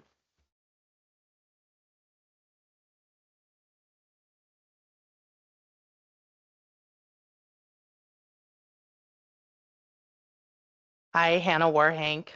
I want to start today with the Hawthorne Pledge. I pledge to live this day with hope in my heart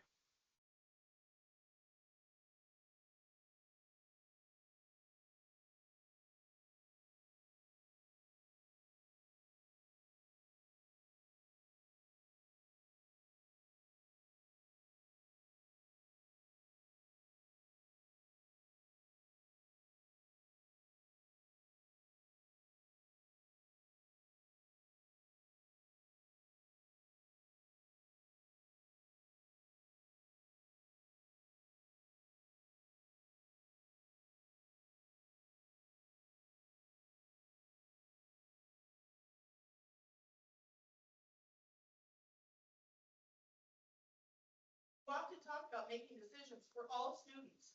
You aren't doing that either. You are packing classrooms around the district, affect students negatively everywhere.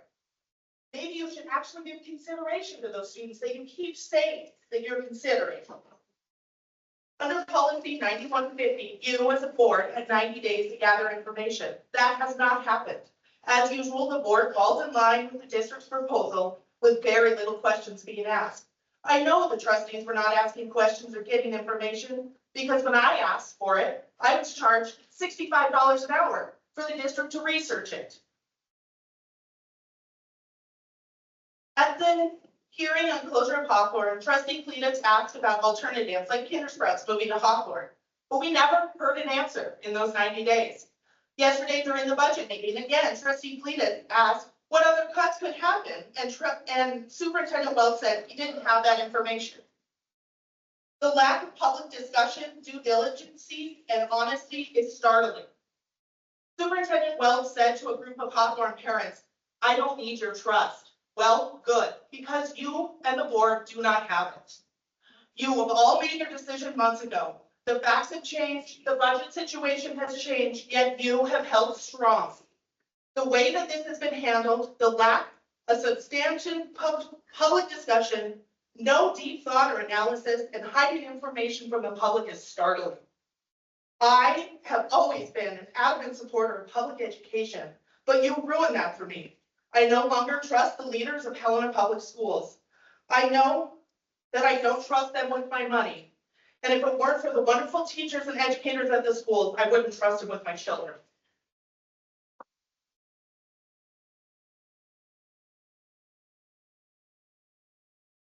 Is there any other public comment?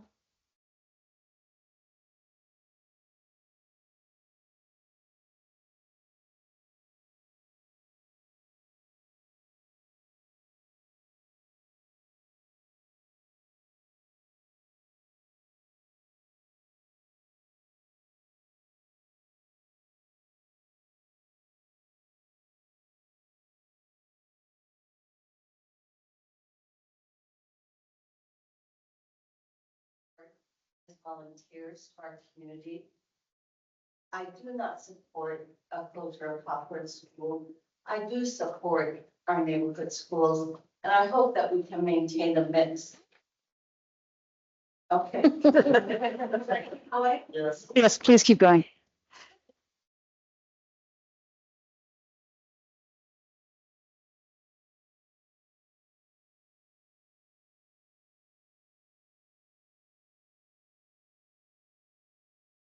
We spent nearly 7 hours together, not, separately, but total, and together and over the phone. So thank you, because what I thought was a response to my questions, education about funding. And I don't agree with this decision. I do thank you for your time. I hope as we go forward in the future, we embrace what Trustee Armstrong said and work hard for the common good. I hope that we can advocate at the state level, join with Mafi Funk and the group to advocate for state funding. It's a tough, tough night. My kids went to Hawthorne. My siblings and I went to Central and Jefferson and Raby York. I've seen what has happened with the cuts in the last 3 years at Raby York, where I served in my career. And I've seen the decrease in service in special education preschool and staffing. And the quality of the teaching staff and people who are there is exceptional. I know about those cuts. And gosh, it's a hard night. It's a hard time. And I just will say thank you. And I'll thank you in the audience too for the well-prepared comments. And let's work for the common good. Thank you. Thank you. Is there any?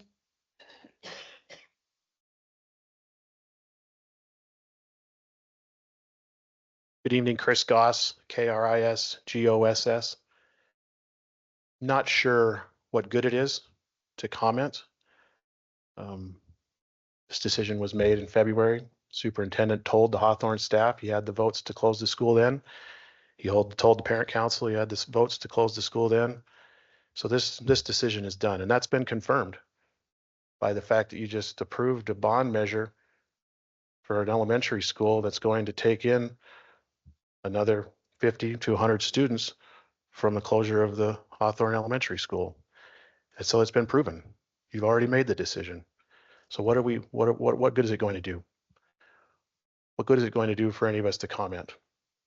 You made the decision. You made it months ago, behind closed doors, without public comment. And when you took public comment at a hearing in April, you discriminated based on viewpoint by limiting that comment to 2 minutes when you normally give 3 minutes, because you knew the comment that night was going to be in opposition to the closure of Hawthorne.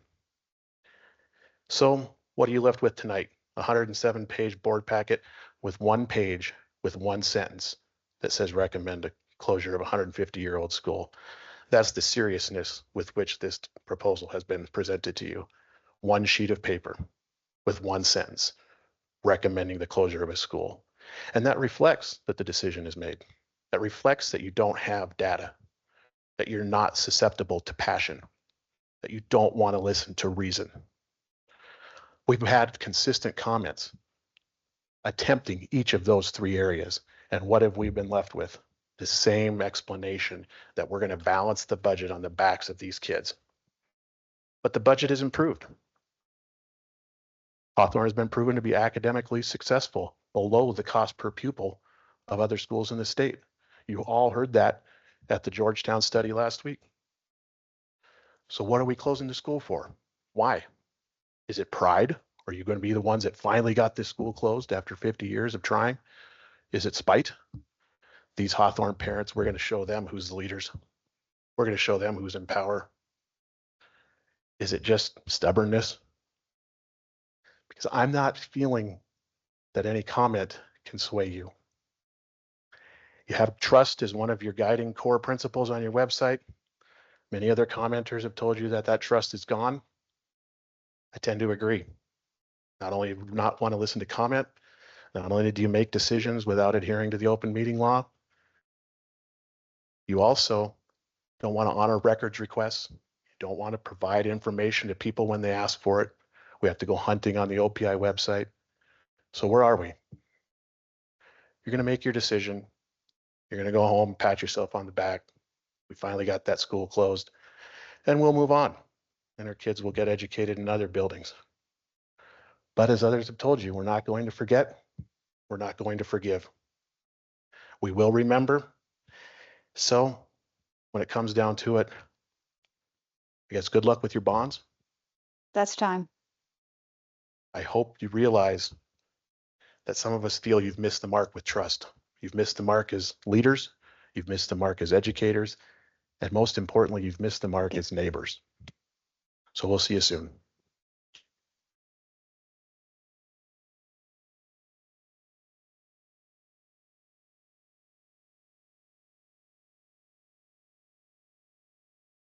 Hello, my name is Aileen Gleiser, AILEENGLEIZER. I wanted to be here to support and I'm a parent of a Hawthorne first grader and a neighbor. And I want to be here to support our teachers, administrators, and our students. Hawthorne is such a special place, and it's a true neighborhood school and the real meaning of community. When I asked my first grade daughter what makes Hawthorne special, she said, it's a small school. My class has 18 kids. It's good for shy kids. It's not too overwhelming. And if you've met my daughter, she's empathetic, but very, very much not shy. And through this process, I've learned more about the data on performance. Hawthorne has exceptionally high test scores. Its cost per pupils are lower than the district average. And I've been trying to continue to understand more. When I was reflecting back on, I think this time almost a year ago, the school board chose not to close Hawthorne. And the finding at the time was that closing Hawthorne would cost money and wouldn't save money. I very much appreciate that hard decisions need to be made. I certainly don't work in education policy, but I do work in a context of public good where hard decisions need to be made at very, very high stakes. And I just would like to emphasize, I think, some of the concerns that we heard today, mainly about the process and about transparency. And speaking just in a kind of like operational financial way, what are the actual cost savings and how do the numbers break down? And I think from a community and a communications perspective, some of the language and some of the scapegoating throughout this process, I think has been such a damage to our community and really hurtful. The children report that and feel that and have reflected on music and PE, and just that tension felt.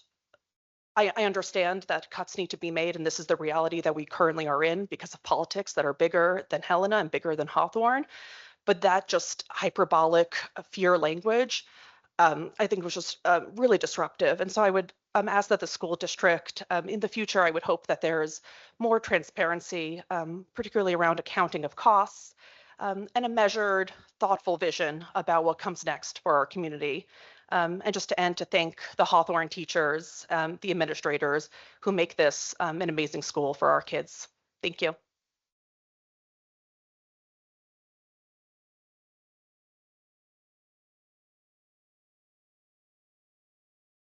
Hi, my name is Rachel Howard, Howard. I just wanted to offer a different perspective.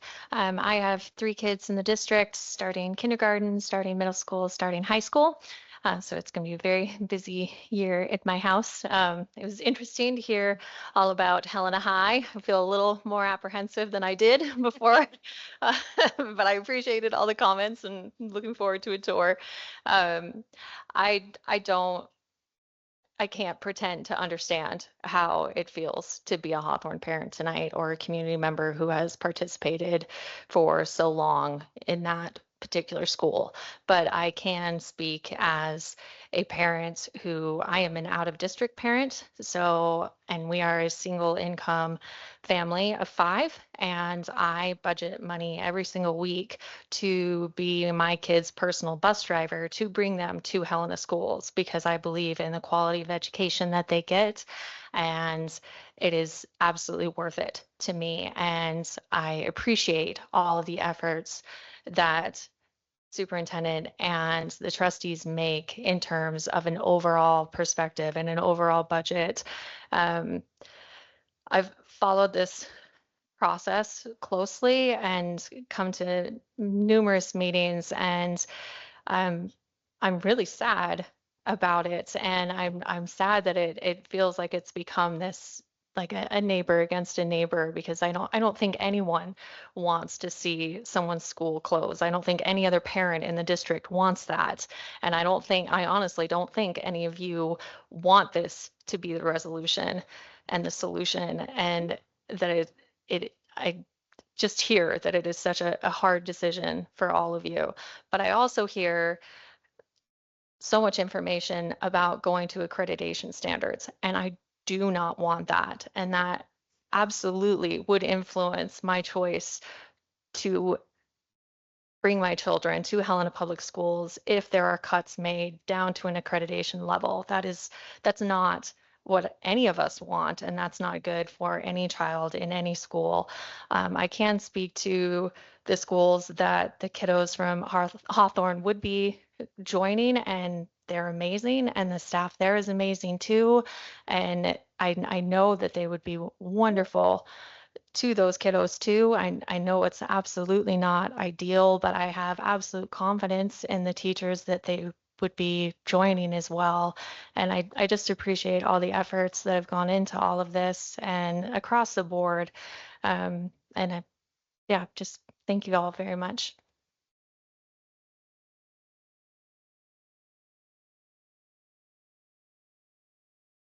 Any other in-person comment? Is there any online? Well, or in person?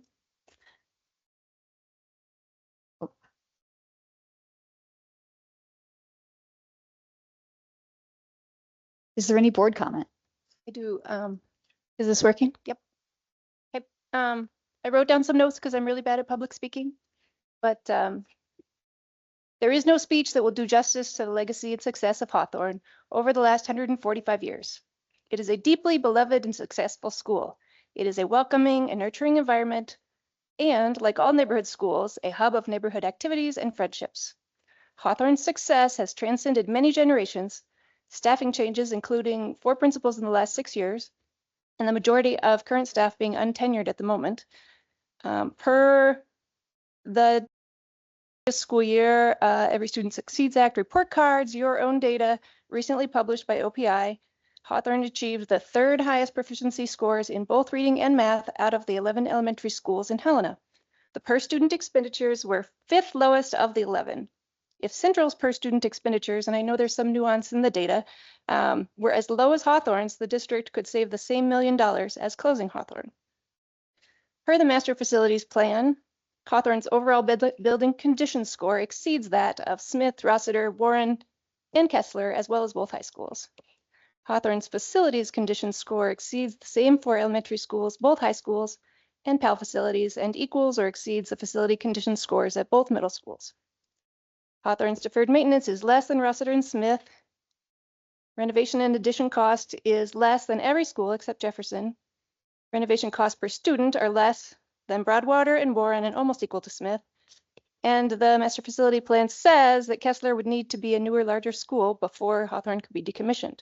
I feel like that is what's happening here. Last year's budget cuts, we were really thoughtful about those. I was involved in those discussions, those meetings, and we made 25% reductions in multiple areas to avoid affecting one population disproportionately. This year, Hawthorne is deemed expendable at a rushed pace. Despite the extremely successful legislative funding session this year, the most changes we've seen in 20 to 25 years, this school district wants to rush the changes without adequate transition planning and timeline for the most vulnerable students and those educators who pour their heart and soul into these students and this community every day.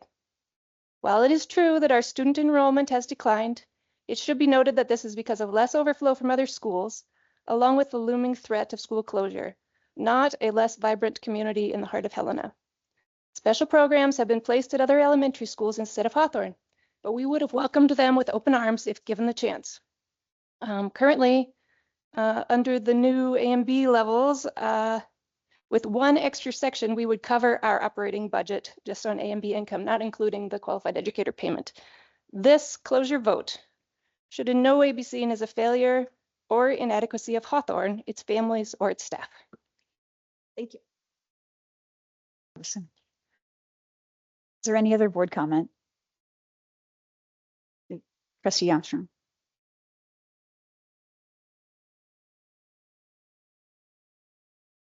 I've had some very lengthy emails back and forth with community members, and I appreciate all the questions. I still remain very perplexed. What I've stated repeatedly, that we're in a deficit, and we just talked about how we're going to take, our Superintendent Waltz wants to take almost all the interlocal going in this year. How I'm failing to communicate our current status. We're in a deficit. The only way I can think that people are thinking is that the STARS funding, which we voted to use for staff, they don't agree with that decision, which is specifically why we put STARS funding on our work session last month. We notified people, we invited comment. I think we had maybe 2 comments, because if you objected to it, we wanted to hear it. We spent that money. Personally, we put the burden on the staff. High school's in the black because the staff stepped up and they're teaching 6 out of 7. I feel that they've earned that. We gave them 1.5% last year. We're well aware that, and then we charged them more for health insurance. We're well aware that they're taking home less in their paychecks. It's really super crucial that we retain our staff. That sometimes we can't do what they deserve, but when we can step up, we try to step up. It's really kind of tragic in some ways. We have so many competing valid needs. We can't fill them all. Sorry. Thank you. Are there any other board comments? I'm happy to wrap this up. Oh, wait. Renan Butcher. Thank you. I know that there's been a lot of talk of numbers tonight, and as a brand new trustee, I needed to know that information to be able to fully understand what decision is before us tonight. But I know that these are kids that we're talking about, and we can't keep putting these Hawthorne families in this uncertainty year after year. While this is a really tough decision, I believe that we need to make the tough decision so that those families can move on with the transition, and our administration can work with those families to make sure that transition is smooth. And I appreciate all of the comments, and I want you to know that this is not an easy decision for us. Thank you. Thank you. Trustee Satry. I think Peggy Hollow Phelps hit it right on the nose when she said this is a really hard, difficult night. And there's a few things I want to say. We have heard a lot about numbers, and I think that the sense can be that we're just looking at a spreadsheet, we're just looking at the bottom line. And we are looking at that, but I just want to say that this really is about a conflict in, I think, values. I find the value of a neighborhood, historic, high-functioning, small school incredibly compelling. That is a valid value, and I really feel deeply how passionate you all are in speaking to the preciousness of that for your kids, for the families, for the staff who's there that gets to facilitate it, and for your neighborhood and for our broader community. So I just want to acknowledge that I do find that a very compelling value. But at the same time, it's also not only a spreadsheet sort of calculation to decide that the educational experience for the kids across our whole district, especially in the context of all the cuts that Trustee Armstrong kind of went through, that have impacted and accumulated over the course of the last several years. There is another value here, and that is the value of trying to serve, the students across the whole district. I'm feeling like I have to make a choice between two values that I appreciate both of them, that I find them both valid. I would appreciate for, I think, all of us working up here for there to be more recognition that this isn't a heartless decision that we are being put in the position to have to make, that this is not a valueless and just a calculated sort of decision, that it is one about, having to balance out the values. And as Janet just said, the tragedy is I feel persuaded, at least, that we are having to make a choice. Has the process been perfect? I would say that the process has been frustrating in a number of ways, and you have shared that.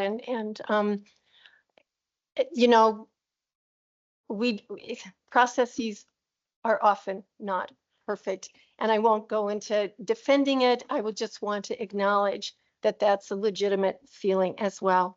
So I'm just going to wrap up and say, I'd rather not be put in a position to choose between these two values. But as a trustee, we're tasked with safeguarding educational excellence and financial sustainability.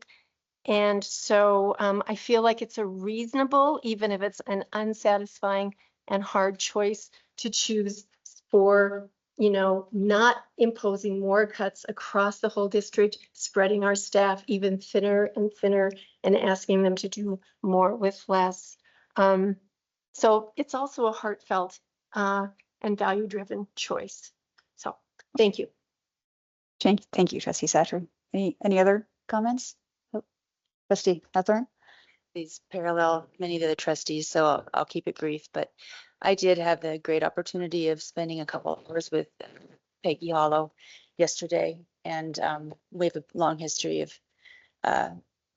her coaching my kids in ski racing and sharing her Africa trunks with me when I was a teacher, and just a lot of respect, and we covered a lot of our philosophy of education, and we, if you don't mind me speaking for you, Peggy, really felt like we were very much parallel.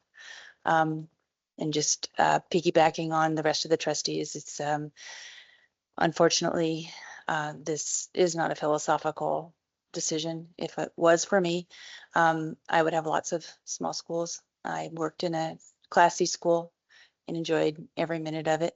Not every single minute, but almost every single minute. Loved having 4-year-olds through 12 in one building and having class sizes around, well, it just depended on what the birth rate was, but a lot of times they're around 15 kids. So, you know, thinking that we want large classes or we don't want small schools is as trustees is not something that I've heard.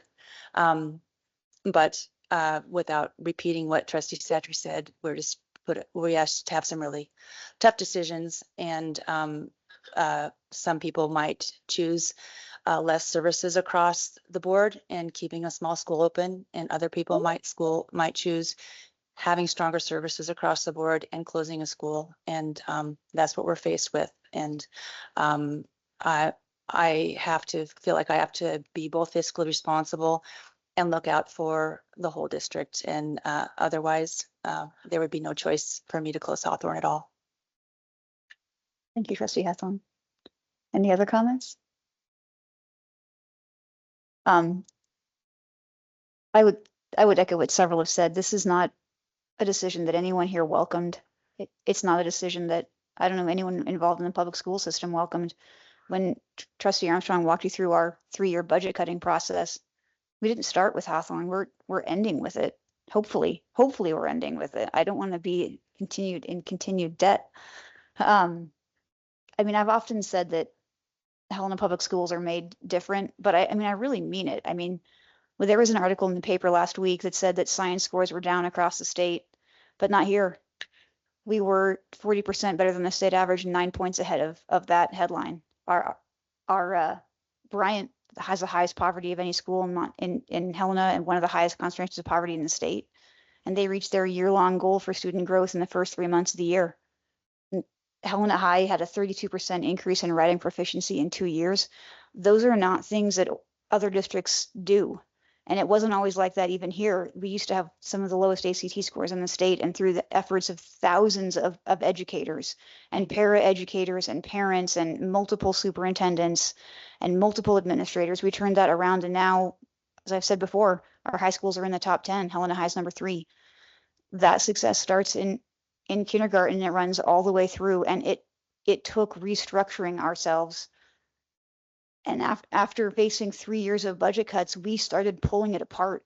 And you can't always tell how unraveled it is in the moment. Last year, the cuts that we made, which preserved Hawthorne for, and I mean, as someone has said, it would have cost more money to close Hawthorne last year than this year, but those were all real cuts too. They just felt invisible if you weren't living the lives of those educators and those students who were affected by it. But we've effectively unteamed our middle schools. And if you don't have a kid in middle school, what that means is the cool community of 180 that wraps around the kids at Hawthorne, those cool communities wrap around kids in our middle schools. And there's a team of educators and administrators who are keeping tabs on them and moving them through. It doesn't exist at all at HMS. And while the staff at CR are doing their absolute level best, it's not at all like it used to be. And that is not the way that you keep, that's not the way that you keep a good school district together. Our high school teachers working 6 out of 7, maybe we've kind of thrown that around, but what that really means when you're a teacher is that you teach 6 hours out of 7. You only have 1 hour to prepare, and you were just running from class to class to class to class to class. You don't even have time to go to the bathroom. That is not how you get perfect ACT scores. That's not how you get kids who are stepping right into apprenticeships wherever they want in Montana. And that's what happens right now in Helena.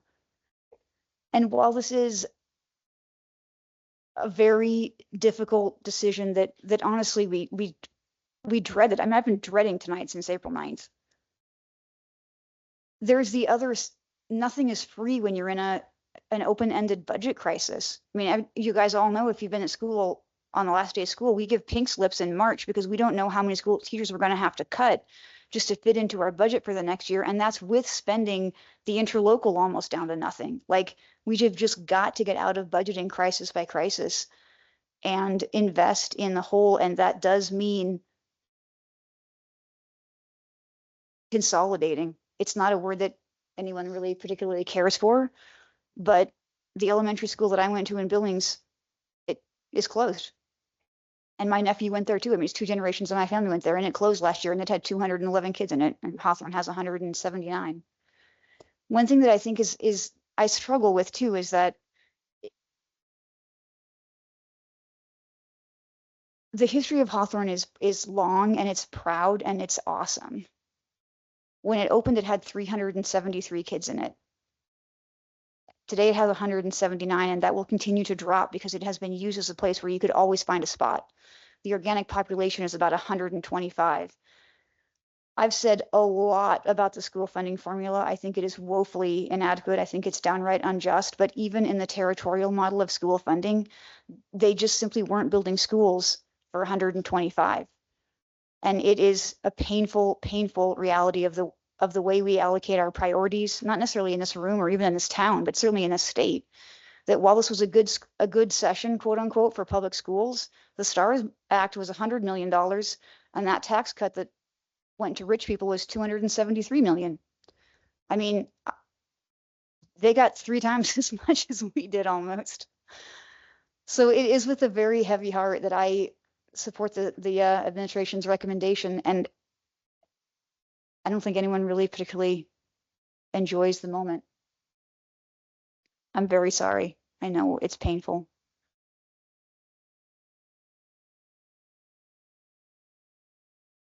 Are you ready for a vote? The vote will be 7, because Trustee Walsh will not be voting in this. All those in favor signify by saying aye. Aye. Opposed? Nay. The motion passes 6-1.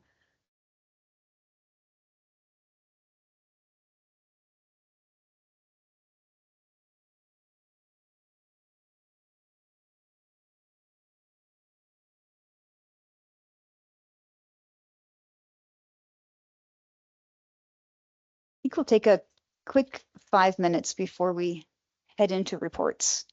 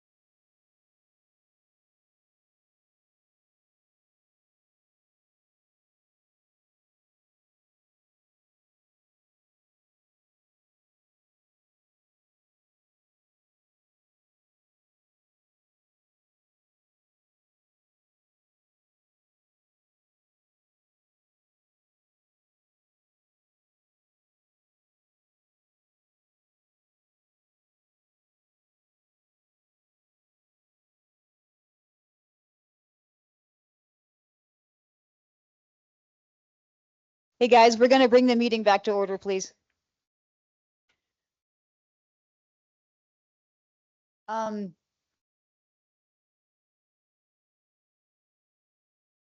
Moving on to the next item on our agenda, reports.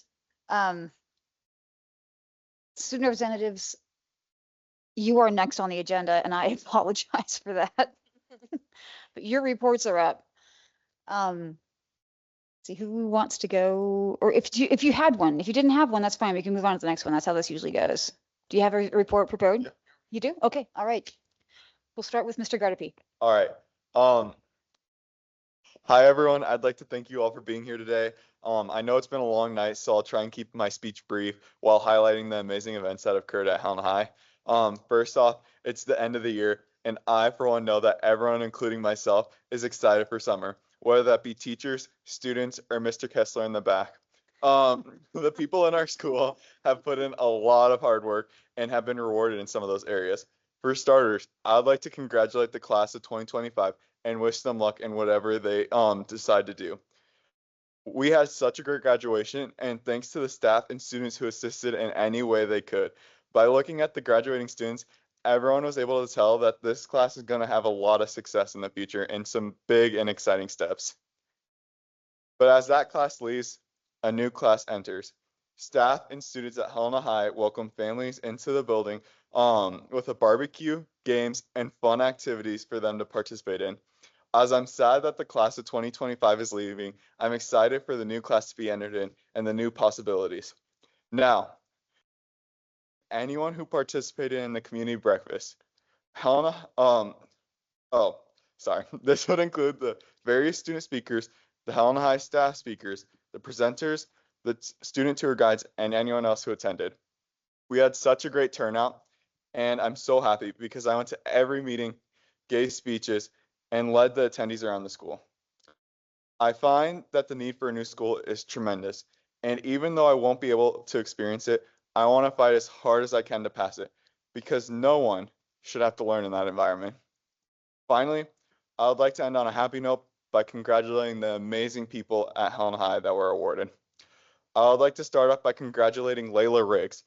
And for those who don't know, Layla Riggs was one of the 6 finalists for the National Speech and Debate Student of the Year. Also, the Helena High softball team won their first divisional title since 1990. And although the state games didn't go the way they wanted, they made their mark in history.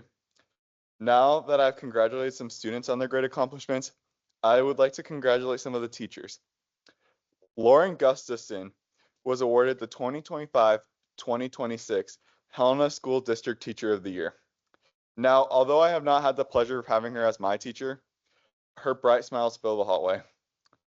Finally, I would like to congratulate Megan Schulte, who is recognized by Strive TLC as one of the instructional coaches of the year. I'd like to also thank you all for coming out tonight, and I hope that your summer is great. Thank you, Mr. Gardapi. All right, Ms. Delaney. Or sorry, Ms. Lynch. I'm very, very sorry. It won't happen again. All good. All good. Good evening, everyone. With the school year coming to a close, many exciting things are happening at Capitol High. These last few weeks mark the end of the testing season, which I think many students are grateful for. This year, over 650 AP tests were administered, which is an enormous feat for both students and staff. I'd like to recognize Bethany Lindner, our AP testing coordinator, and the CHS counseling office for all of their hard work, as this would not be possible without their support. CHS students also participated in the State Music Festival, with lots of students receiving superior scores. Huge congratulations to all those who competed in the festival. With testing and competitions over, students at Capitol have gotten to participate in a variety of fun and enriching activities. We were very fortunate to host Superman at our school assembly. Students were not only given the opportunity to be a part of his music-making process, but they also got a front row seat to his inspiring speeches about the effects of drug, alcohol, and mental health issues. His words encapsulated the importance of not only breaking the cycle and chasing dreams, but also being your best both for yourself and your community. In addition to Superman, social studies classes at Capitol also hosted another keynote speaker from Carroll College. Ukrainian native Aishi shared her stories about being a Ukrainian refugee, exposing students to real-life experiences and sparking meaningful conversation among them. On this empowering note, students were also encouraged to look into the future with the summer job fair hosted by our career counselor, Aspen Herndon. This event was a hit and students enjoyed it so much that our applications completely ran out. Speaking of jobs, Capital hosted a plant sale last Wednesday, May 28th, where students were working hard selling peppers and tomato plants that they had been growing in both the outdoor and indoor greenhouses. As always, the year wrapped up with the customary grad walk held on May 28th. CHS students went back to Jim Darcy, Rossiter, Fort Georgians, Broadwater, Hawthorne, and Kessler to relive those days of elementary school before their upcoming graduation. Fort Georgians alum that 2 buses were needed just to make everyone fit. Speaking of graduation, graduation occurred Saturday, June 7th with the Capital ceremony beginning at 8 a.m. I would like to congratulate each and every member of the class of 2025. You have left some big shoes to fill, and I cannot wait to see what the future brings to you. The class of 2026 and I hope to continue your legacy by representing Capital High School through service and achievement throughout the upcoming school year. Thank you. Is there an HEA report? Oh, come on up to the mic.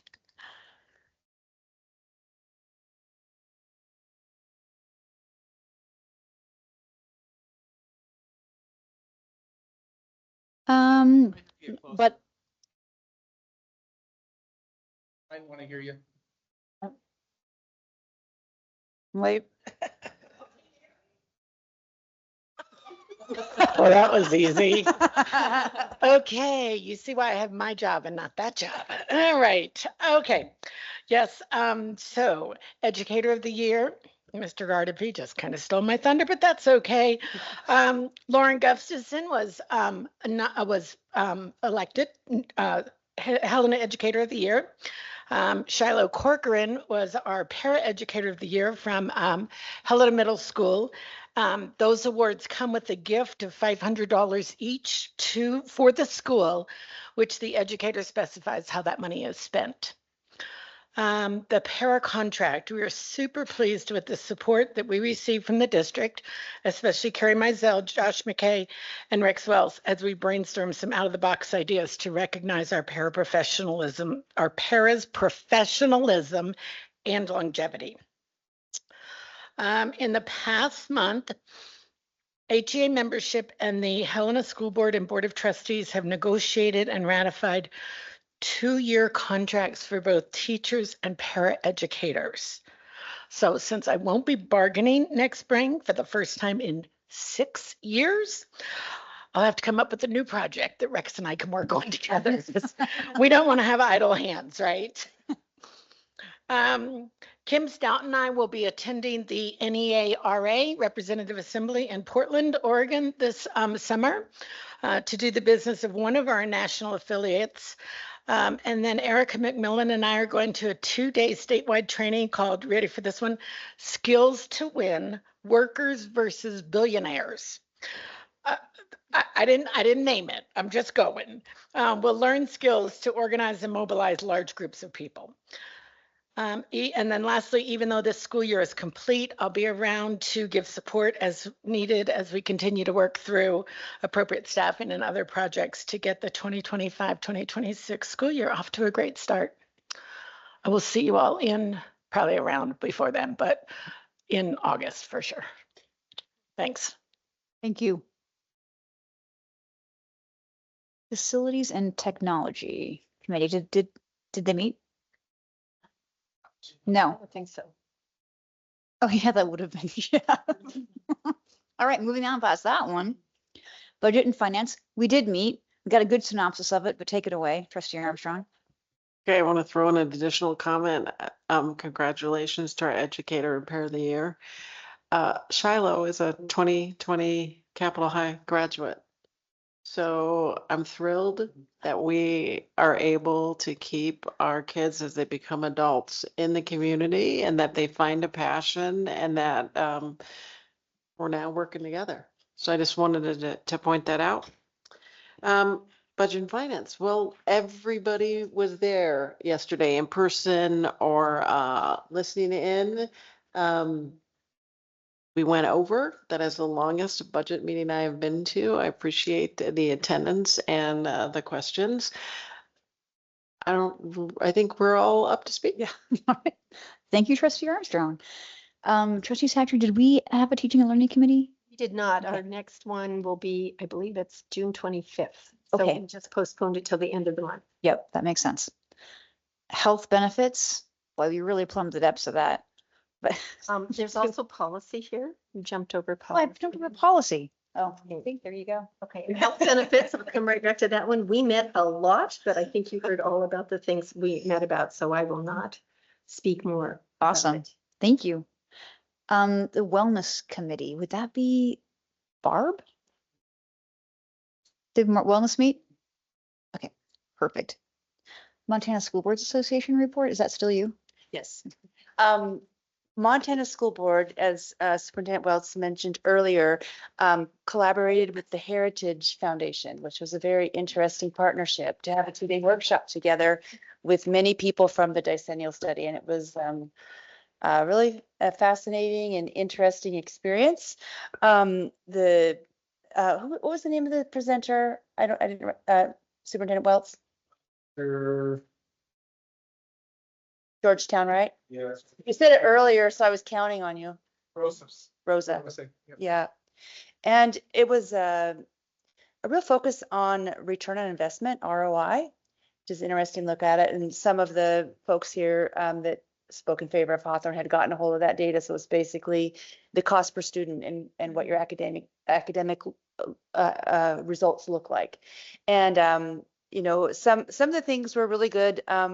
I think, I don't know if she had a history in education, because sometimes it as you all know, I'm really academic data focused, but you know, there's absolutely quite a bit more to that to teaching, and it's not always quite as easy as maybe just treating it like a business. But I did think that it brought some really good ideas. I think she talked a lot about urgency, and you know, I'm thinking about some of our academic goals in our district, and maybe, you know, trying to light a little fire under those and see if we can really get those goals closer to being accomplished. I also put a couple plugs in several different times for maybe a different testing system, that the MAST is taking up a lot of our time. I'm hearing from teachers that it's very cumbersome, technology wise, it's hard, and it also takes away from student learning. And she did say that there's several states in the union that use the equivalent of our iReady. So, you know, there would be a possibility that you could not have to double on the test, which would be amazing. I think they didn't use iReady, but they used MAPS testing, which I've used before as well. And so I don't know, I hope that could go somewhere. I wouldn't get too hopeful at any time really quickly, but you know, to know that that's a possibility, that we could cut back on the testing and still have the same opportunities to look at our academic data, that'd be really good. And then, like I said, there were several people from the decennial study committee. In fact, they started meeting the very next day, and I will do my best to maybe keep you informed on that and give opportunities and easy avenues for participation, so that we can have some input on that, as we did in the legislative session. And thank you again for all your work there. And if we can keep that momentum going, it would be great. So thank you. Thank you, Trustee Heffron. Did we have any parent council? I don't think we did. No. All right, upcoming meetings, that's pretty simple. Yep. Teaching and learning will meet on the 25th of June at noon right here, although not in this room, in our ordinary boardroom. Our summer retreat, that's on me. I need to get all those dates put together. I had a graduating senior, in my defense, and didn't think about summer vacation. So I need to figure out those dates, and that ball should start moving pretty soon. And then our next regular full board meeting is August 12th, Tuesday, 5:30 at the same great spot. Are there any last comments from the board or the superintendent? The board retreat, remember that especially in the AA's, that we're required to have a board meeting once a month. And we had talked at one time earlier in my career here that we'd move our retreat to June, or we would move it over into August, closer to the start. Well, we do need that July board meeting. So that's the reason why we will have a retreat somewhere in the middle of July once we get our schedules pulled together. And it'll be fun. Promise. Brian. Mandatory fun. And gotta give a plug to Robert Worthy. The food's great. It always. The food is always great. The water is essenced. Oh, I just have a question. I know I brought this on, the yuck ups, but Circling back now that we made the decision for Hawthorne, maybe for the people listening more so than what you have stated here, for us to see what are next steps for you and your team, just so people online. Clarify that, will you? What do you mean next steps for the district, for communities, for who? For the district, how about let's start there. What's the next step for the district in regards to budgets, transitions? Transitions. Yeah, so Mr. McKay has already started that process.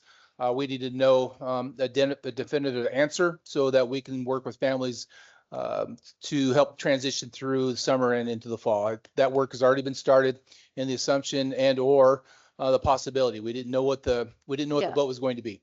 But Mr. McKay has met individually with every student that wanted a transition plan and calculate where they're going to go in terms of what elementary school. And so that process now we need to solidify, right? That now is the option for our students. And so we'll circle back out and make sure that the communication's there for our students. And then working with our building principals and staff that can be there for the summer tours and or early fall transitions. So we have open houses so that we can, start that relationship building that's so critical for each one of those buildings.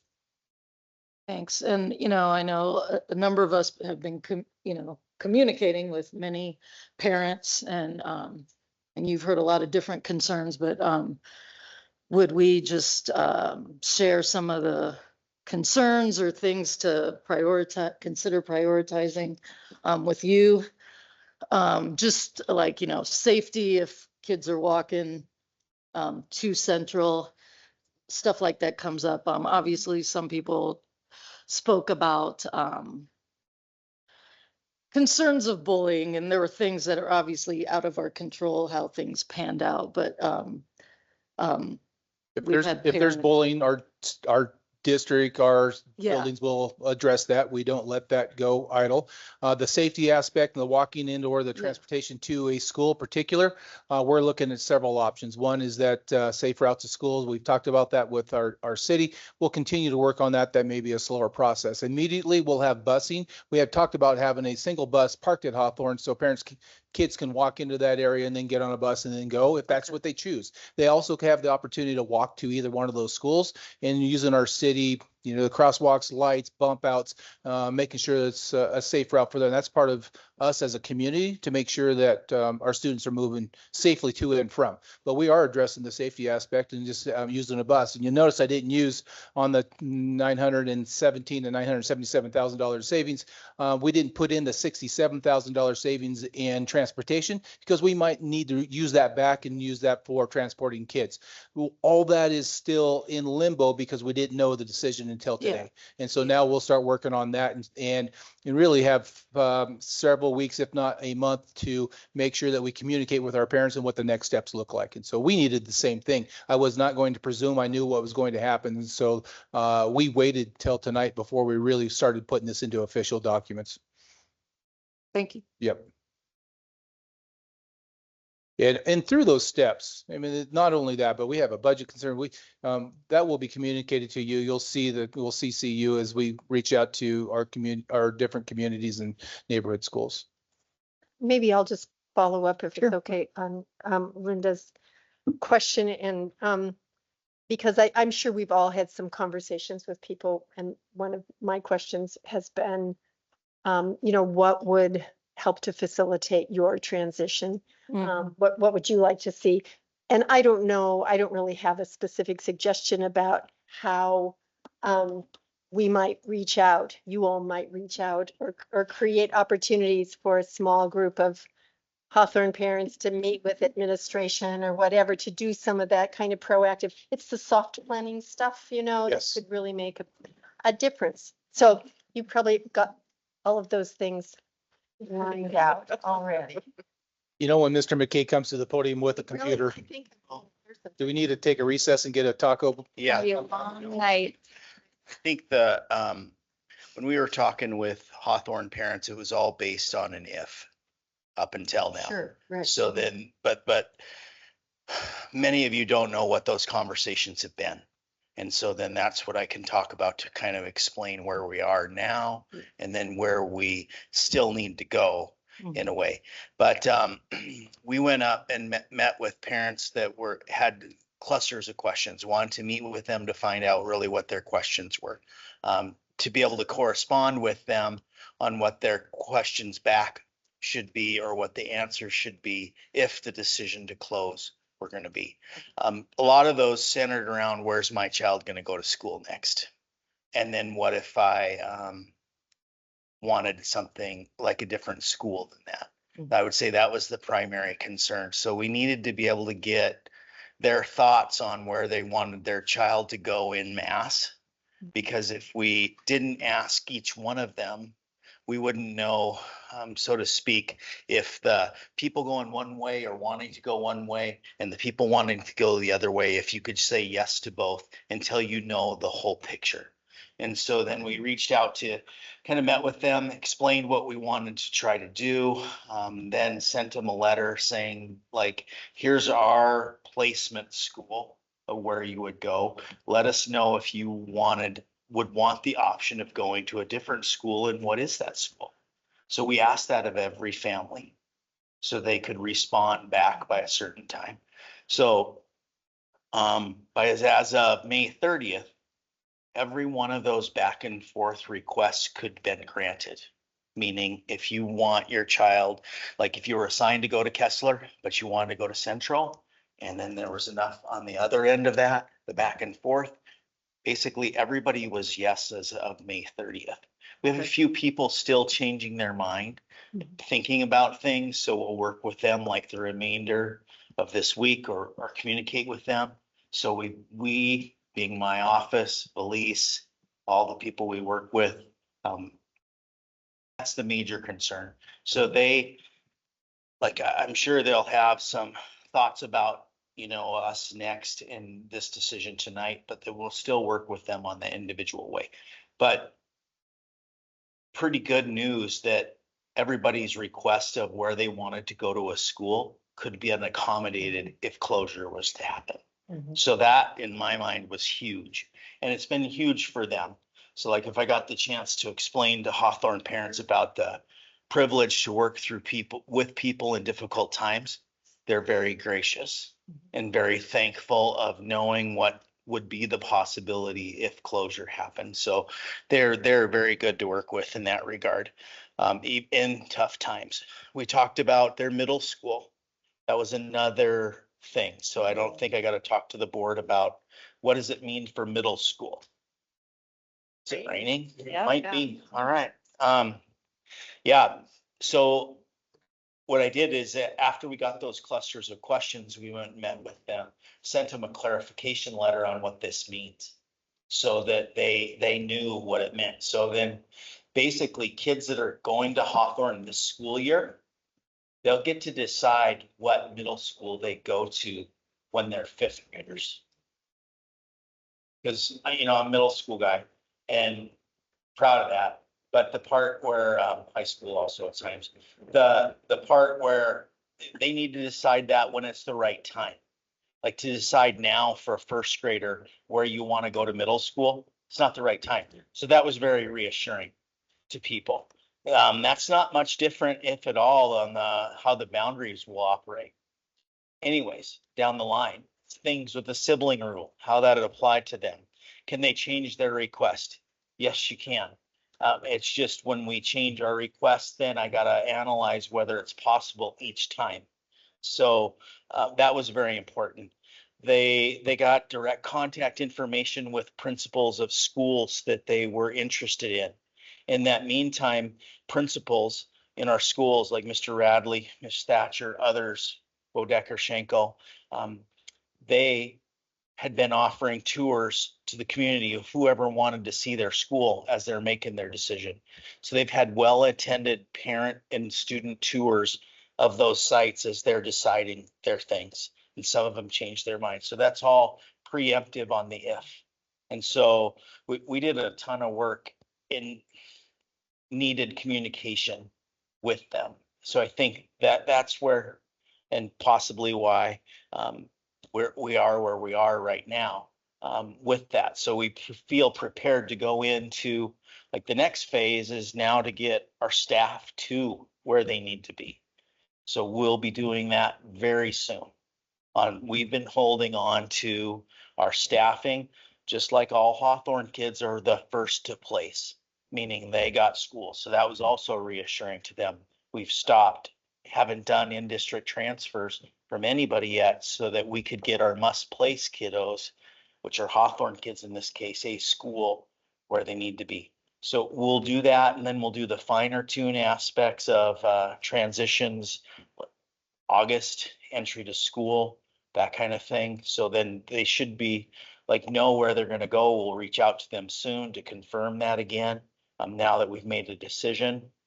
But that's kind of the things I didn't get to explain in the interim of our meetings, because those have been in progress the last few weeks. Thanks for sharing that. That's Okay. really helpful for me. Is that helpful? Okay.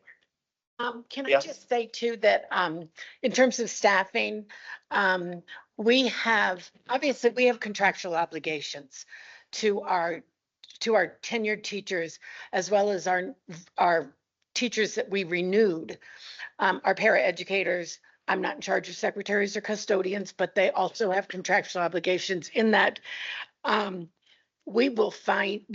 all these people will have a place to be if they want to stay in the district. Our paraeducators that are at Hawthorne now, they will have a place if they choose to stay, and all of our teachers. And Josh and I have been talking about that, making sure we're following the contract. And as well, Josh has said, we'll try to get them some help in moving classrooms and, packing up and things like that. So, I appreciate that work that we did together, and we will continue to. So. Thing that was, yes, so we'll be doing that. And then we, on the outcome of the request, it was literally an individual phone call to each family saying, here's where, your request is granted. Do you have any other specific questions that I could answer for you right now? So, yeah, that's what we've been doing the last couple of weeks, all in just the if mode, so that it reassured people of knowing what would happen without any information. Okay. Thank you. Yeah.